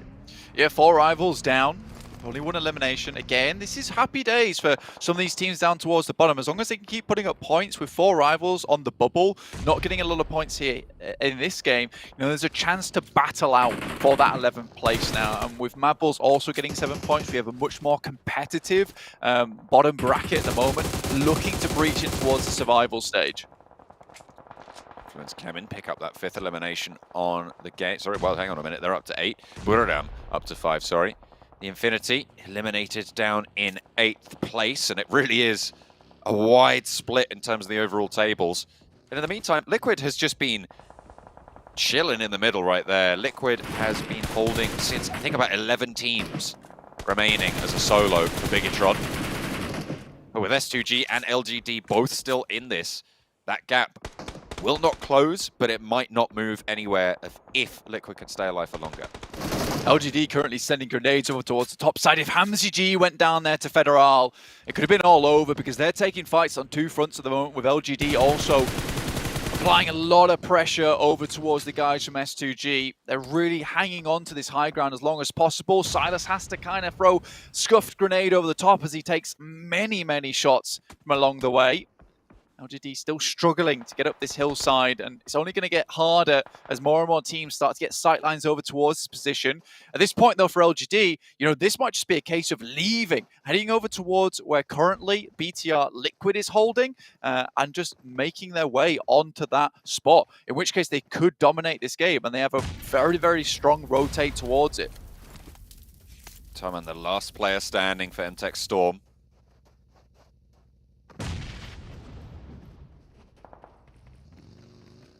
Playing on the inside of the shack, our man just hiding away from the nades, the bombardment from Influence Kemin. Kingzo spray down towards LGD as they descend. Doesn't find it on the first reload, but the second is lighting them up. Something awful. Gets a lot of damage along with that knock. Swaps over to the Mini 14 to try and pinpoint those final eliminations. As Influence Kemin rack up that 10. Is this a return to form for the once great Influence Kemin? I mean, 10 eliminations is absolutely nutty here on Miramar. Hamzy G takes a tumble down the ridge side. Not the place you want to be in, and Kengzo's absolutely spoiled the day over towards LGD. Looking to get all the way into where currently Liquid is playing, who could also cause some big issues, but YZZ aware there's probably players in there, drops a nade in, and that's going to open up more space for LGD to get in, but they have to make it fast, and with all the delays so far, it's giving more time for Influence Kemin, and even S2G to get into position as Silas tries to steal away the spot. YZZ, though, very aware of what's happening here. Kengzo has been going for a long, long time to stay up and into 4th. This is great news, actually having an impact on this circle as well, with some solid sightlines. Influence Kemin not going to take any casualties, however, and at this stage, with 4 players alive, you've got to think that nobody can try and challenge them. Humbled there. I think that was Suki actually getting the spray. It wasn't the knock coming through, as we thought it might have been from Kengzo. But still alive. 3 teams remain. LGD being pulled apart here. Kengzo! There he is. Joking That's gonna me. find it. Federal gets the off angle, and that's the first knock over towards Influence Kemin in a long time. They might have 15 eliminations, but you can't count King Kengzo out yet. Honestly, the fact this guy has just not snaked it at all, instead, just barreling the fists on his chest, just making a right ruckus on this side. In fact, even almost getting the triple spray down to LGD is impressive in of itself. This guy is on fire today, celebrating a lot. Finally, he's spotted though and has to back behind cover, but he's not silent into this game. Little boy finds shots underneath the vehicle over towards LGD, not shooting the vehicle's wheels out of yet, means that there's still that visibility underneath, and can find some shots towards the side. They're under massive pressure at the moment, John. No, Kengzo, don't do it. Tiny little nails through the tires. He's got a broadside on one, but opts instead to pay attention to the rest of Influence Kemin. Law rolls up, so does Kayovsky. They want to take the challenge, the spray for 1. Can he find anything? Hits the deck instead. Low HP, low ammo, and will fall down. Finally, the pressure is just too much to bear. LGD stay alive in 2nd place, but Influence Kemin, the headline here. a return to form. We haven't seen him in a while. Oh, I put a dampener on it, but you know what? We'll give them that one. Influence Kevin with the chicken dinner here, Blank. Can they challenge back up to Buriram? Because they were staying alive for super long in that game. I mean, Kangzo, I think you see a lot of snakes just remaining put, but he kept putting pressure on both those teams to try and keep them away from him as long as possible before Kayovsky was ultimately able to send on over. I mean, that comes down to Lil Boy and Laura on the top side who are able to find some good shots towards LGD and keep them at bay. Even Suki sending a little bit too far out into that shack and just opens up the sightlines for the rest of Influence Kevin. Again, though, Kangzo just putting on so much pressure towards LGD, S2G, as well as Influence Kemin, allowed him to get that third place in the end, which realistically he lived from, I think it was 11th place that he went down into single player. Again, though, also Mad Balls challenging out, gets the crash onto DRS, gets all those players, and then takes 3 down from Buriram. That is a real good change of pace for them, taking it to, I think that's the 5th place team and the 1st place team as well. A very, very good result, though I'm pretty sure Influence Kevin with that 30-pointer should now be in 1st place, if I'm not mistaken. They were 25 points behind Buriram at the start of this game, and if Buriram were able to earn a pretty big chunk, I mean, that's true, it's going to be pretty close, but we'll have to wait and see. Influence Kevin, though, back in the running. They're back on form.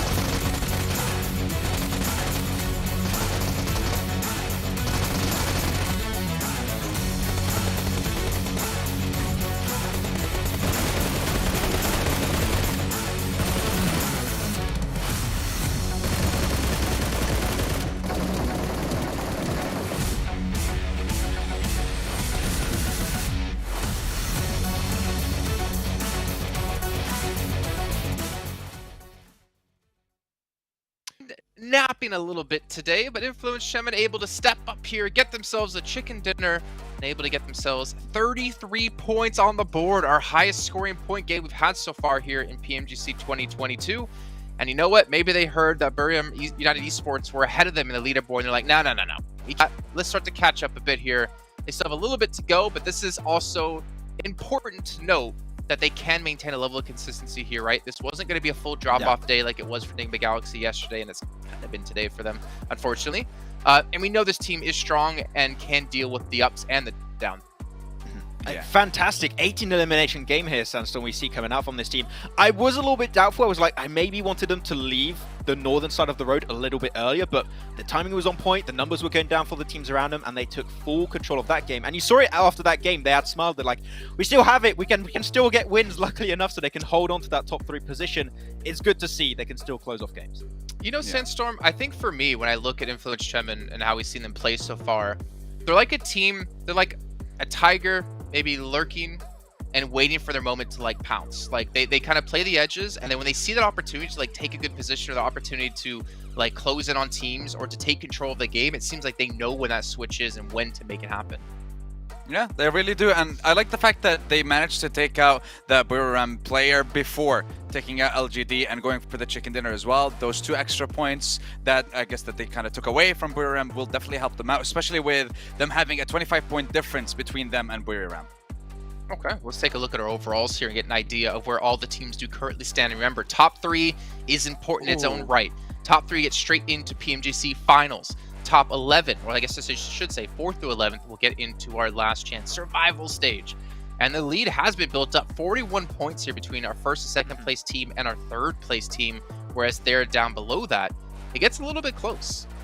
It's been a while, actually, Jason, since we've seen some arrows, like some up and down tendencies for the teams around top 3, top 4, top 5. So it seems like we have now solidified our top teams currently racing for those spots for the grand finals, it seems. But wow. At the bottom, it's still a bit tough for a lot of these teams, and it's tough. It's been pushed out.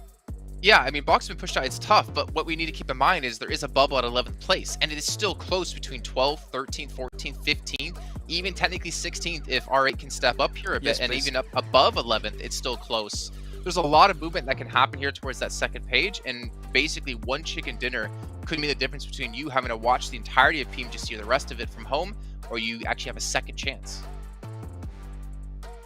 I feel bad missing out on a $4 million tournament on the first 4 days of play. Like, that is rough. You play for an entire year Max, here. you couldn't even get through one PMCO match, all right? Come on.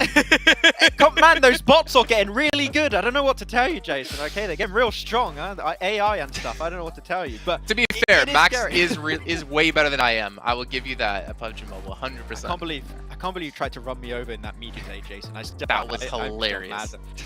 That was pretty. I got saved by my teammate at the time. I'll take it. It was pretty cool. But man, really, you have these teams. This is going to be their last opportunity. Of course, you have this last close off day 3. Then if there's any time to do a comeback and to push yourself barely up in that top 11 position, it is going to be tomorrow. And we know all these teams. I mean, they're qualified to PMGC, right? They're part of the 48 best teams in the world. It shows they have the potential to make greatness happen here. So the redemption arc could happen tomorrow, but hopefully they still got the mental strength to go through that. Speaking of mental strength, 5 matches here on day 3 of the PUBG Mobile Global Championship League here in Group Red. And before we kickstart our final round of our day 3, we are joined here with the Infinity, and we welcome on board their coach here alongside for his interview. So could you please introduce yourself to the rest of the world? ช่วยแนะนำตัวเองให้กับทุกคนหน่อยค่ะครับชื่อเนียครับ Infinia ครับเป็นโค้ชครับ Hello everyone, his name is Nia and he's a coach of the Infinity.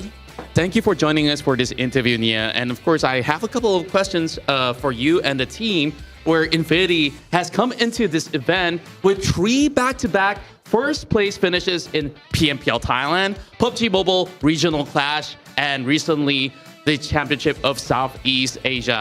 So there were a lot of high expectations for the team in general. So what do you think of the matches that you guys have been struggling with, and how have you spent your time between the past couple of days to prepare for this tournament?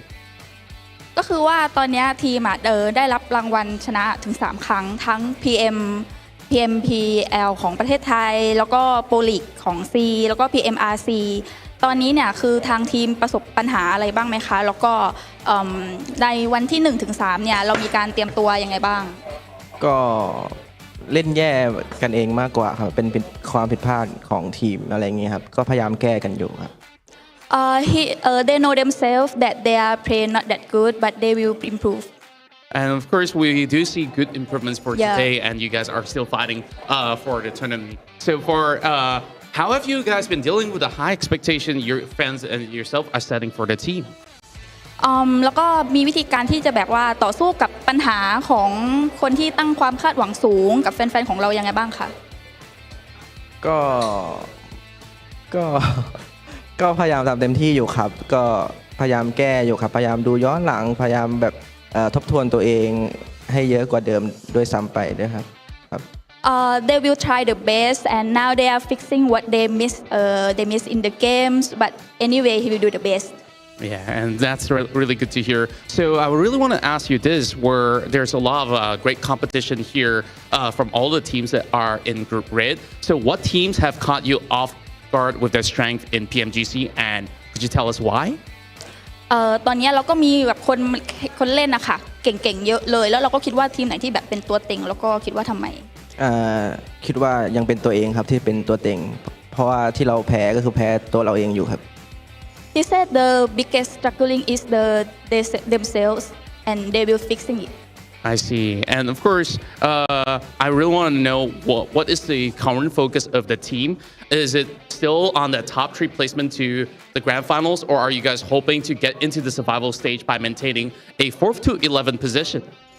ตอนนี้คาดหวังว่าจะอยู่ในอันดับ 1-3 หรือว่า 4-11 ค่ะ1-3 ครับhe still have the high expectation to be the 3rd place. That's great to hear because we see today PSG LGD have been able to climb all the way up with those chicken dinners, and I hope that you guys could still make it with a couple more games to go.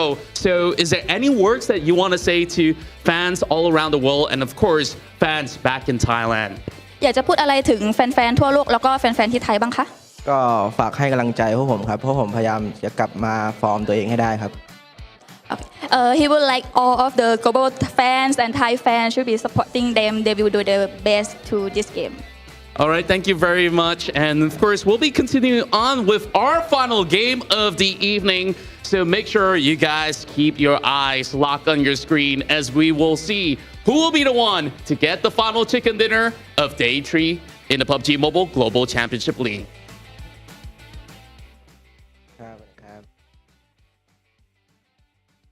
Okay, so their expectations still looking for top 3, but you know what? They're going to need to kick themselves in the rear to get up to that position. They need to really step up here, just like we've seen, well, quite a few teams today. But look at this. Influence Chemin. 3 players in our top performers. Not bad, Sandstorm. You know what? You can use the word that I banned you from saying when we're off air. Nice. Very happy with that. Yeah, very happy with their performance. Expand on that. Go. That's the analysis. He's done. No, look, but looking at the rest of the day in the one game that we have influenced Chemin, I would love to see them get a back-to-back just so they can keep up that competition. But we're seeing the competition between Kayovsky and Kengzo here. Oh yeah, I mean, Kayovsky, funny enough, like to me was never really like the stand-up player thinking back to like the Loops days. Funny enough, it was always Clario, right? But it's good to see him kind of come into his own with like a different roster he's playing around. Maybe he's able to step up a little bit more. But Kengzo, I mean, it's Kengzo, man. This guy, he looks fantastic. He's got the white hair buff. He's like Ultra Instinct right now. 1,000 damage as well. Like they're pretty unstoppable, I feel like. And I think I mentioned this to you guys as well, is that it seems like when Burium get themselves some momentum, like get some sort of emotions within the team and hyped up, they become very hard to stop. Yeah, I mean, just to give you an idea about Kengzo, when 3 players got eliminated from the team and he was the last one alive around 16, 17 minutes in, he only moved 300 meters from the area where his team died up until the second he died at the end of that game. 300 meters, that is not a lot to move. The zone definitely did help him out, and he just waited for the right time to come out and get himself a couple more eliminations. And what sets them apart from the other teams is, once again, how they are able to get that chokehold on all of those late game circles in particular. They're not scared to go for the off angles, not scared to go for those late game splits, and that's what really makes them just so different compared to a lot of teams who like to just stay close together and just make sure they can use that man advantage. But here they just like go for those 2-2 splits, sometimes 3-1 splits, and it works out. Seeing them actually able to close off games in that manner has been fantastic throughout today, and I tell you, this is the big surprise for Group Red, and I'm hyped to see, Jason, how it can work out for them in the future. Well, that's what I love about these events, right? You can always go with an expectation of how you think teams are going to do, but you're always going to be left surprised. Take a look at our teams to watch. Speaking of surprised, 4 rivals, Box Gaming, Team K. So I feel like Sandstorm just stole what you're doing, Max, and went for some different teams this time. What's your thinking, Sandstorm? You know, I like Max's idea. He wants to focus on teams that need to perform, and I want to put a spotlight on 4 rivals, Box and TQ, 3 teams that are, well, you have 4 rivals that are on the edge. They're in 11th place at the moment, and then Box Gaming, Team K, so we're trying to fight for a chance to stay alive and get to the survival stage of the tournament. So I want to watch them for this last game and see what they're able to do, and especially with Team K. So touched on them before, and I definitely want to see what they're going to be able to do. Yeah, they really It's been a bit sad. Very depressing. I mean, yeah. And then, of course, then we see Maxman going for basically... I mean, are sure these predictions are correct? Maybe with the other way around, because now Max is basically choosing the teams to watch that we would see Sandstorm do. Did you guys flip the script? What's going on? I don't no, know. We just threw the script out. Swapped. I'm not sure. But yeah, I want to see some things change up a little bit, and I would like to see if Influence can still keep it up after that win. So we'll see how it goes. Big surprise. Back to back. Well, speaking of big surprises, let me ask you, I think we have a little bit of time here. What was the big surprise so far today for you guys when it comes to teams? Whether it's great performance, bad performance, mediocre performance? I'm just kind of curious of where your guys' mindsets are. But luckily for you, you have time to think about it. We'll ask you when we do get back here onto the dust after our 6th and final match of the day has finished off, as we go on over to John and Blank to kick it off. One more Erangel for today, and then we'll be 3/4 of the way through our proceedings here in Group Red. Blank. It is right into the thick of it as we get into our last Erangel. Just hit me with a fat blank just straight out the gate. That's fine. I like it. We're waiting to see as we head towards our last game. What exactly will happen towards that bottom bracket at the moment? That seems to be quite the important thing unfolding at the moment, as the guys on the desk were highlighting, is that, you know, it's getting closer and closer at this point in time. And I think that a lot of teams are looking to breach in towards that 11th place. And with a lot of these teams starting to go out more and more often, we had that into with the Infinity. They're looking to improve, but right now they're not putting up that many points to see themselves safe, really, because they had a bit of a buffer for themselves, and now the teams underneath them are starting to catch up just a little bit. We do have some subs going in at the moment. So for BTR, we're having Zuxi coming out, Luxie's heading back in again, and for Influence Kemin, we're getting Federal out and Golden in. We're getting a little bit of a change out there. You can see Influence Kemin on the screen at the moment. So they're all getting set up. Just making sure that you've got the right IDs, the right lobby for Golden, so we can get on into the game. Make sure it's all good to go. Last map of the day, Erangel. Who are the map? Flight does take us here. Obviously, they were over with BTR. Like we said, Luxie in, Zuxi out. Making some changes towards the end of the day here as the Twins nip in and out of the roster. See what they can get done. I mean, I think, to be fair, what was working before was the Zuxi-Luxie combo with Jem Foster as well as Misery in there. I think things have just slightly gone out of control for them. Looking to get back into the front seat of these games, towards the center of the circles, and work from there, because that was working out for them, to be honest. Last game of the day, though, like you said, John, 75% of the way through. Last day tomorrow, last chance saloon for some of these teams. But again, we still have a bit of a fierce competition at the top for those grand final qualification spots. All important now. I mean, every game at this stage very much matters more than, well, not more than any other game, but certainly the pressure is on more than most of the other games. The plane path Stalber to military, cutting out the west side a little bit, but still should be fairly fine on the lean that it has. Luxie dropping in for his twin brother Zuxi, as they play a little bit of spot the difference on the substitution cards we have on the screen. I'd say, you know, Luxie looks a bit more like you could go up and chat to him, and Zuxi looks more like he's here for business. You know, he's ready to take some names in game. I think after a while you start to get it. And I mean, to be fair, I think someone said that to me when I first started commentating in PUBG Mobile. I didn't know what the hell they meant. Now I do. But me saying that to anyone at home probably doesn't make much sense either, unless you have been fans of BTR for a very long time, in which case I think you'd be very good at spot the difference between Luxie and Zuxi. However, the moment for us, it really is just taking a look at some of these teams who've had their big comebacks over the last couple of days. I mean, LGD have really sent themselves flying up towards the top of the rankings with some very good performances, very consistent performances. Maybe not those blackout punches that we were looking for, that we're seeing in maybe a team like Influence Kemin or Buradam, but certainly enough to keep them in the running for that third place position. I think at this point in time, it's going to be difficult to catch up to Influence Kemin and Buradam, who are currently fighting out for that first and second place. Ooh. Goodness me. Effect, though, getting taken down this early on is really unfortunate. I think with the playing path, they were looking to pick up some vehicles and head on over towards Primorsk, but caught out by MTech Storm. Not another good start here for Mad Bulls. And after they got those 7 elims last game against some very difficult opponents, they were able to put themselves at 77 points, just 2 points behind Team Queso and a little bit further behind Box with 9. Before Rivals similarly also went out early, so there is a really good chance here at the end of the day to even that up, but losing a player this early on at 2 minutes 30, horrendous start for them. Not great, and actually to MTech Storm as well, to be able to pick up that point, the team that is currently sat behind the Mad Bulls and challenging for maybe a spot out if 4 Rivals slow down just a little bit. Not ideal at all. Grenade lethality rate, that's an interesting stat. I don't know if we've seen those. I assume that's just total HE nades thrown over the knocks that you get per nade. So seems like Hamodi significantly better. I with don't these know nades. how I don't know. happened because he's not played the game, honestly, See, for the last this 2 is days. the thing. This is the thing, right? How many nades is that? What's the sample size here? Because it's different for a lot of different teams. And if you're a team that plays later into the game, it's likely that you'll throw more nades and miss more nades. Whereas if you're Nigma Galaxy, who have been dropping out of these games a little bit earlier, when you get to those nade positions, you're likely going to know that you're going to hit them. Yeah, maybe. Maybe that's the case. Maybe he's thrown, 3 grenades and 2 of them have been on target and got the elimination. Or is it for knocks, or is it just for eliminations?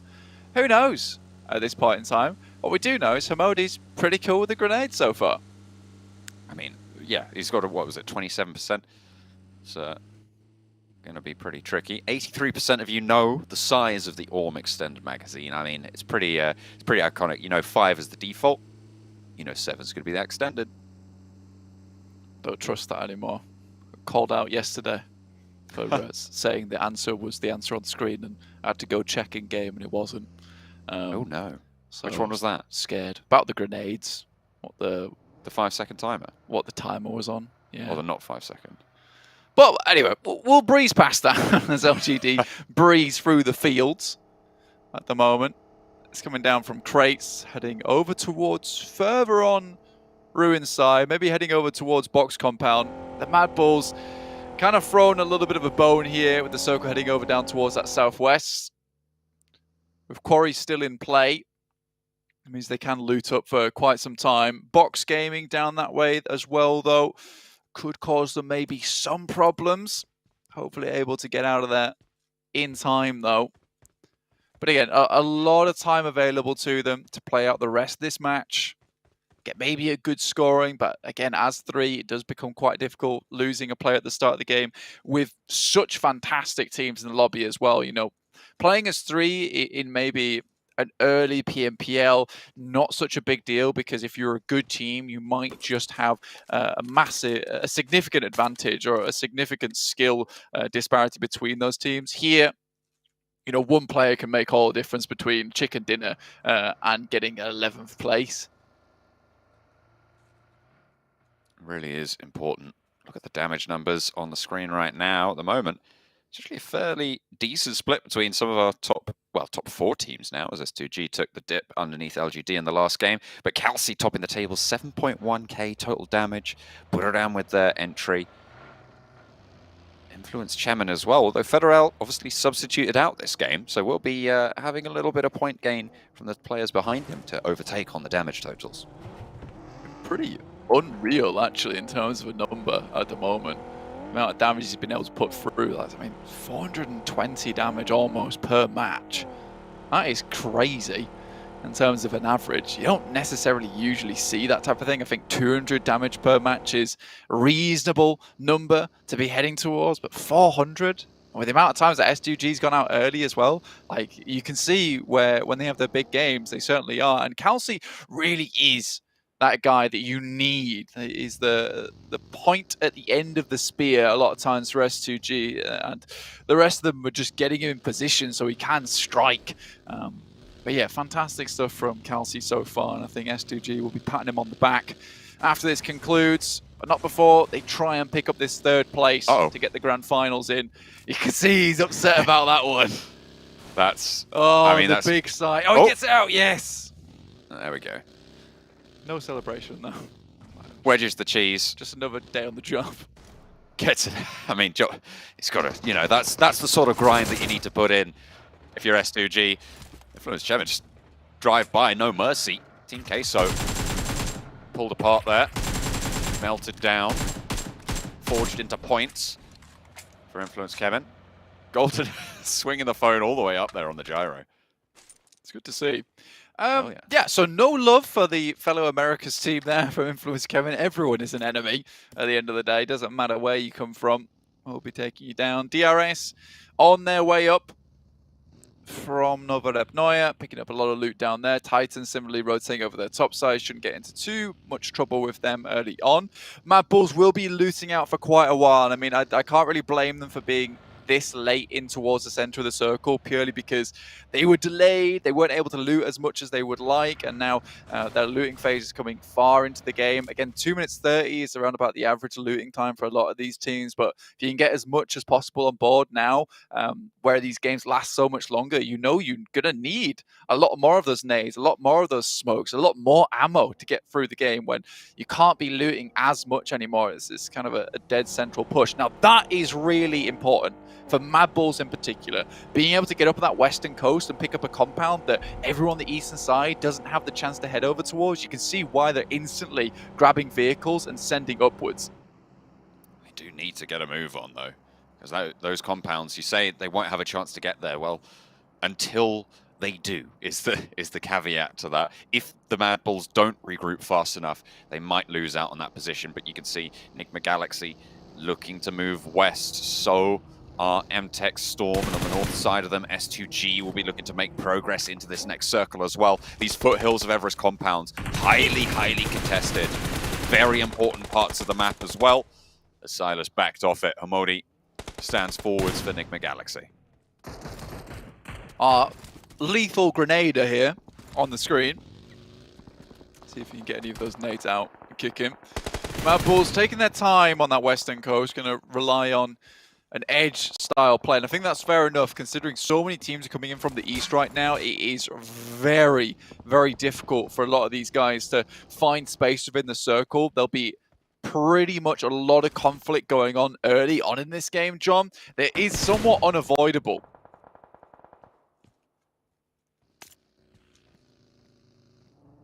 GD staying as full. Influence came in with an oversight onto the position. Suki playing the top of the ridgeline there. Will have to be backed off.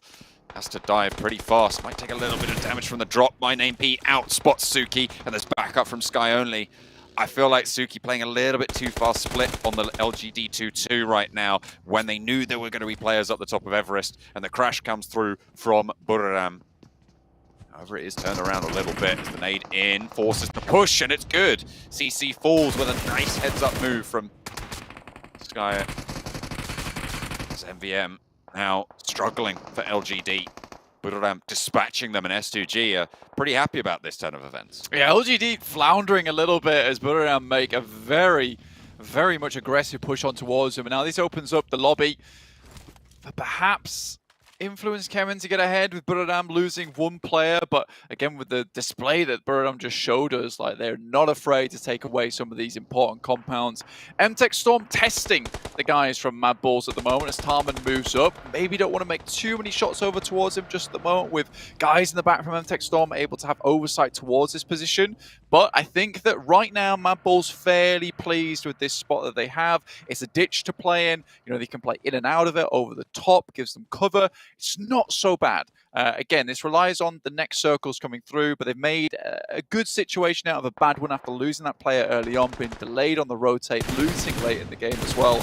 They found at least somewhere to play.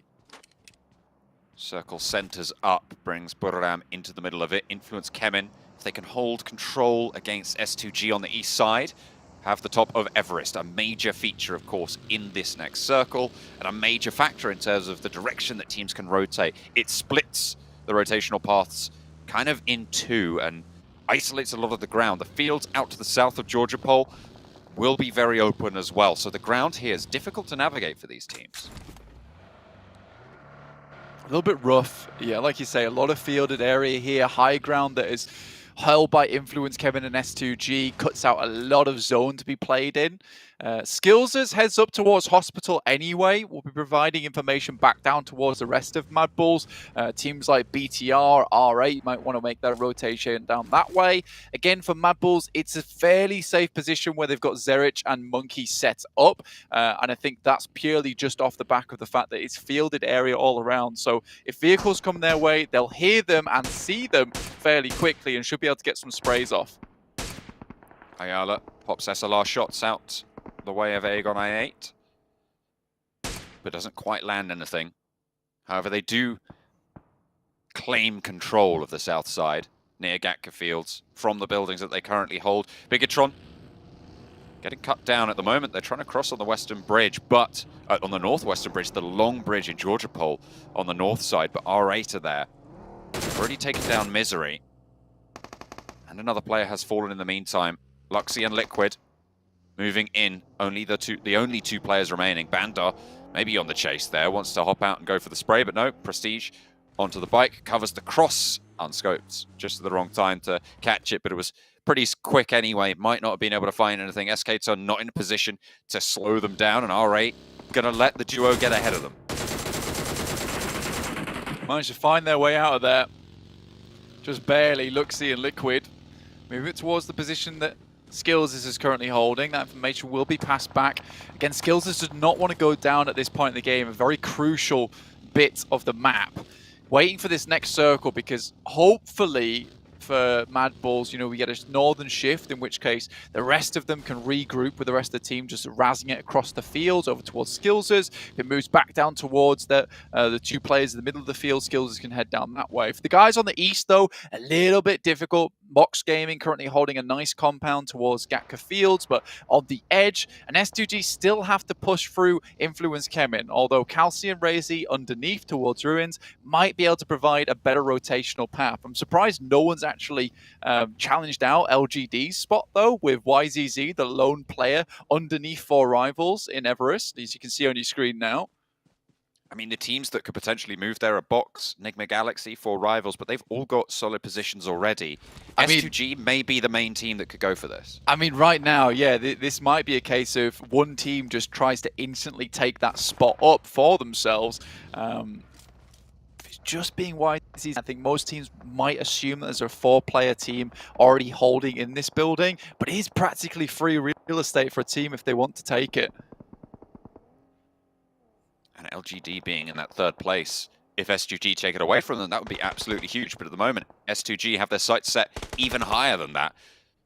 In the game, they're moving to the top of Everest, and they're trying to move up to the top of the tables with Influence Kemin in their way, and they want to take that fight on Everest. They want to roll down and play from that position, try and use that control. Infinity, though, moving in along the roadside. Mad Bulls have something to say about that. They will exact their toll on the road.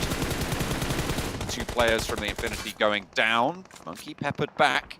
With effect already down, they are at 3 for Mad Bulls, but they've got a pretty solid divot in the spot. Yeah, a lot of damage going their way too. But again, like you say, it's a decent position, but very little supplies available for the guys from Mad Bulls, and losing a player to Buradam up on high, unideal. Should be able to get the res off though.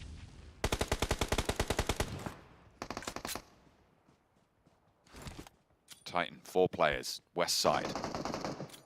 Egon IA skirting around, scampering across the fields. Like little mice, not trying to make a sound, but when you're in a vehicle, that's pretty difficult to try and stay safe like that. Mad Bulls will be taking shots out this way. Titan going for it over to the top of Everest, though. The rundown for Influence Kemin actually going aggressive against S2G here to move through the barrier and take control back of the top here. Golden has been knocked, but the rest of the team are still live and kicking, and S2G get dismantled as they try and take away the territory from 2nd place team Influence Kemin. And going down before LGD, who have been solo for so long, is disastrous. 100%. I mean, Luxy, also up there alongside with the guys from Influence Kemin. Here's all that fighting, and the commotion decides to not even get into the part of it. Does not engage in conflict at this point in time. Mad Bulls, though, stopped short. I think they would have loved to head in towards where Infinity are currently playing, and they got a good couple of shots off at the start of that engagement. Did a lot of damage, but couldn't make their way all the way through, as suddenly so many other teams were taking shots their way. Buradam also have purview of their position.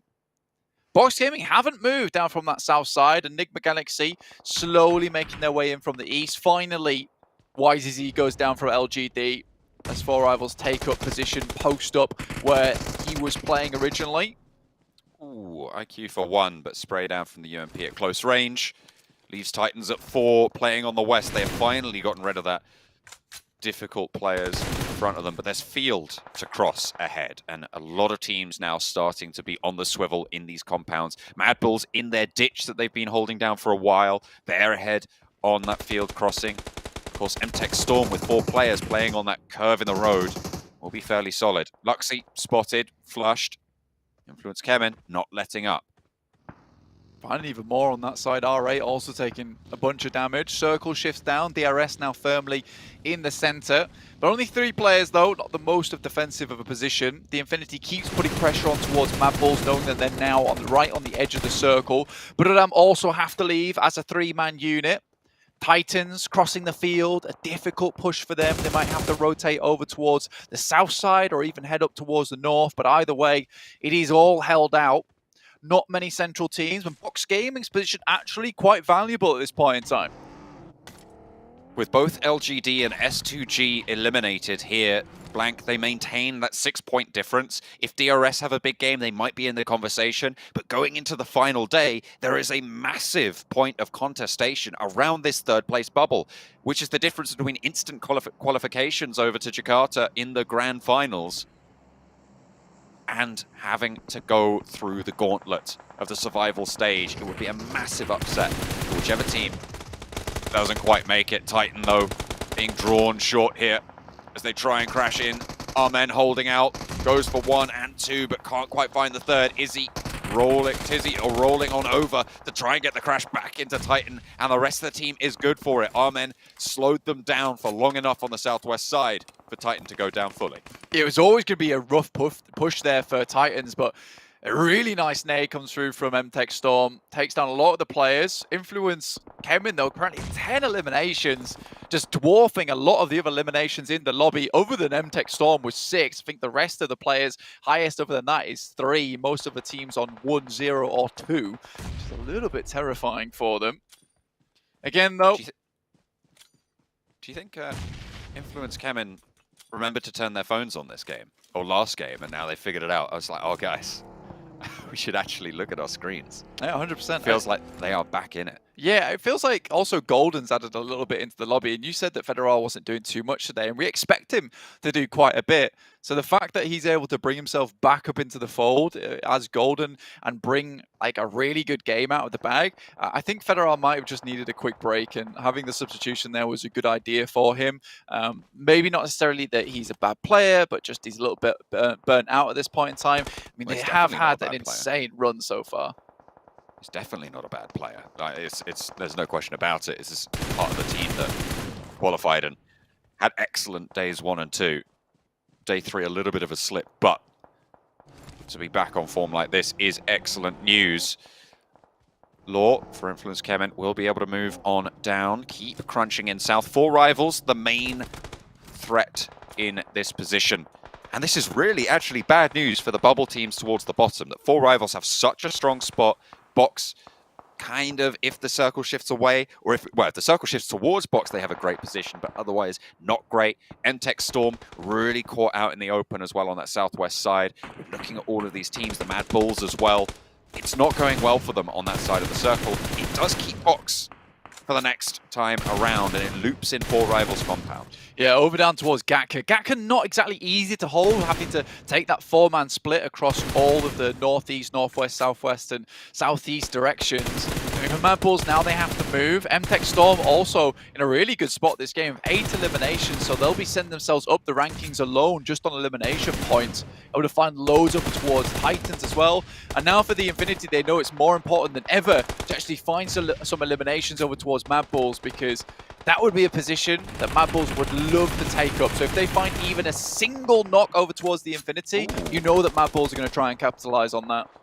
Influence Kemen lose a knock up close. Kayovsky does have a little bit of cover, but it's nowhere that Influence Kemen are going to want to push to try and recoup that. So Nick McNally holding out well.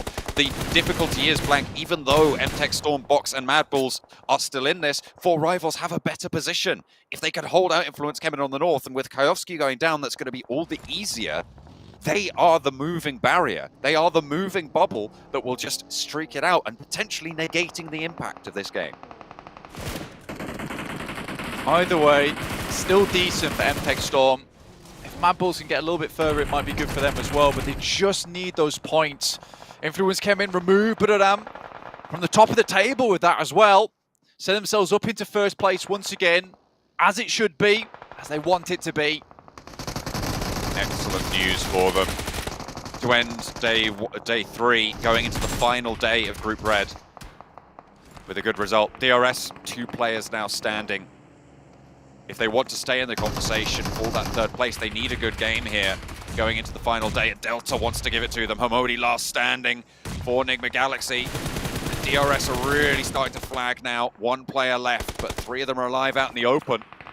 Enigma Galaxy did get shut down by a third-party engagement there. Tons of grenades go through, and Hamodi even nades his own teammate, so certainly lethal with them, that's to be sure.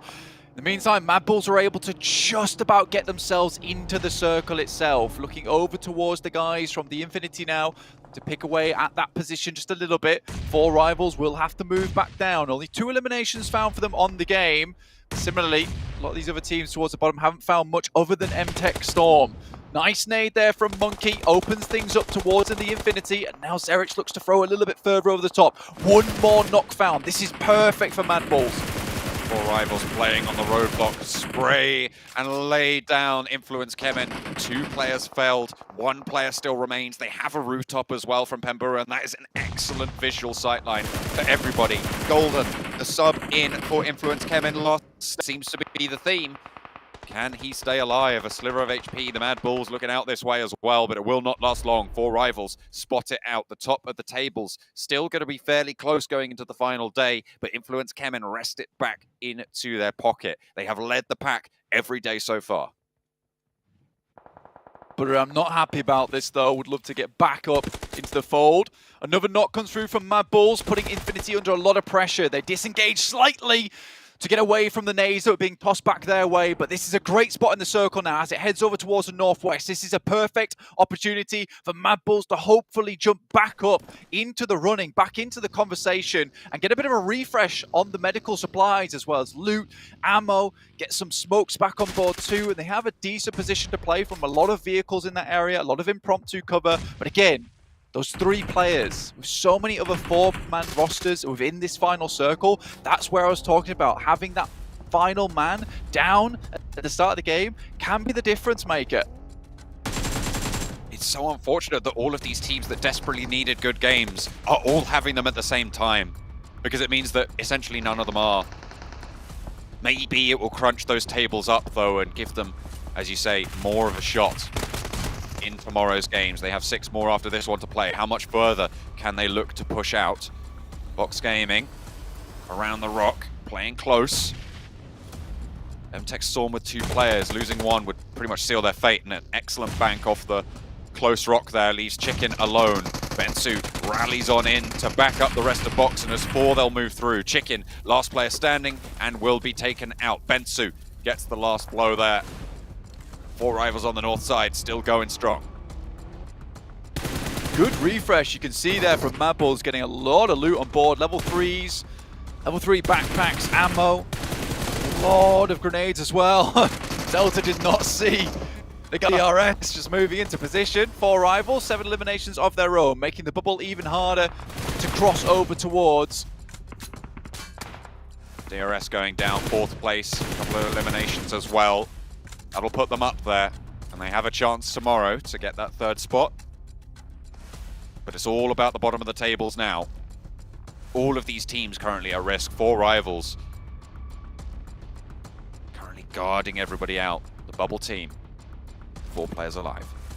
Mad Bulls can't really get involved in a lot of these engagements at the moment with the terrain in front of them. It does not give them oversight downwards towards 4 Rivals or Box Game, and they don't want to give up this position either. Circle moves a bit further over towards that western side, making the guys from Box as well as 4 Rivals have to move up their way, but 4 Rivals seem to have their attention set over towards Box and don't have too much cover over towards the guys from Mad Bulls. They set up a forward outpost now. Getting a position in this next circle is crucial. At the moment, only the Mad Bulls are in there. But it's a risky position. I mean, you can see Skills really doesn't want to be there, uncomfortable, to put it mildly. Smoke start to bloom for 4 Rivals, and they want that path in. You can't really move forwards too much. There is that loot crate ahead that maybe the 4 Rivals will be able to leverage, but it's going to be such an obvious position as soon as you leave a vehicle there.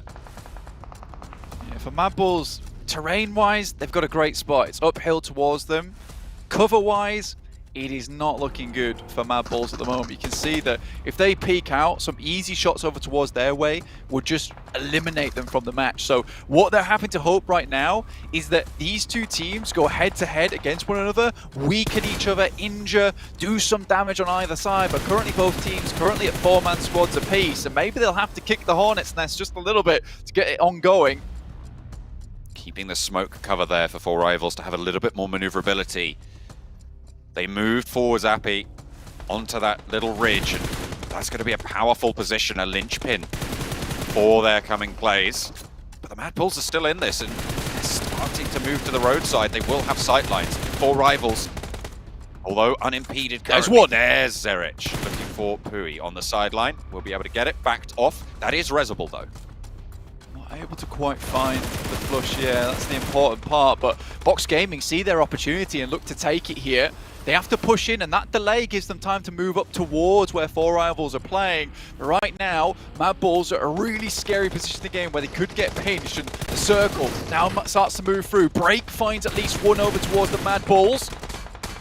Ooh, they're trying to trade it off. Mad Bulls have taken one knock, but 4Rivals are still all 4 of their barrels active. Box pushed out right on the edge of the blue. They're getting crunched worse than anyone right now, and they are getting cut down as well. Trisme behind the vehicle. This position is known. The res for Mad Bulls coming out as well to bring them up to 3. Dangerous. 4Rivals lose a player on the back to Box. Soaz out in the field has got the UMP sightlines. They're not going to go back for this res, so 3 players alive. Box down to 2. Spray, not going to find him for Soaz. Makes the mad dash and cut down out in the open, and that might be the end of Box for now. Trisme still up, and the Mad Bulls just playing their cards slowly. But Trisme on the side swipe here could be a big problem for them. Luckily, it's Voki who has eyes on. 3v4.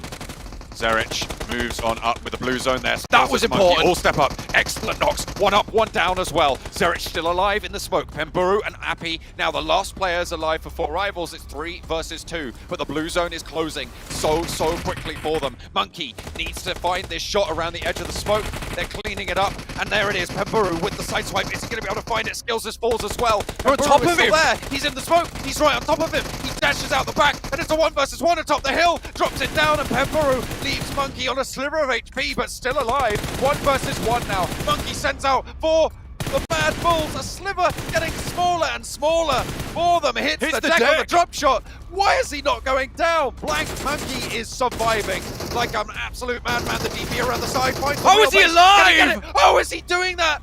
And he finds it. Somehow, some way, surviving so long, but in the end, will not be able to stay alive for much longer. It is the 4Rivals chicken dinner. Goodness me, I thought you might have had it there, but the Mad Bulls denied right at the post, and the Bubble team stay alive with a chicken dinner. Still a fantastic performance coming through from Mad Balls, much better than usual. But there it is, John. The 4th man, the difference maker in the end, to not get that far. Again, they played things a little bit slower because of it. Maybe it supported them, but it was not an easy game for Mad Bulls. 4Rivals had the zone a long time, a great compound that they found coming down from the top of Everest, and they played out from it marvelously. A lot of nades thrown. And I think that Mad Bulls, if they had more nades in the back pocket and they had longer time to loot, maybe this could have been a different game for them. But again, from the back of a very difficult start, I think Mad Bulls can be happy to get this far in the game. You see, full squad time went down at 1:34, losing that first player. So still, great stuff. Difficult though, John, because so many of these bottom teams got so many points. Yeah, really difficult game to swallow on that one for a lot of these players, because they did so well, but so did everybody else around them. It's definitely going to be all to play for tomorrow as 4Rivals take the chicken dinner.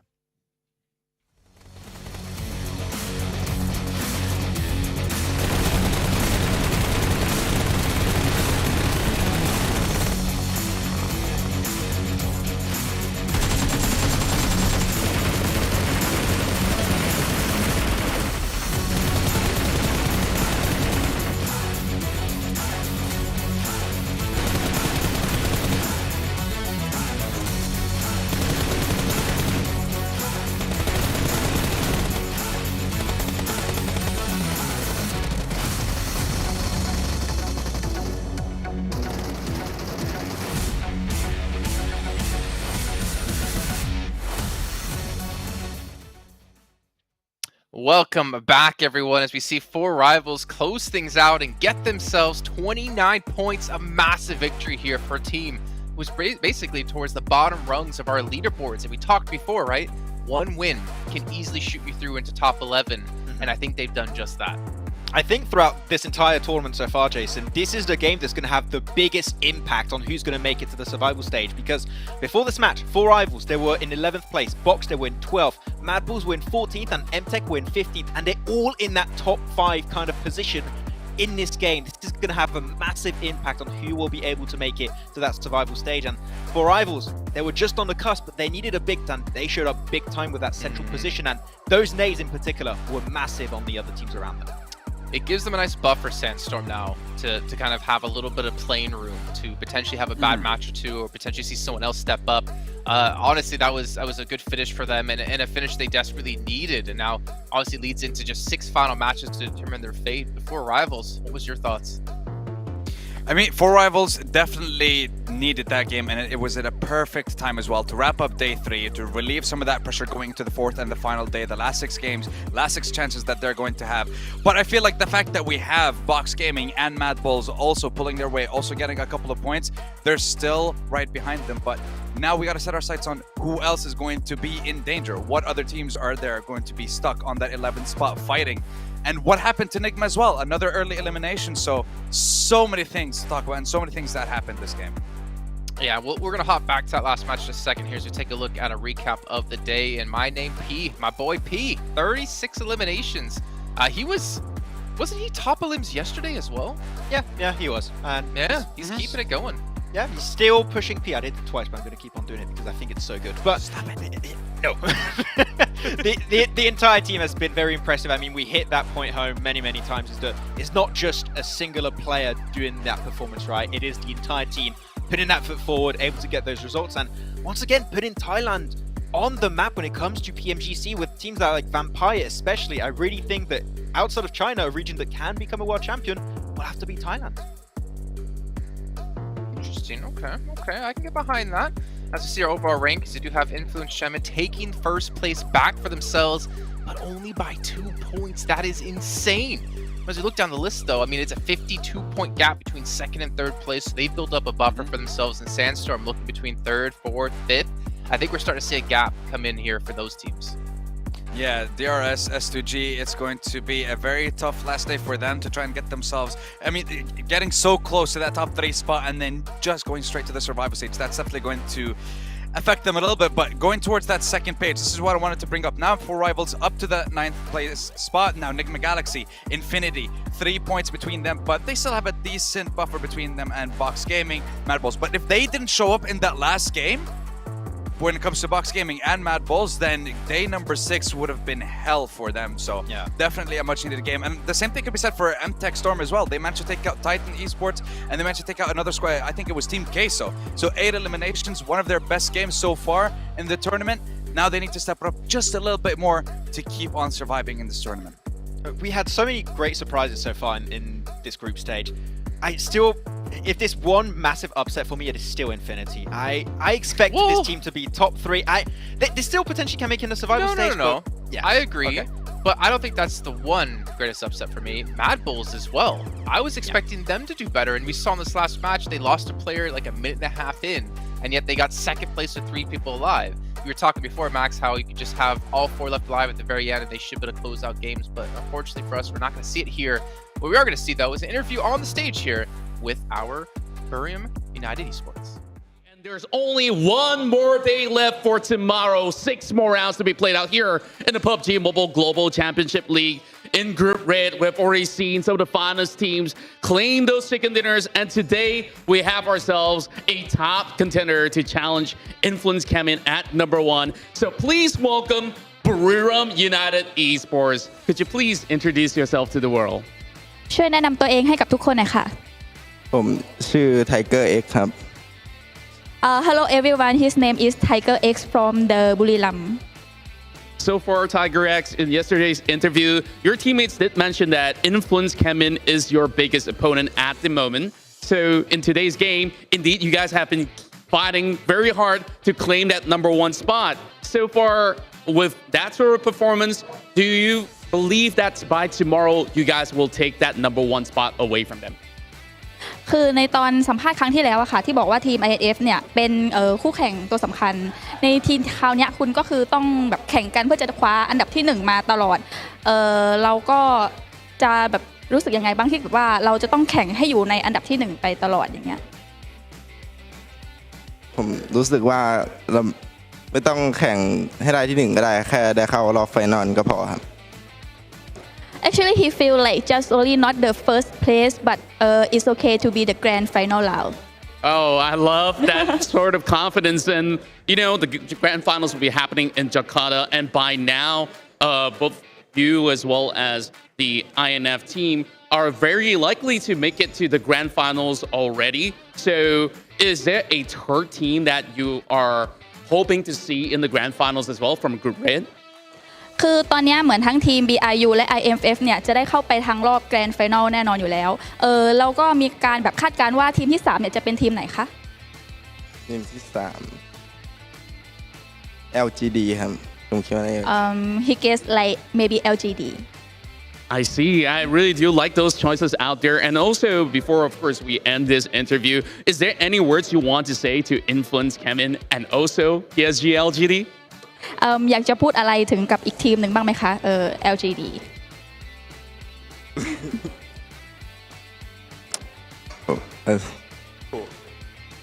ไว้เจอกันครับ He said see you on game All right, so we definitely will see them tomorrow with those 6 more rounds to be played out. So with that being said, we have concluded day 3, and tomorrow will be the very final day of Group Red to be performing. Some teams will have to say goodbye, and 3 of the teams will make it to Jakarta, Indonesia for the grand finals. We'll see who will make it to the survival stage as well. But for now, we take ourselves a great rest, and we thank all you guys for tuning in. So we'll see you guys tomorrow, same time, same place here in the 2022 PUBG Mobile Global Championship League. Bye. Bye.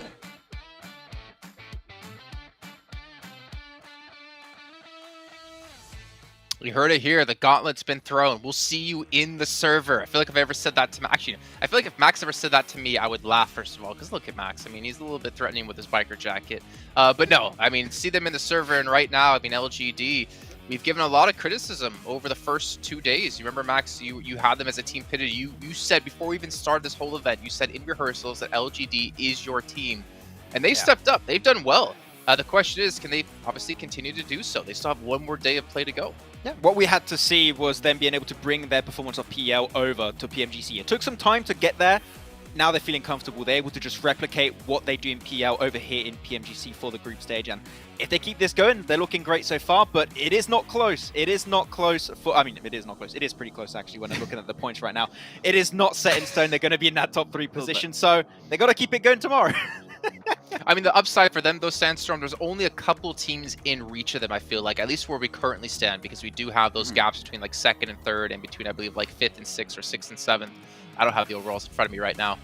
So they do have a little bit of a buffer, but the problem is the teams right behind them are still really good teams. And knowing if you mess up in any one of these 6 matches, that could be the difference between you having to go to survival or you go straight to the finals is a lot of pressure to deal with. Yeah, I mean, so 2 of the teams that did manage to get the back-to-back chicken dinners, or rather 3 of them, are in 2nd, 3rd, and 4th. LGD only has a 6-point buffer, just to give you guys an idea, the difference between them and going to the survival stage rather than qualifying to the grand finals. And also, I liked what Influence Shemin were able to do in the last 2 games. The reason I brought him up is because I thought that they were going to demolish everyone, and the fact that they managed to get first place again, and the fact that they took out Buriram before getting eliminated in 7th, but still managing to get 12 eliminations, 13 eliminations. If they get the ball rolling, these guys are just beasts on the map. So great to see them keep that first place, but now they have 1 more day, 6 more games to stay on top, get that $90,000 prize pool, and of course, heading to the grand finals. So let's wait and see.